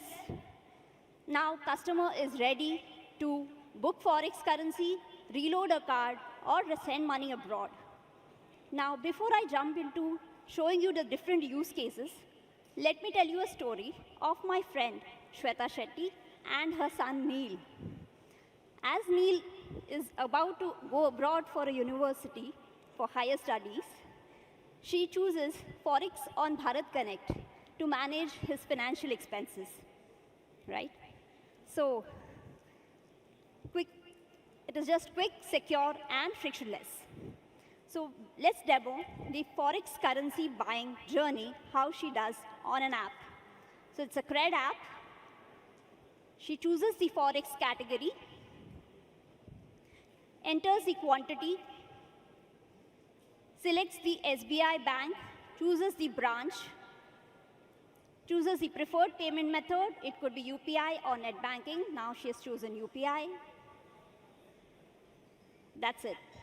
The payment is done, and now she'll visit the Agartala branch that she has selected on SBI to collect the currency.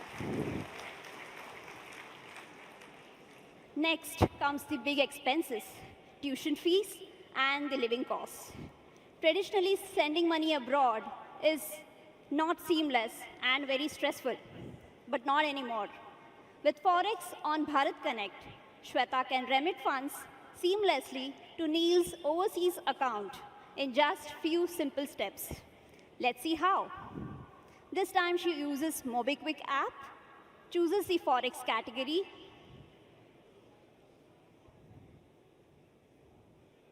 enters the quantity. Oh, $1 is not enough. Chooses the branch visit. We also have a digital option, but she chooses branch for an Axis bank. Due to UPI security, the PIN cannot be entered. The payment is getting completed. Soumya, that looked really smooth. I hope Shweta is not planning to surprise Neil with a visit. That might turn out to be more of a shock for both of them. Absolutely. And it's done. Right. So the process completely is smooth from booking to payment to fulfillment. It's fast, transparent, and reliable. With Forex on Bharat Connect, we are just simplifying the foreign exchange. We are transforming it. Thank you, Soumya. That looked amazingly super fast. From discovery to booking to fulfillment, the journey is seamless, the journey is transparent, and the journey is frictionless. We begin with select banks and a few payment apps, and USD as the first currency. And this is just the beginning. Ladies and gentlemen, Forex is now truly frictionless. So with that, I now invite up on stage my colleagues Saurav and Avdut to take the proceedings forward. Thank you.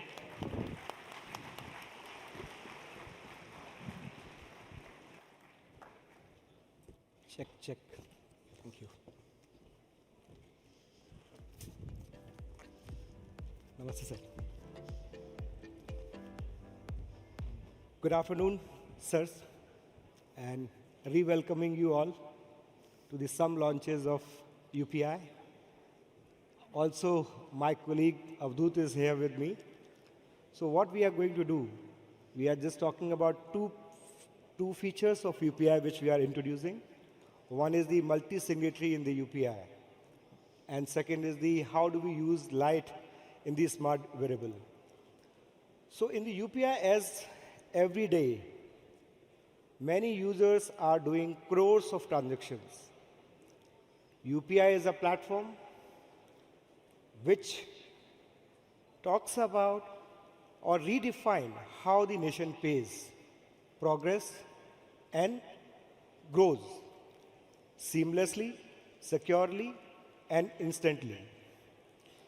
More than 500,000 users in of UPI, sir, love UPI because of its safety, security, and the other features which are critical features for UPI.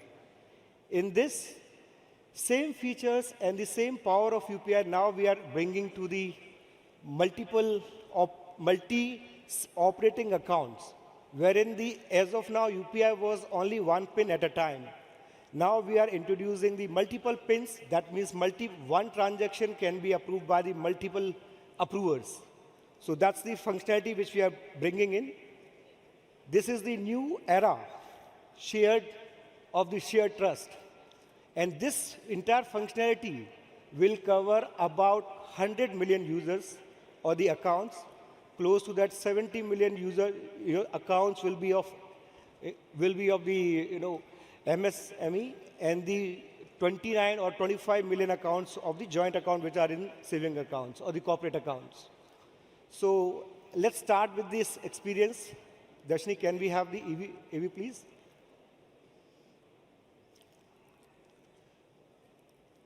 India's digital payment story has set global benchmark.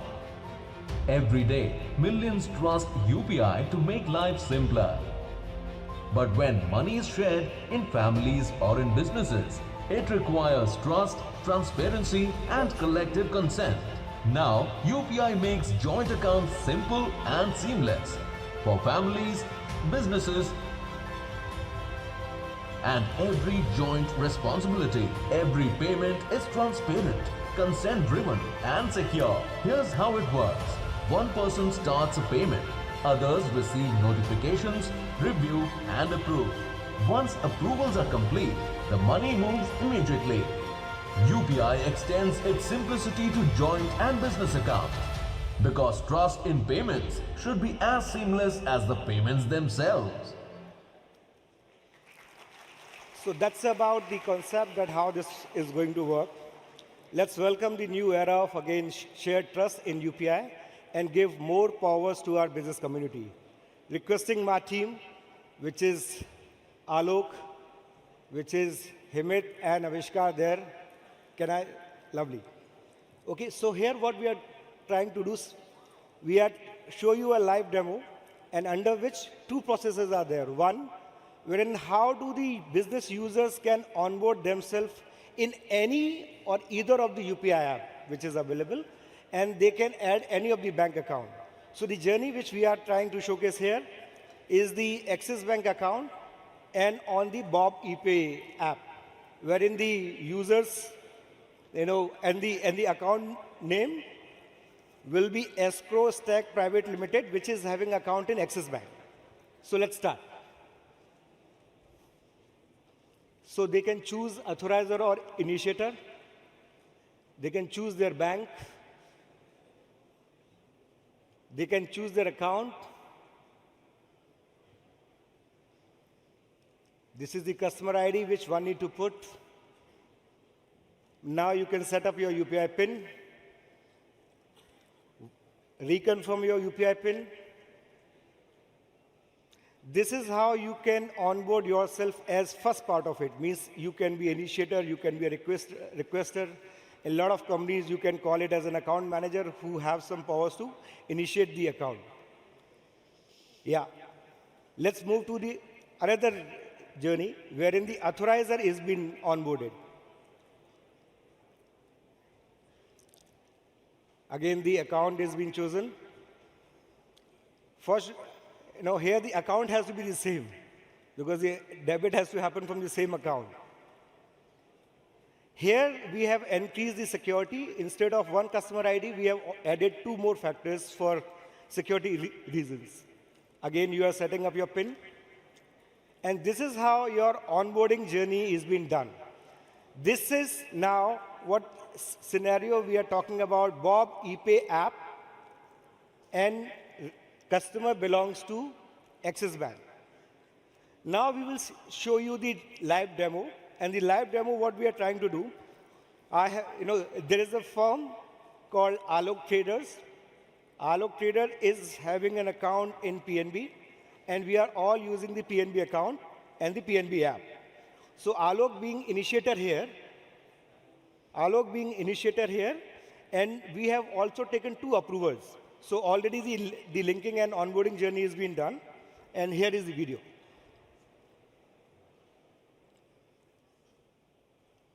Yeah. So Sanjay Meena ji has to take money from the Alok traders, scan the transaction, 9 rupees. Alok is waiting for some funds to come. So he's low on funds nowadays, yeah. Yeah.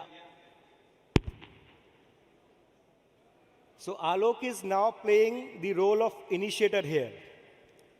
Once the pin is being put up, this is the initiating request with first pin is being successful. Now, because we have the restriction of the 2 slides, we have another, this is the transaction where the authorizer. So this is the transaction history which we can see here, that Alok has initiated, and now this is pending with the Avishkar. So the another one. And initiator can also see the same transaction there in the transaction history. Yeah. So now Avishkar has also approved. Now we will go to the final approver. Alok ki company mein thode se bade sahab hain, which is the Himit Parekh. Now Himit, can you just authorize this transaction?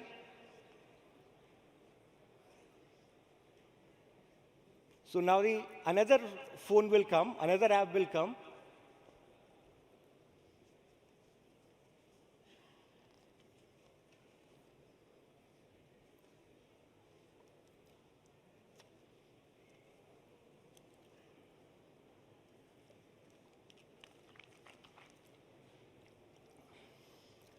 So some lag, just allow, and this is what happens. At least this is faster than a lot of paperwork and all that thing. So the whole idea is, yeah, Himit, it's okay. Himit, it's fine. I think we have shown the 2 UPI pin was put up by the customer. One is the initiator, second is by authorizer. So that's how this is the successful journey which has happened. Now, Avdut, over to you. What you are bringing on the table? Hey, thanks, Saurabh. And I must say, while you're speaking, my smart glasses were telling me that you are wearing the smart glass, but he is looking way smarter. So, almost all of you here have almost replaced your wallets because of UPI, right? Even myself, we go out without carrying a wallet for many places. While UPI has effectively replaced wallets to a great extent, it is still locked. And it is locked to this little guy. Right? It is locked to your phone. Well, what if I tell you not anymore? We are happy to introduce payments through smart glasses using UPI Lite. Imagine frictionless payments without your wallet, without even your phone, and because these are smart glasses so well designed, you look good while doing those payments. So the linking journey is very simple. You go to your smart glasses application. In this case, we did the development with payments on WhatsApp and Meta AI. So you go on the smart glasses application on Meta AI, you allow intent to call your preferred application, which was WhatsApp in this case. You set up UPI Lite, and that's it. Your payments are set, right? Now, as it's the GFF, we are of course going to do a live demo, right? And I don't need this little guy anymore, so I'm going to put him in. But what I do need is a QR code. So this is the good old UPI QR code. Let's try a live payment. What says Saurabh? Yeah. Perfect. Hey, Meta. Can you scan and pay 90 rupees to this QR? You want to pay 90 rupees to verified merchant, right? Yes, please. Payment processing. Please wait. You guys cannot see it, but my fingers are crossed behind my back.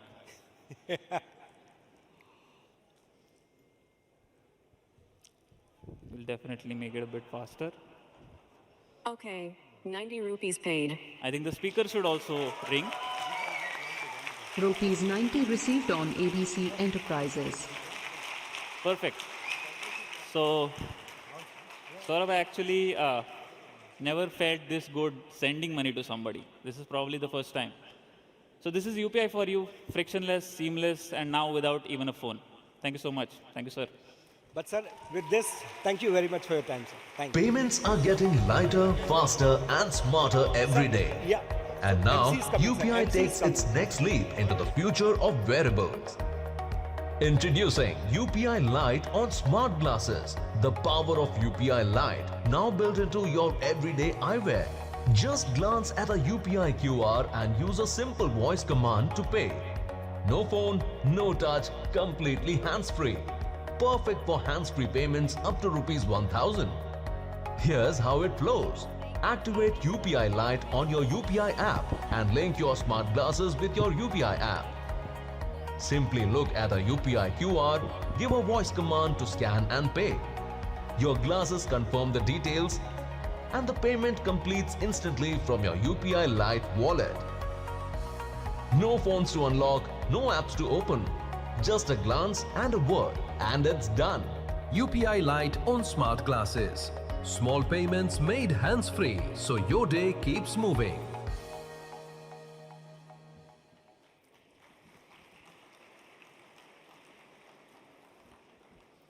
Good afternoon, everyone. Thank you, Saurabh Avdut. It's a privilege to be part of a moment that showcases how collaboration between RBI, CCIL, NPCI continues to shape India's financial landscape. On behalf of NPCI, I extend our heartfelt gratitude to Shri T. Ravi Shankar, Deputy Governor RBI, Shri Vasudevan, Executive Director RBI, and Shri R.S. Ratho, Executive Director RBI, for their guidance and for unveiling the initiatives that broaden the reach and depth of India's digital ecosystem. The products launched today reflect this vision in concrete terms. FX Retail on Bharat Connect opens up India's foreign exchange market to wider set of users, making access simpler, more efficient, and transparent. UPI for joint and business accounts ensures that digital convenience is no longer limited to individual users, empowering households and enterprises alike to transact seamlessly. UPI payments via smart glasses offer a glimpse into the future of digital payments, where payments are intuitive and immersive, just the way we live and work. Each of these innovations demonstrate that fintech advancement is more meaningful when underpinned by trust, strong governance, and partnership. I would also like to thank Mr. Hare Krishna Jena, Managing Director CCIL, for his insightful perspective, Ms. Dimple Bhandia, CGM RBI, for walking us through the journey of FX Retail and its significance. My appreciation extends to the dedicated teams across RBI, CCIL, NPCI, and NBBL. Your coordination, efforts, and precision have made today possible. And finally, to all our guests and partners, thank you for joining us for supporting this collective journey. Each milestone like today brings us closer to a more inclusive, trusted, and forward-looking digital payments. Thank you. Thank you very much. If I could please request our dignitaries to remain on stage for just a couple of minutes. We'll also have a group photograph session. And ladies and gentlemen, for this, I'd like to firstly, for the multi-signatory launch, I'd like to firstly invite on stage our esteemed leaders who are also seated here. May I please invite Mr. Sunil Kamath, EVP, Axis Bank, and Mr. Neeraj Gambhir, ED, Axis Bank, Mr. Devdatta Chand, MD and CEO, Bank of Baroda, Mr. Satyanarayana Raju, MD and CEO, Canara Bank, Mr. Kalyan Rama, GM, City Union Bank, Mr. Praveen Kutti, Managing Director, DCB Bank, Mr. Ramesh Lakshminarayan, CIO, HDFC Bank, Mr. Ramana Rao, GM, Indian Bank, Mr. Ajay Kumar Srivastava, MD, Indian Overseas Bank, Mr. Ashok Chandra, MD, Punjab National Bank, Mr. Naveen Chalawadi, the CDO of Yes Bank. So for the multi-signatory launch, the very important set of thought leaders who are also part of it, I'm going to invite you all to please come forward for the group photograph. We will also have another photo op for the FX Retail and further. So we're just going to make this really quick, but let's have all of you come together for a photo op.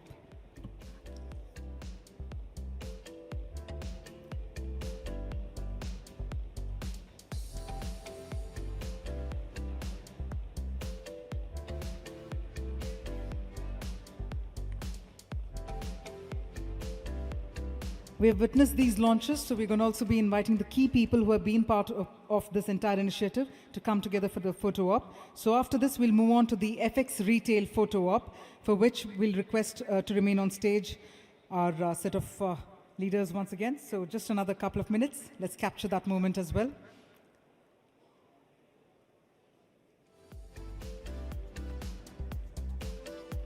We now move on to the FX Retail launch, for which I request to remain on stage Mr. Neeraj Gambhir, Mr. Devdatta Chand. If I may please invite Mr. Virat Devanji, National Consumer Head, Federal Bank, Mr. Rakesh Jha, ED ICICI Bank, Satish Rao and Samir Sahni ji from State Bank of India, and Mr. Manish Jain, ED Yes Bank. If I could please request for your presence on the stage as well. This is for the FX Retail launch. We have witnessed these launches. We'll just have the key people be part of it for the photo op as well. And from, if I may also invite the leaders and the representatives from Cred app, MobiKwik app and Bheem app as well to please come on stage for the FX Retail launch. And all the RBI dignitaries, if I could request for the FX Retail launch, the RBI dignitaries and leadership or representation from Cred app, MobiKwik app and Bheem app. Please note that I'm inviting in alphabetical order, but we're going to be requesting for your quick presence.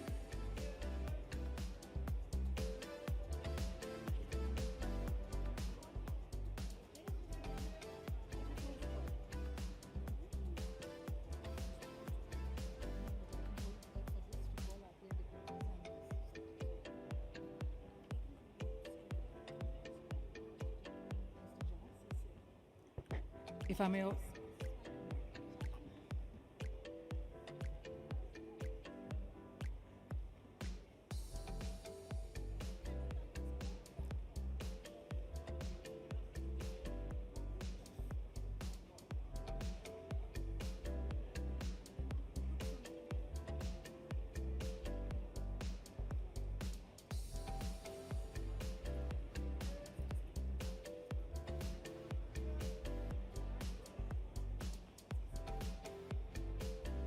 And if I can also request for the presence of the dignitaries of CCIL as well, really quick, if I could request for the dignitaries of CCIL.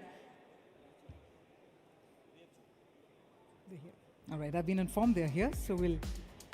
All right, so then on that note, we have the one final launch group photograph. I'd like to thank our dignitaries here, but I request our guests to please remain. The one final launch, which is the smart glass on UPI Lite. So if I could please invite for the representation from Ray-Ban and from WhatsApp. And if I could also please invite from Meta, we have Ravi Garg and Ginger Baker. So if I could please invite for the smart glass on UPI Lite, something that we also witnessed just now. So if I could invite leadership and the representation from Ray-Ban, WhatsApp, and from Meta. From Meta, if I could please invite Ravi Garg and Ginger Baker.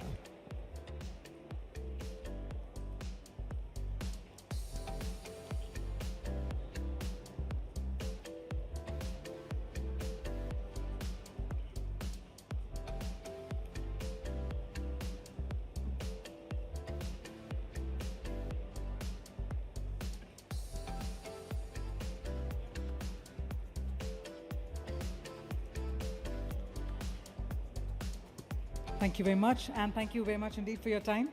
And we thank Shri T. Ravi Shankar ji as well for joining us, for being part of these launches. Ladies and gentlemen, it's not over as yet. We've got some more exciting launches. This is something you do not want to miss. So please stay seated for a few more minutes. Also, we'll be having none other than Shri M. Nagaraju, Secretary, Department of Financial Services, Ministry of Finance, Government of India, joining us. So I'm going to request everyone to please be seated. I know it's extremely action-packed considering the kind of thought leaders we're hosting, but please be seated really quick. This is where we will be reimagining India's financial ecosystem. I'm going to urge all of you to continue being seated. We've got some more important launches to share with all of you. These are path-breaking, and this is a milestone moment for all of us to be part of. And at the same time, we will get to hear from none other than Shri M. Nagaraju, Secretary, Department of Financial Services, Ministry of Finance, Government of India, within the next couple of seconds. I urge all of you to please take your seats.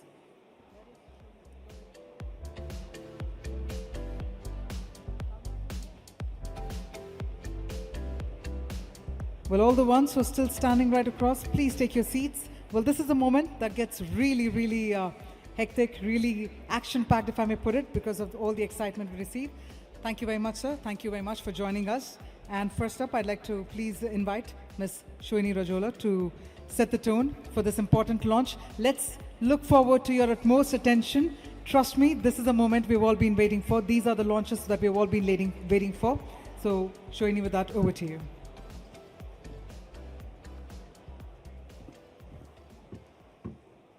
Thank you, Kavya.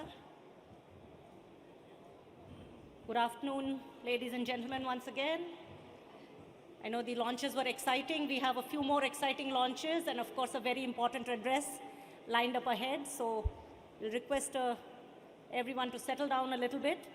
But in the interest of time, even while we are waiting for all of you to settle down, so it is an absolute honor and privilege to welcome you, Mr. Nagaraju, the Finance Secretary, Department of Financial Services, to the Global Fintech Fest. Sir, on behalf of NPCI and the entire organizing committee of GFF, a very, very warm welcome to you.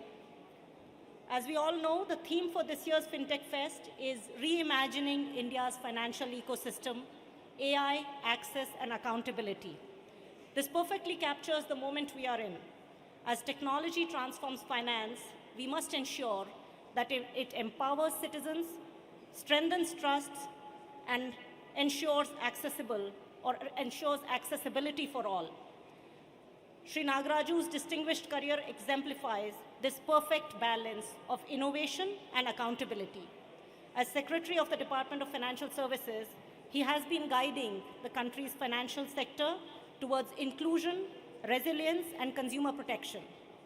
Under his leadership, DFS has championed offline payment systems, cybersecurity, and financial literacy, ensuring that technology serves the people and not the other way around.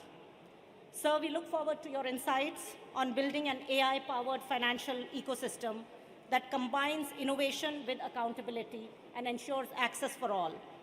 At NPCI, sir, we share your and the government's vision, believing that purpose-driven innovation can redefine the future of finance and ensure that innovation helps build a brighter, more inclusive future. With that, sir, it is my honor to invite you to share your insights with us. Thank you very much, sir.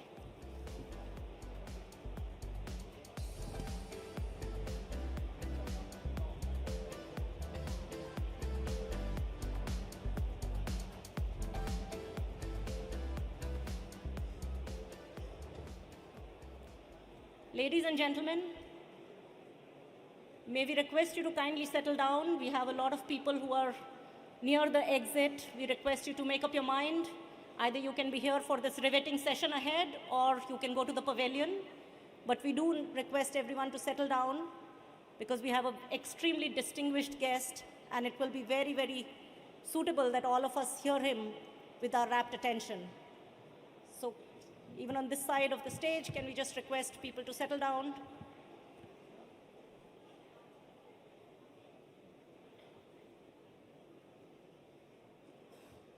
So we'll just give it a couple of minutes, and I'll, I think, once again have the honor of inviting you on stage. So we'll give it a couple of minutes.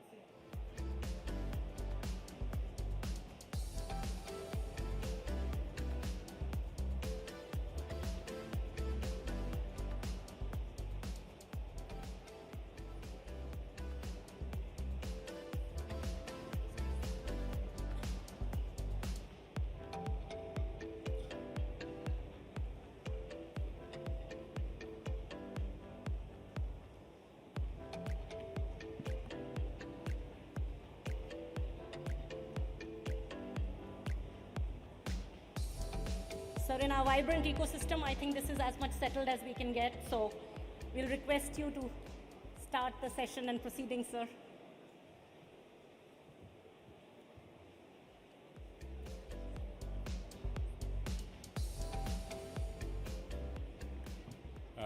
Good afternoon, ladies and gentlemen. I think a post-lunch session always is very difficult.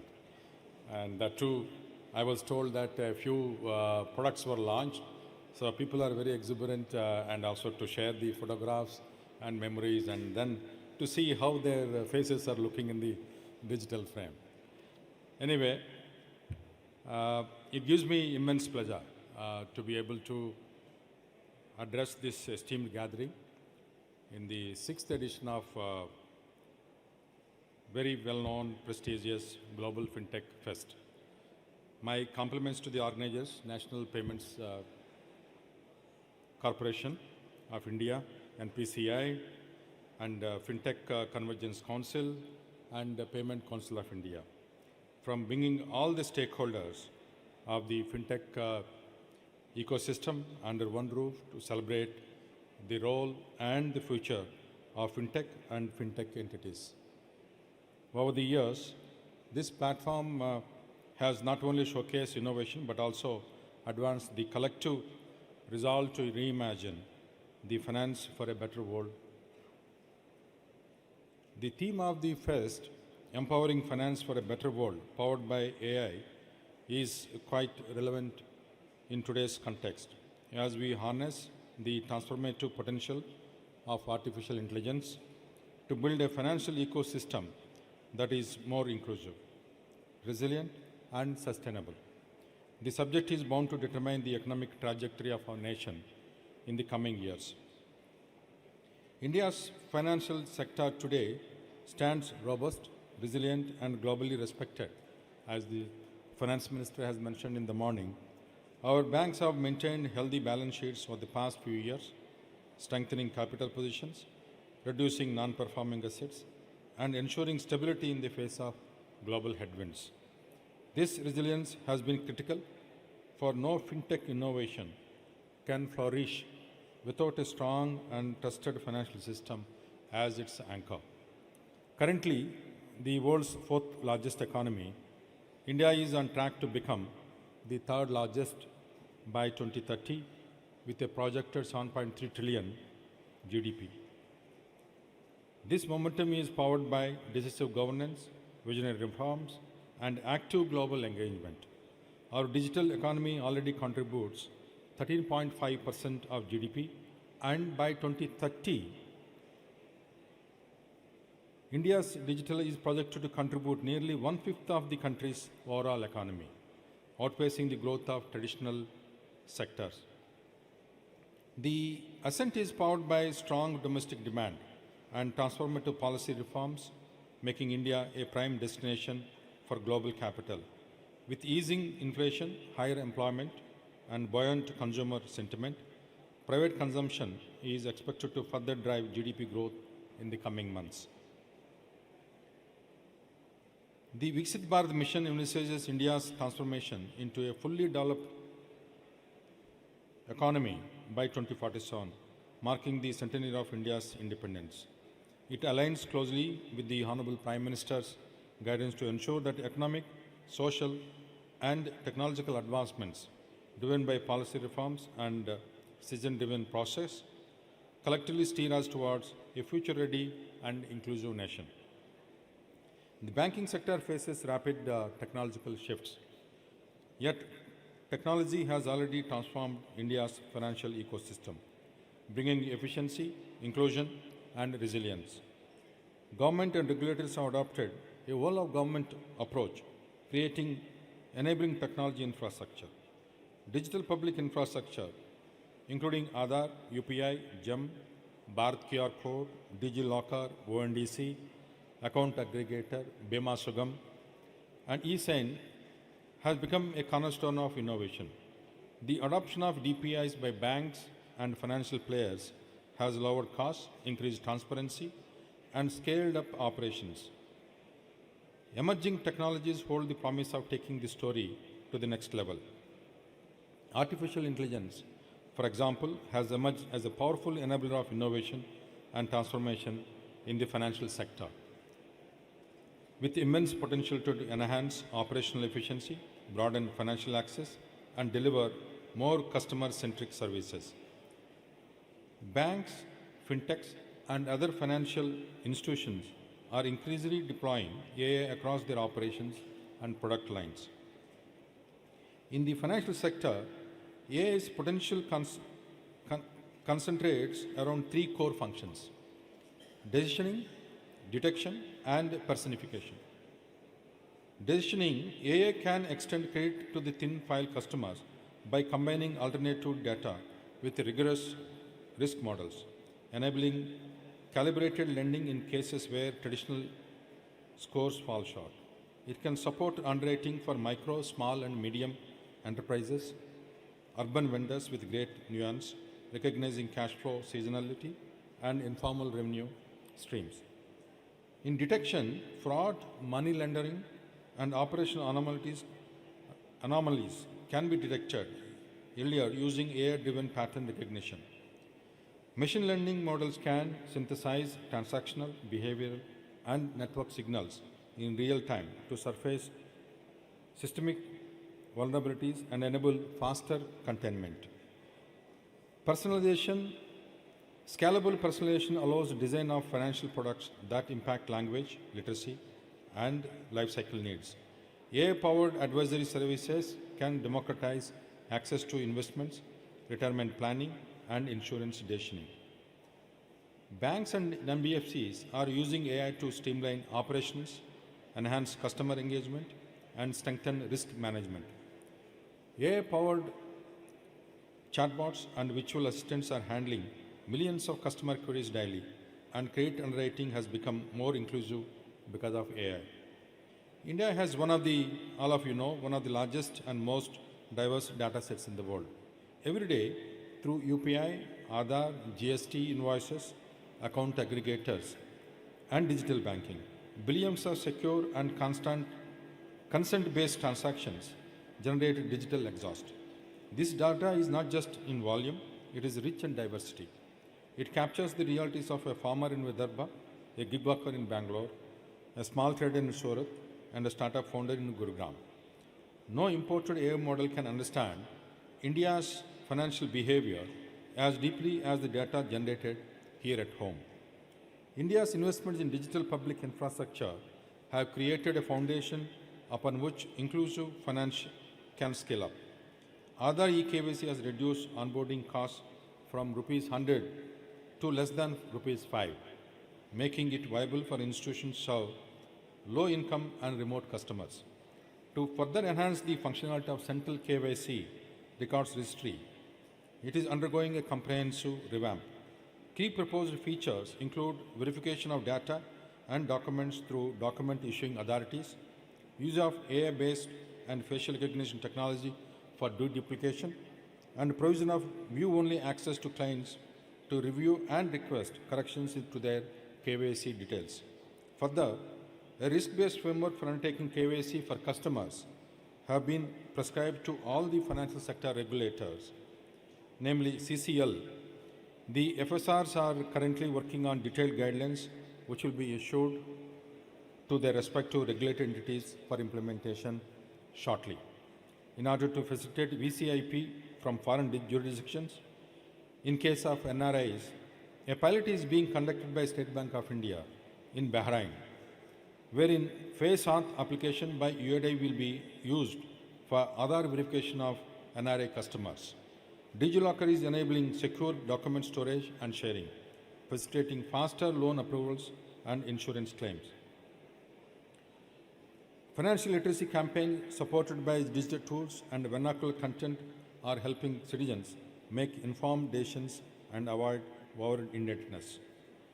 Any financial system, irrespective of this scale, functions on the principles of trust. India's regulatory architecture has proactively embedded accountability into digital finance. The RBI has taken several initiatives to instill the element of trust. Customer protection is prioritized by data protection norms under the Digital Personal Data Protection Act. The digitization of grievance redressal mechanism are underway, and platforms like CMS are enabling faster resolution and tracking. Explainability tools are being deployed to ensure that AI-driven decisions are transparent and contestable. Timely and affordable credit has become the backbone to sectors like MSMEs, women-led entrepreneurs, and gig workers, catalyzing livelihoods and entrepreneurship. Flagship schemes of Government of India, from Pradhan Mantri Jan Dhan Yojana to Pradhan Mantri Mudra Yojana to the credit guarantee schemes for micro and small enterprises, have unlocked new opportunities for those with talent but a little collateral. PMGDY has been the foundation of India's financial inclusion journey. By opening over 56 crore accounts with the deposits of 2.66 lakh crore, it has brought millions of women and rural households into the formal banking system. Pradhan Mantri Suraksha Bima Yojana, with over 53 crore citizens today, enjoy accident insurance coverage at just rupees 20 a year. Pradhan Mantri Jeevan Jyoti Bima Yojana has enrolled nearly 25 crore people who now have financial security in times of personal loss. With almost 10 lakh claims already settled, the scheme has delivered critical support to families when they need it most.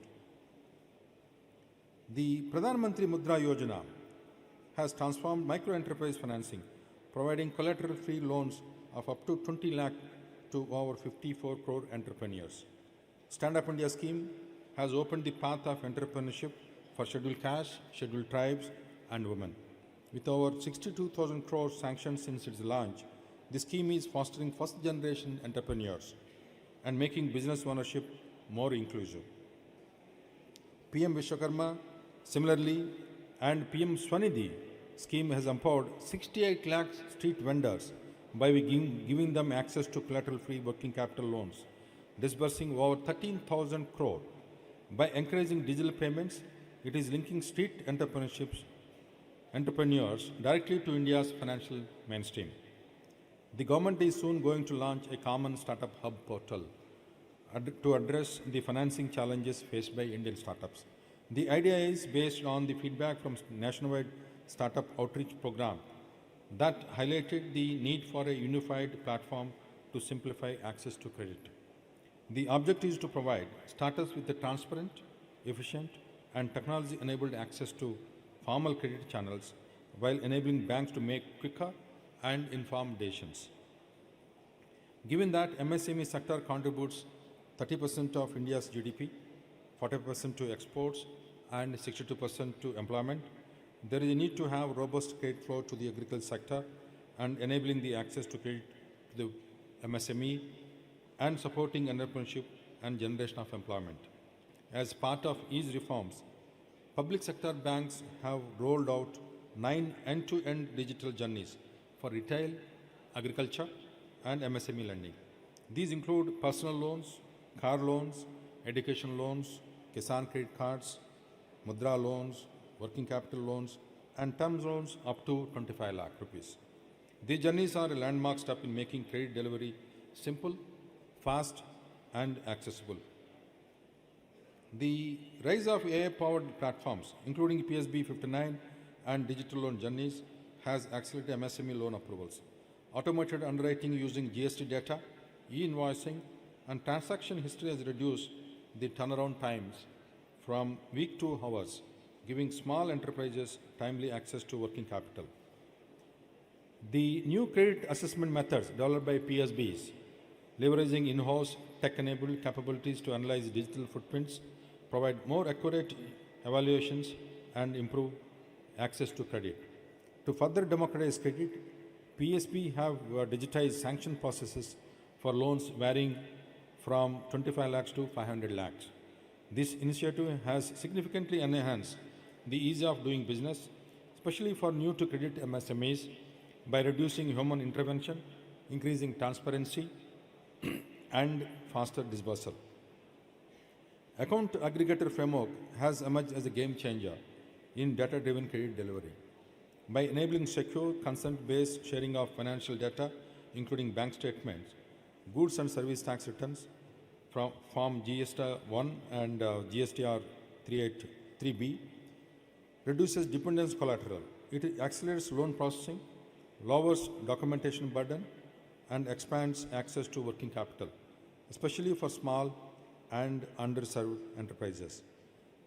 Banks and NBFCs are increasingly using AI and machine learning to analyze MSME digital footprints, including payments, supply chain data, and social transaction histories.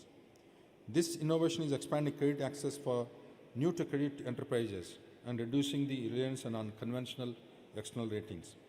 More than 200 fintechs are partnering PSBs in financial innovations today.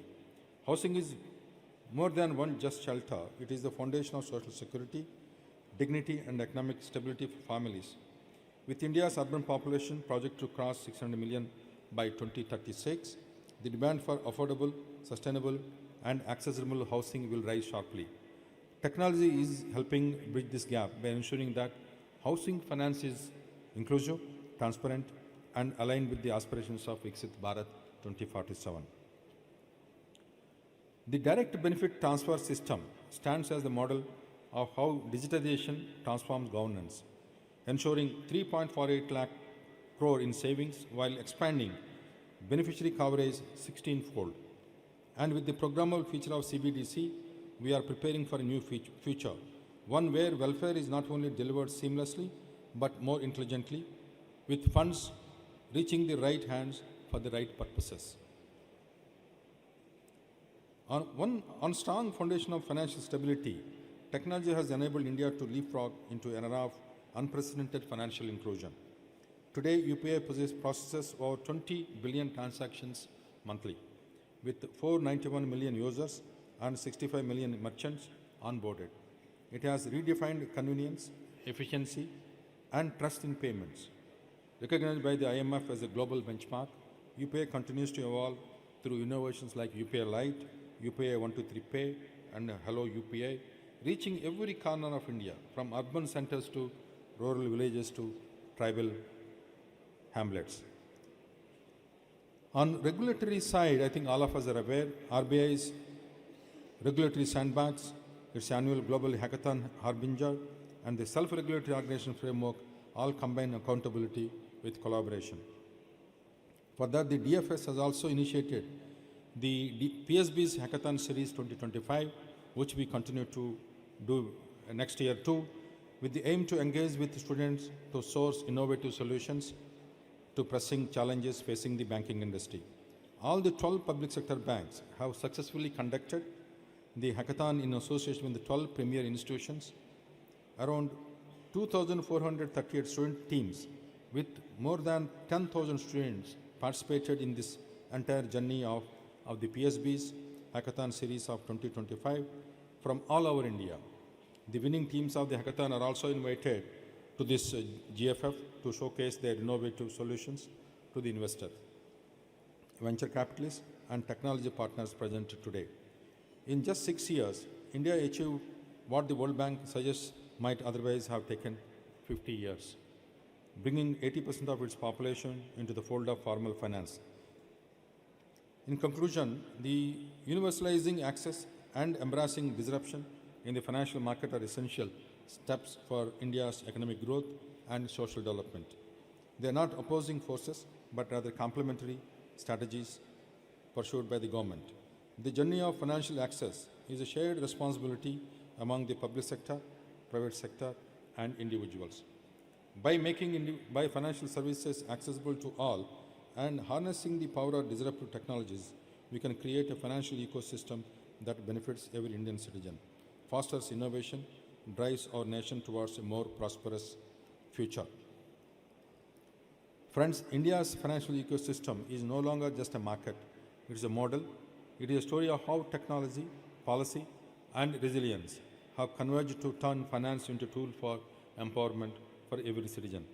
With the banks remaining strong, technology advancing rapidly, and fintechs pushing boundaries, the journey ahead is not just about becoming the world's fifth fintech leader, but also a global knowledge exporter in responsible innovation. Friends, the story of India's digital revolution is ultimately about the people. So therefore, I urge all the fintech ecosystem participants to focus on 5 areas. One is inclusion, bringing all the citizens into formal financial ecosystem so that they will be able to access the formal financial benefits, reduce the cost and friction points so that citizens will experience they'll have better experience, faster decision-making systems so that the financial institutions are able to make quick decisions, and resolving public grievances. Large number of people actually have a lot of grievances. Please find solutions to address and root causes, and then find solutions to the public grievances. And fifthly, cyber security resilience. I think these 5 things are which are, I think, ones which government is focusing, and I urge all the fintech ecosystem also to focus on the next stage of evolution. The revolution that we are talking should be actually anchored on the 3 pillars. One is integrity, ethical standards, and ease of living to all Indian citizens. Once again, I have reached my end of my remarks. I thank the NPCI and all the organizers for inviting me, and to all of you for giving me a very patient hearing. Thank you very much. Jai Hind.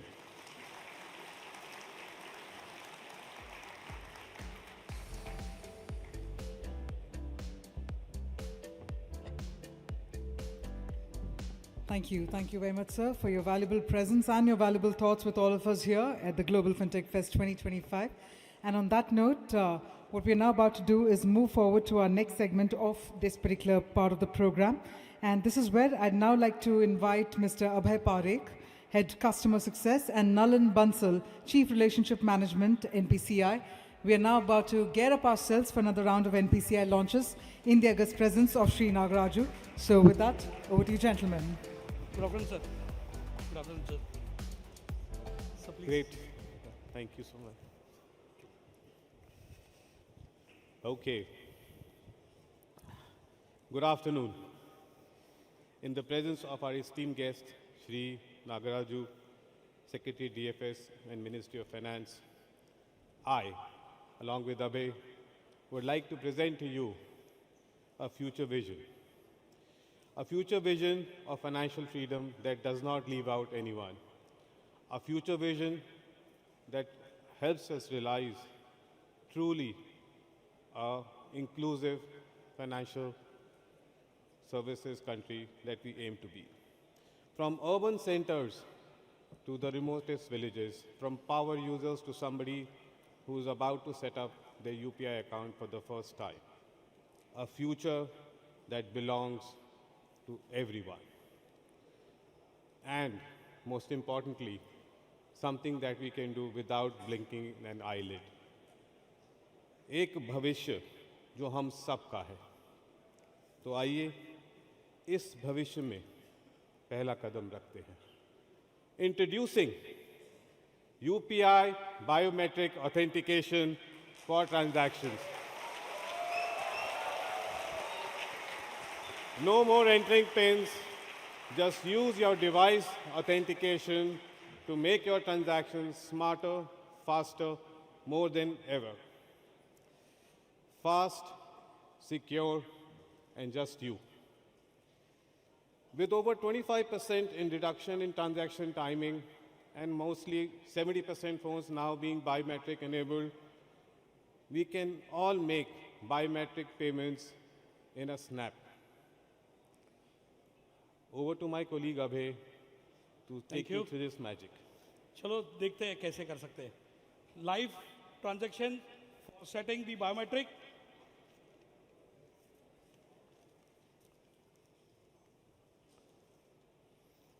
So while the time they are just connecting it and getting it ready. So yeah, so there is a Navi app, and in the account section, the biometric is being enabled, and the biometric is getting enabled, consent is given, right? And now it is getting verified because of the CL security reason, it goes blank, and it will come once it is done, and wow, it is done. Now Varun will pay through his app directly without entering PIN, very fast journey. Do a transaction. Let us do a transaction using SBI account on a Navi app. Can we see a transaction? So he's entering the amount. Abhay, you're paying me? So yeah, and I think it will be coming. Yeah, it's done. So it is so fast. It is less than 50% of time to UPI happens today, right? Let us see one more. Phone Pay with City Union Bank account. Pay again.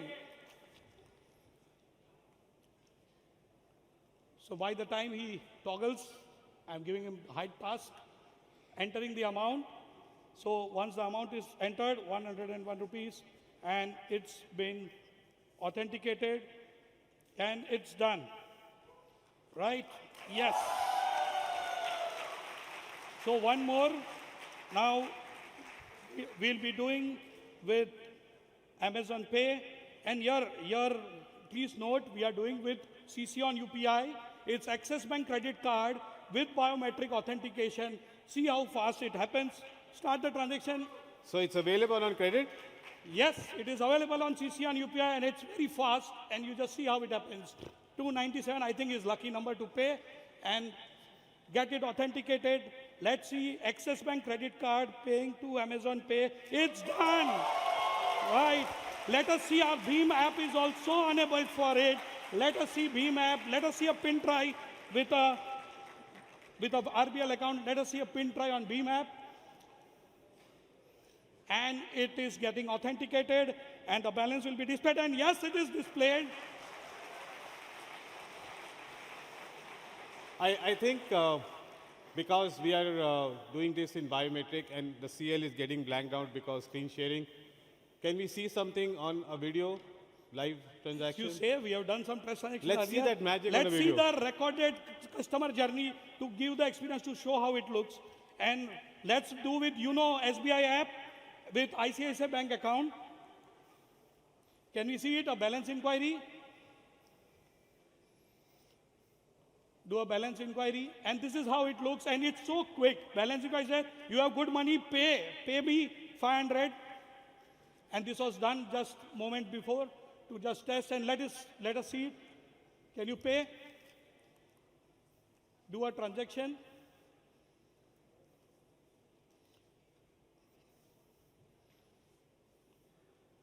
Yeah.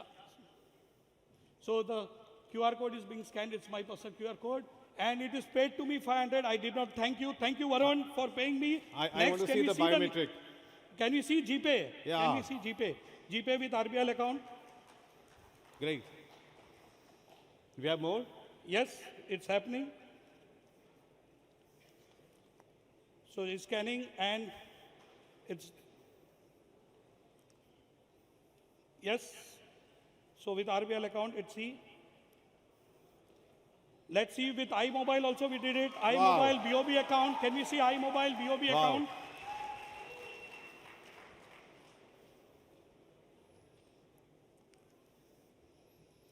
So this is the way UPI will be paying. We all will be paying UPI so fast, without pain, and it will happen super fast, right?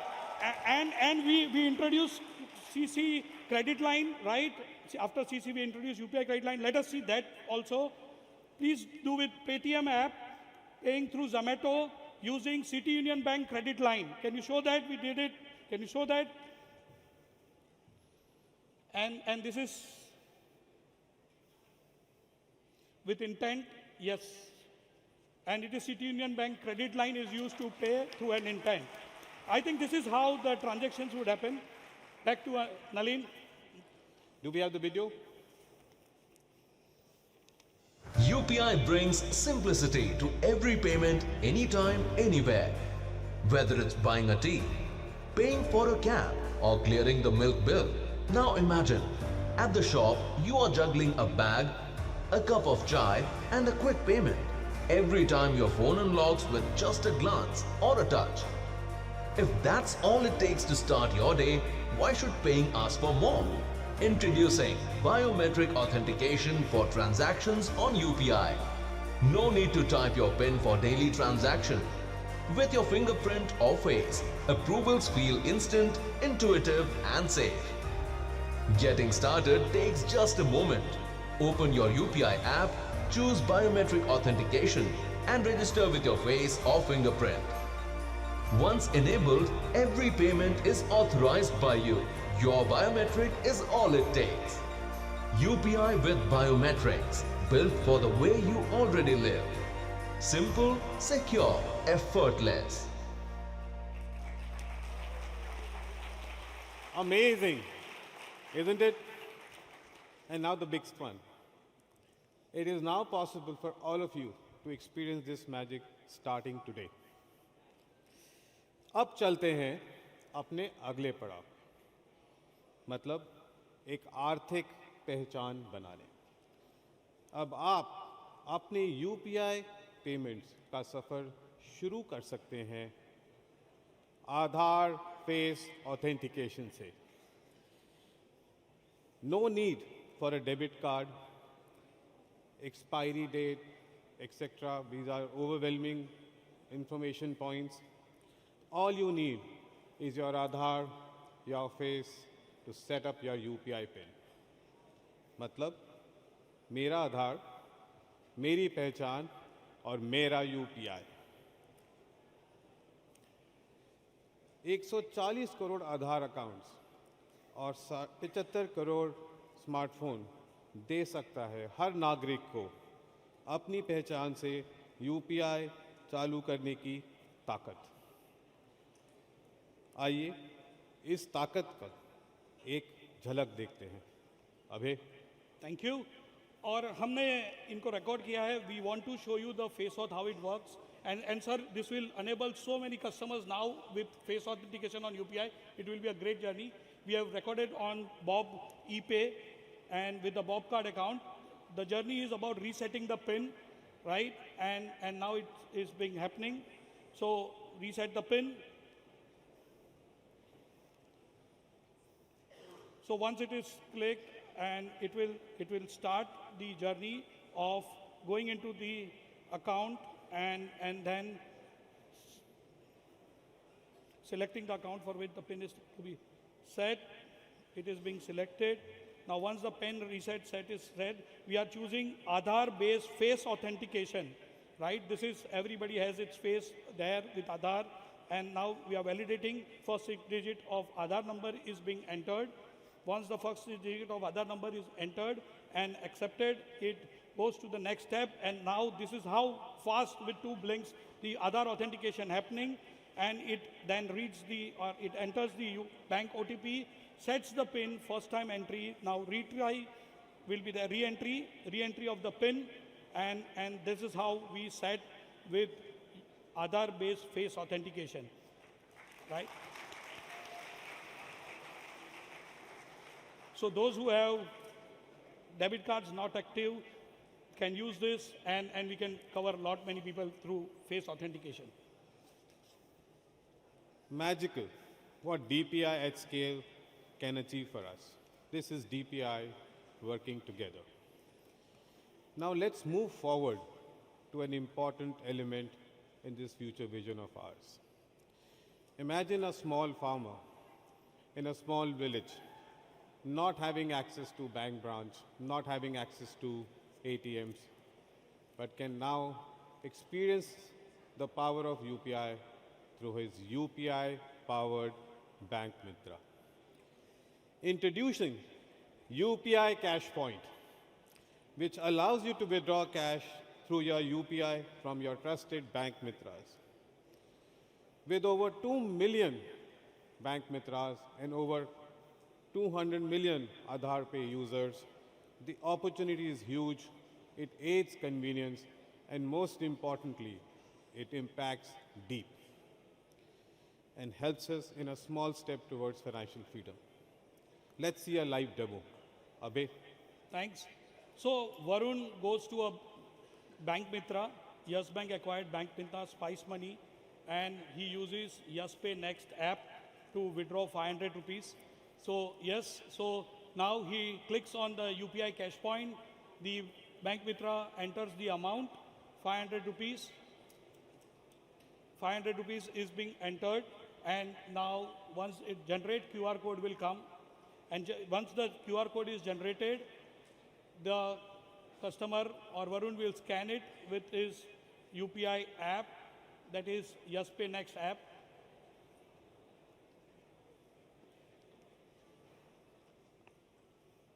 Yes, and once the transaction is completed, the success is shown, and the cash will be handed over to Varun. Let us see one more with Rohan going to Bank Mitra of Pay Nearby Bank Mitra with ICICI Bank as a withdrawing from ICICI Bank with Paytm app. We can do that. Yes.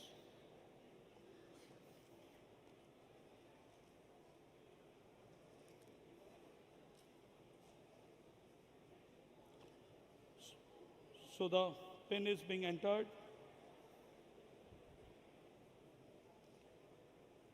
Yes, it is successful, and now he will get the cash. Back to Naveen. Abhay, you're withdrawing all this money, but I'm not getting anything.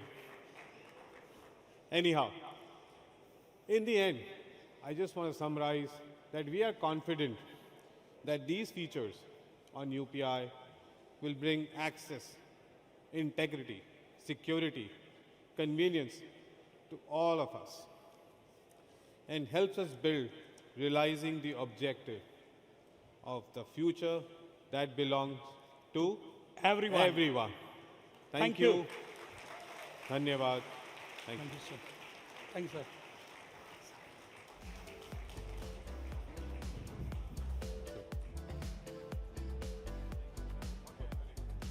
Thank you. Thank you very much, Abhay. Thank you very much, Nalan. I mean, absolutely, it's incredible to see the future of payments and how it's shaping. That being said, we would also be requesting Nagaraju sir to continue remaining seated, sir. We'll also have a photo op in a short while, but before that, I'd like to invite Lalita Nataraj, MD and CEO, NBSL, to deliver a vote of thanks for this segment. After this, we'll have the photo op with all the key participating people and the banks for these incredible launches. But first, over to you. Good evening. On behalf of the NPCI group, I would like to thank Secretary TFS Sri Nagaraju sir for spending time and giving us his valuable insights. Thanks to all the dignitaries and the fintechs and the bankers and the regulators present here today. Thank you very much for being a part of these three very, very important launches. We believe that with these three launches, we are one more step closer to solving real problems for people who matter the most for us. Thank you very much. I would request that all of you continue to remain evangelists of the product and ensure adoption till the last mile in whatever form and shape you think is fit. Thank you very much, sir, for continued support in this journey, and we continue to solve real problems using technology and alternate means of authentication as a part of the UPI unlock for the next 300 to 400 million users. Thank you very much.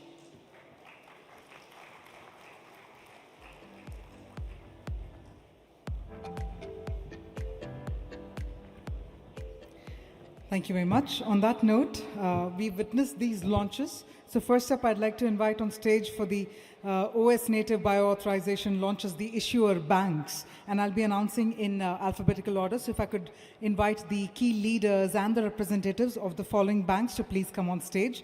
If I could please invite Airtel Payments Bank, Axis Bank, Bank of Baroda, Canara Bank. If I could request the leaders and the key representatives of these banks to please come on stage for a group photo with Nagaraju sir. May I further invite Central Bank of India, the Cosmos Cooperative Bank, City Union Bank, Federal Bank, HDFC Bank, HSBC Bank, ICICI Bank, IDFC First Bank, Indian Bank, IndusInd Bank, Indian Overseas Bank, Kotak Mahindra Bank, Karur Vysya Bank, Punjab National Bank, RBL Bank, Saraswat Bank, State Bank of India, South Indian Bank, Suryodaya Small Finance Bank, Tamil Nadu Mercantile Bank, UCO Bank, Utkarsh Small Finance Bank, Union Bank of India, and Yes Bank. First up, we'll have the issuer banks here. We have the key leaders of these issuer banks on here on the stage for a group photo op. Well, we all witnessed all these incredible launches. It's not possible without the key participating banks or the apps. So let's firstly have a photo op, and we'll have that in the presence of Shri M. Nagaraju sir.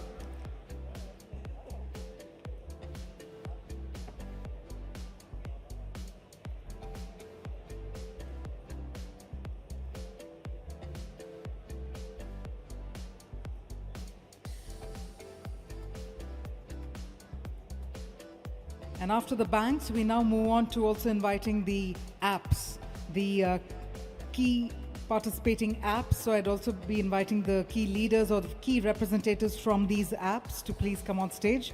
Airtel Thanks app, Amazon Pay app, Bheem app, Bheem IOB app, Bheem PMB app, Bheem Utkarsh app, Bob ePay app, BOI Omni Neo app, Canara A1 app, Centis app, Cred app, Cub Mbank an app, and Fed mobile app, FreeCharge app, Google Pay app, HDFC Bank mobile banking app, iMobile app. If I could invite all these key people from these apps to please also come on stage.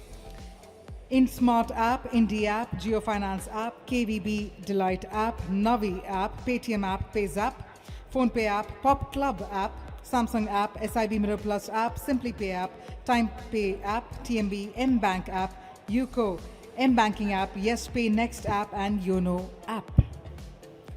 I feel like I've just done a Shankar Mahadevan's Breathless. But that's what we're talking about, the kind of incredible apps and incredible banks that have come together to bring these, make these launches happen live and real for us all. So yes.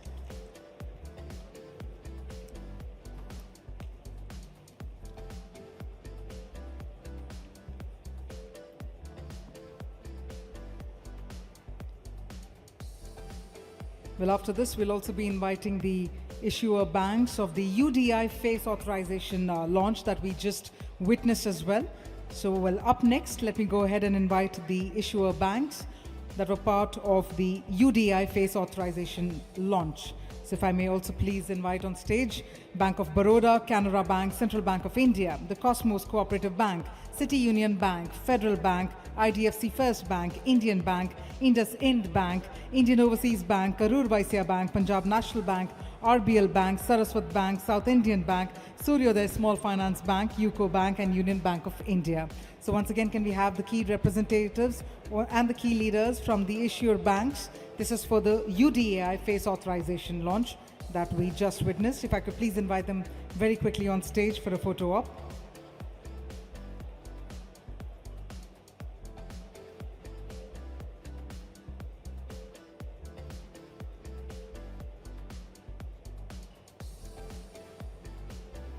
And meanwhile, ladies and gentlemen, don't go anywhere as yet because we have one more incredible launch coming your way. So please stay tuned for all that. And then after that, we also have another incredible panel discussion. So please be seated. It's day one. We're going to make the most of it. We'll also have the apps on stage. We'll have Beam IOB app, Beam PNB app, Bob ePay app, Canara A1 app, Centis app, Cub M-Bank Plus app, Go Mobile app, InSmart app, IndusInd Bank app, KVB Delight app, SIB Mirror Plus app, TimePay app as well. That were part of the UDI face authorization launch. So if you could please have the key representation from these apps to please come on stage. And after this, then we'll move on to the final photo op for the final launch. All right, so then let me march ahead. And this is for the DFS launch of Cash at BC. So I would like to please invite the payer bank, the representation from the payer banks and the apps. So if I could please invite Axis Bank, Nagaraju sir. I'm so sorry, sir. I would need for just a few more minutes, but I thank you for obliging with us. We'll just have one final photo op from the payer banks, Axis Bank, City Union Bank, Federal Bank, HDFC Bank, ICICI Bank, IndusInd Bank, State Bank of India, and the apps, the participating leaders from these apps. Can I please invite Cred app, Cub M-Bank Plus app, iMobile app, Indie app, Navi app, Paytm app, Pays app, YesPay Next app, IDFC First Bank app. And if I could also please invite Punjab National Bank, Airtel Payments Bank, IDFC First Bank, Yes Bank as well, the key representatives. Let's quickly have you on stage. And if I could also invite the representatives from Pay Nearby, Spice Money, and Atyati as well on stage. I know this is the final bit, but let's have you please come on stage. We'll have a quick photo op.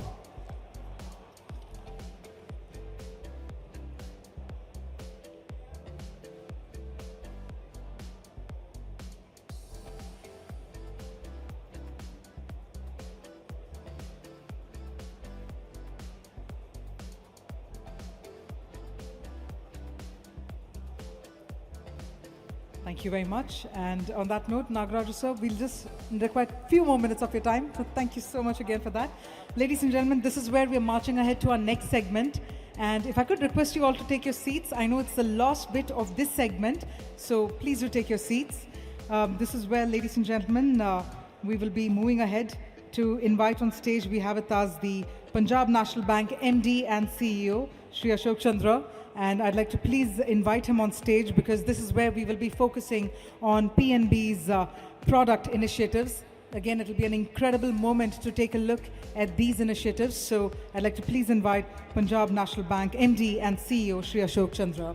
Thank you so much for joining us. Can we have a riveting round of applause, everyone, for all those who are seated here? Everyone standing here. We're about to witness another incredible launch. So with that, over to you, sir. Thank you very much. Good evening to all of you. Respected Secretary DFS Sri M. Nagaraju sir, and the esteemed dignitaries who are present here, media persons. I think all of us have seen the payment happening in seconds. We in PNB working very hard to see that how we can improve upon the delivery system in the credit. And today, some launches which we are going to do it in the credit space, where you can see that within minutes, the credit delivery can also happen. When the payments can happen in seconds, I think ESBs are ready to provide the credit delivery also in minutes. Today we have 5 launches. 3 launches are dedicated to the rural population of India. 70% of our population, they are living in rural segment. And we have developed 3 niche products for the rural masses, wherein no paper movements are required and credit delivery can happen in minutes. First product in that segment which we are going to launch is renewal of KCC. We are all doing the first initial KCC launches. KCC, already we are doing it through the digital piece, but here we are doing the renewal of KCC through the digital mode. Second product, which is also to cater to the rural masses, is the digital dairy loans. That also it can happen without any paper movement, and within minutes, end-to-end process is digital, and within minutes the credit sanction can happen. Third product, which is also dedicated to the rural people, is the digital express tractor loan. And that is also no paper movements are required. Through the digital channel, end-to-end, the STP journey is there, and within minutes, the tractor loan will be disbursed, sanction, disbursement, loan documentation through NESL. All these things will happen through the digital channel in minutes. Fourth product, again in the credit space, that is dedicated to everyone, every citizen in the country. That is for OD facility against the mutual fund investment anybody has done through the PNB mobile app, PNB One. That also can happen in 4 steps. It can happen within 10 minutes.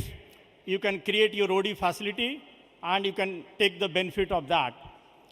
Fifth launch, which we are going to do it, we always believe that, yes, when we are taking care of the customers, we need to educate our staffs also. We need to facilitate our staff awareness level. And for that, using the Gen AI, we are launching the chatbot called Rahi for our staff members. The people sitting across the counter, now through this Rahi chatbot, they can provide the services to the customers. The entire bank's guidelines, rules, and the schemes that is enabled in the chatbot.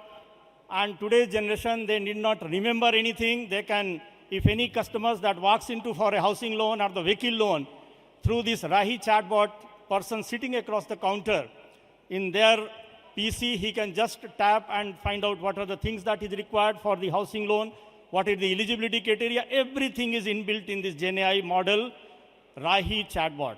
So all these 5 launches, we are going to do the launching with the benign hands of our DFS Secretary, sir, and in presence of this August gathering.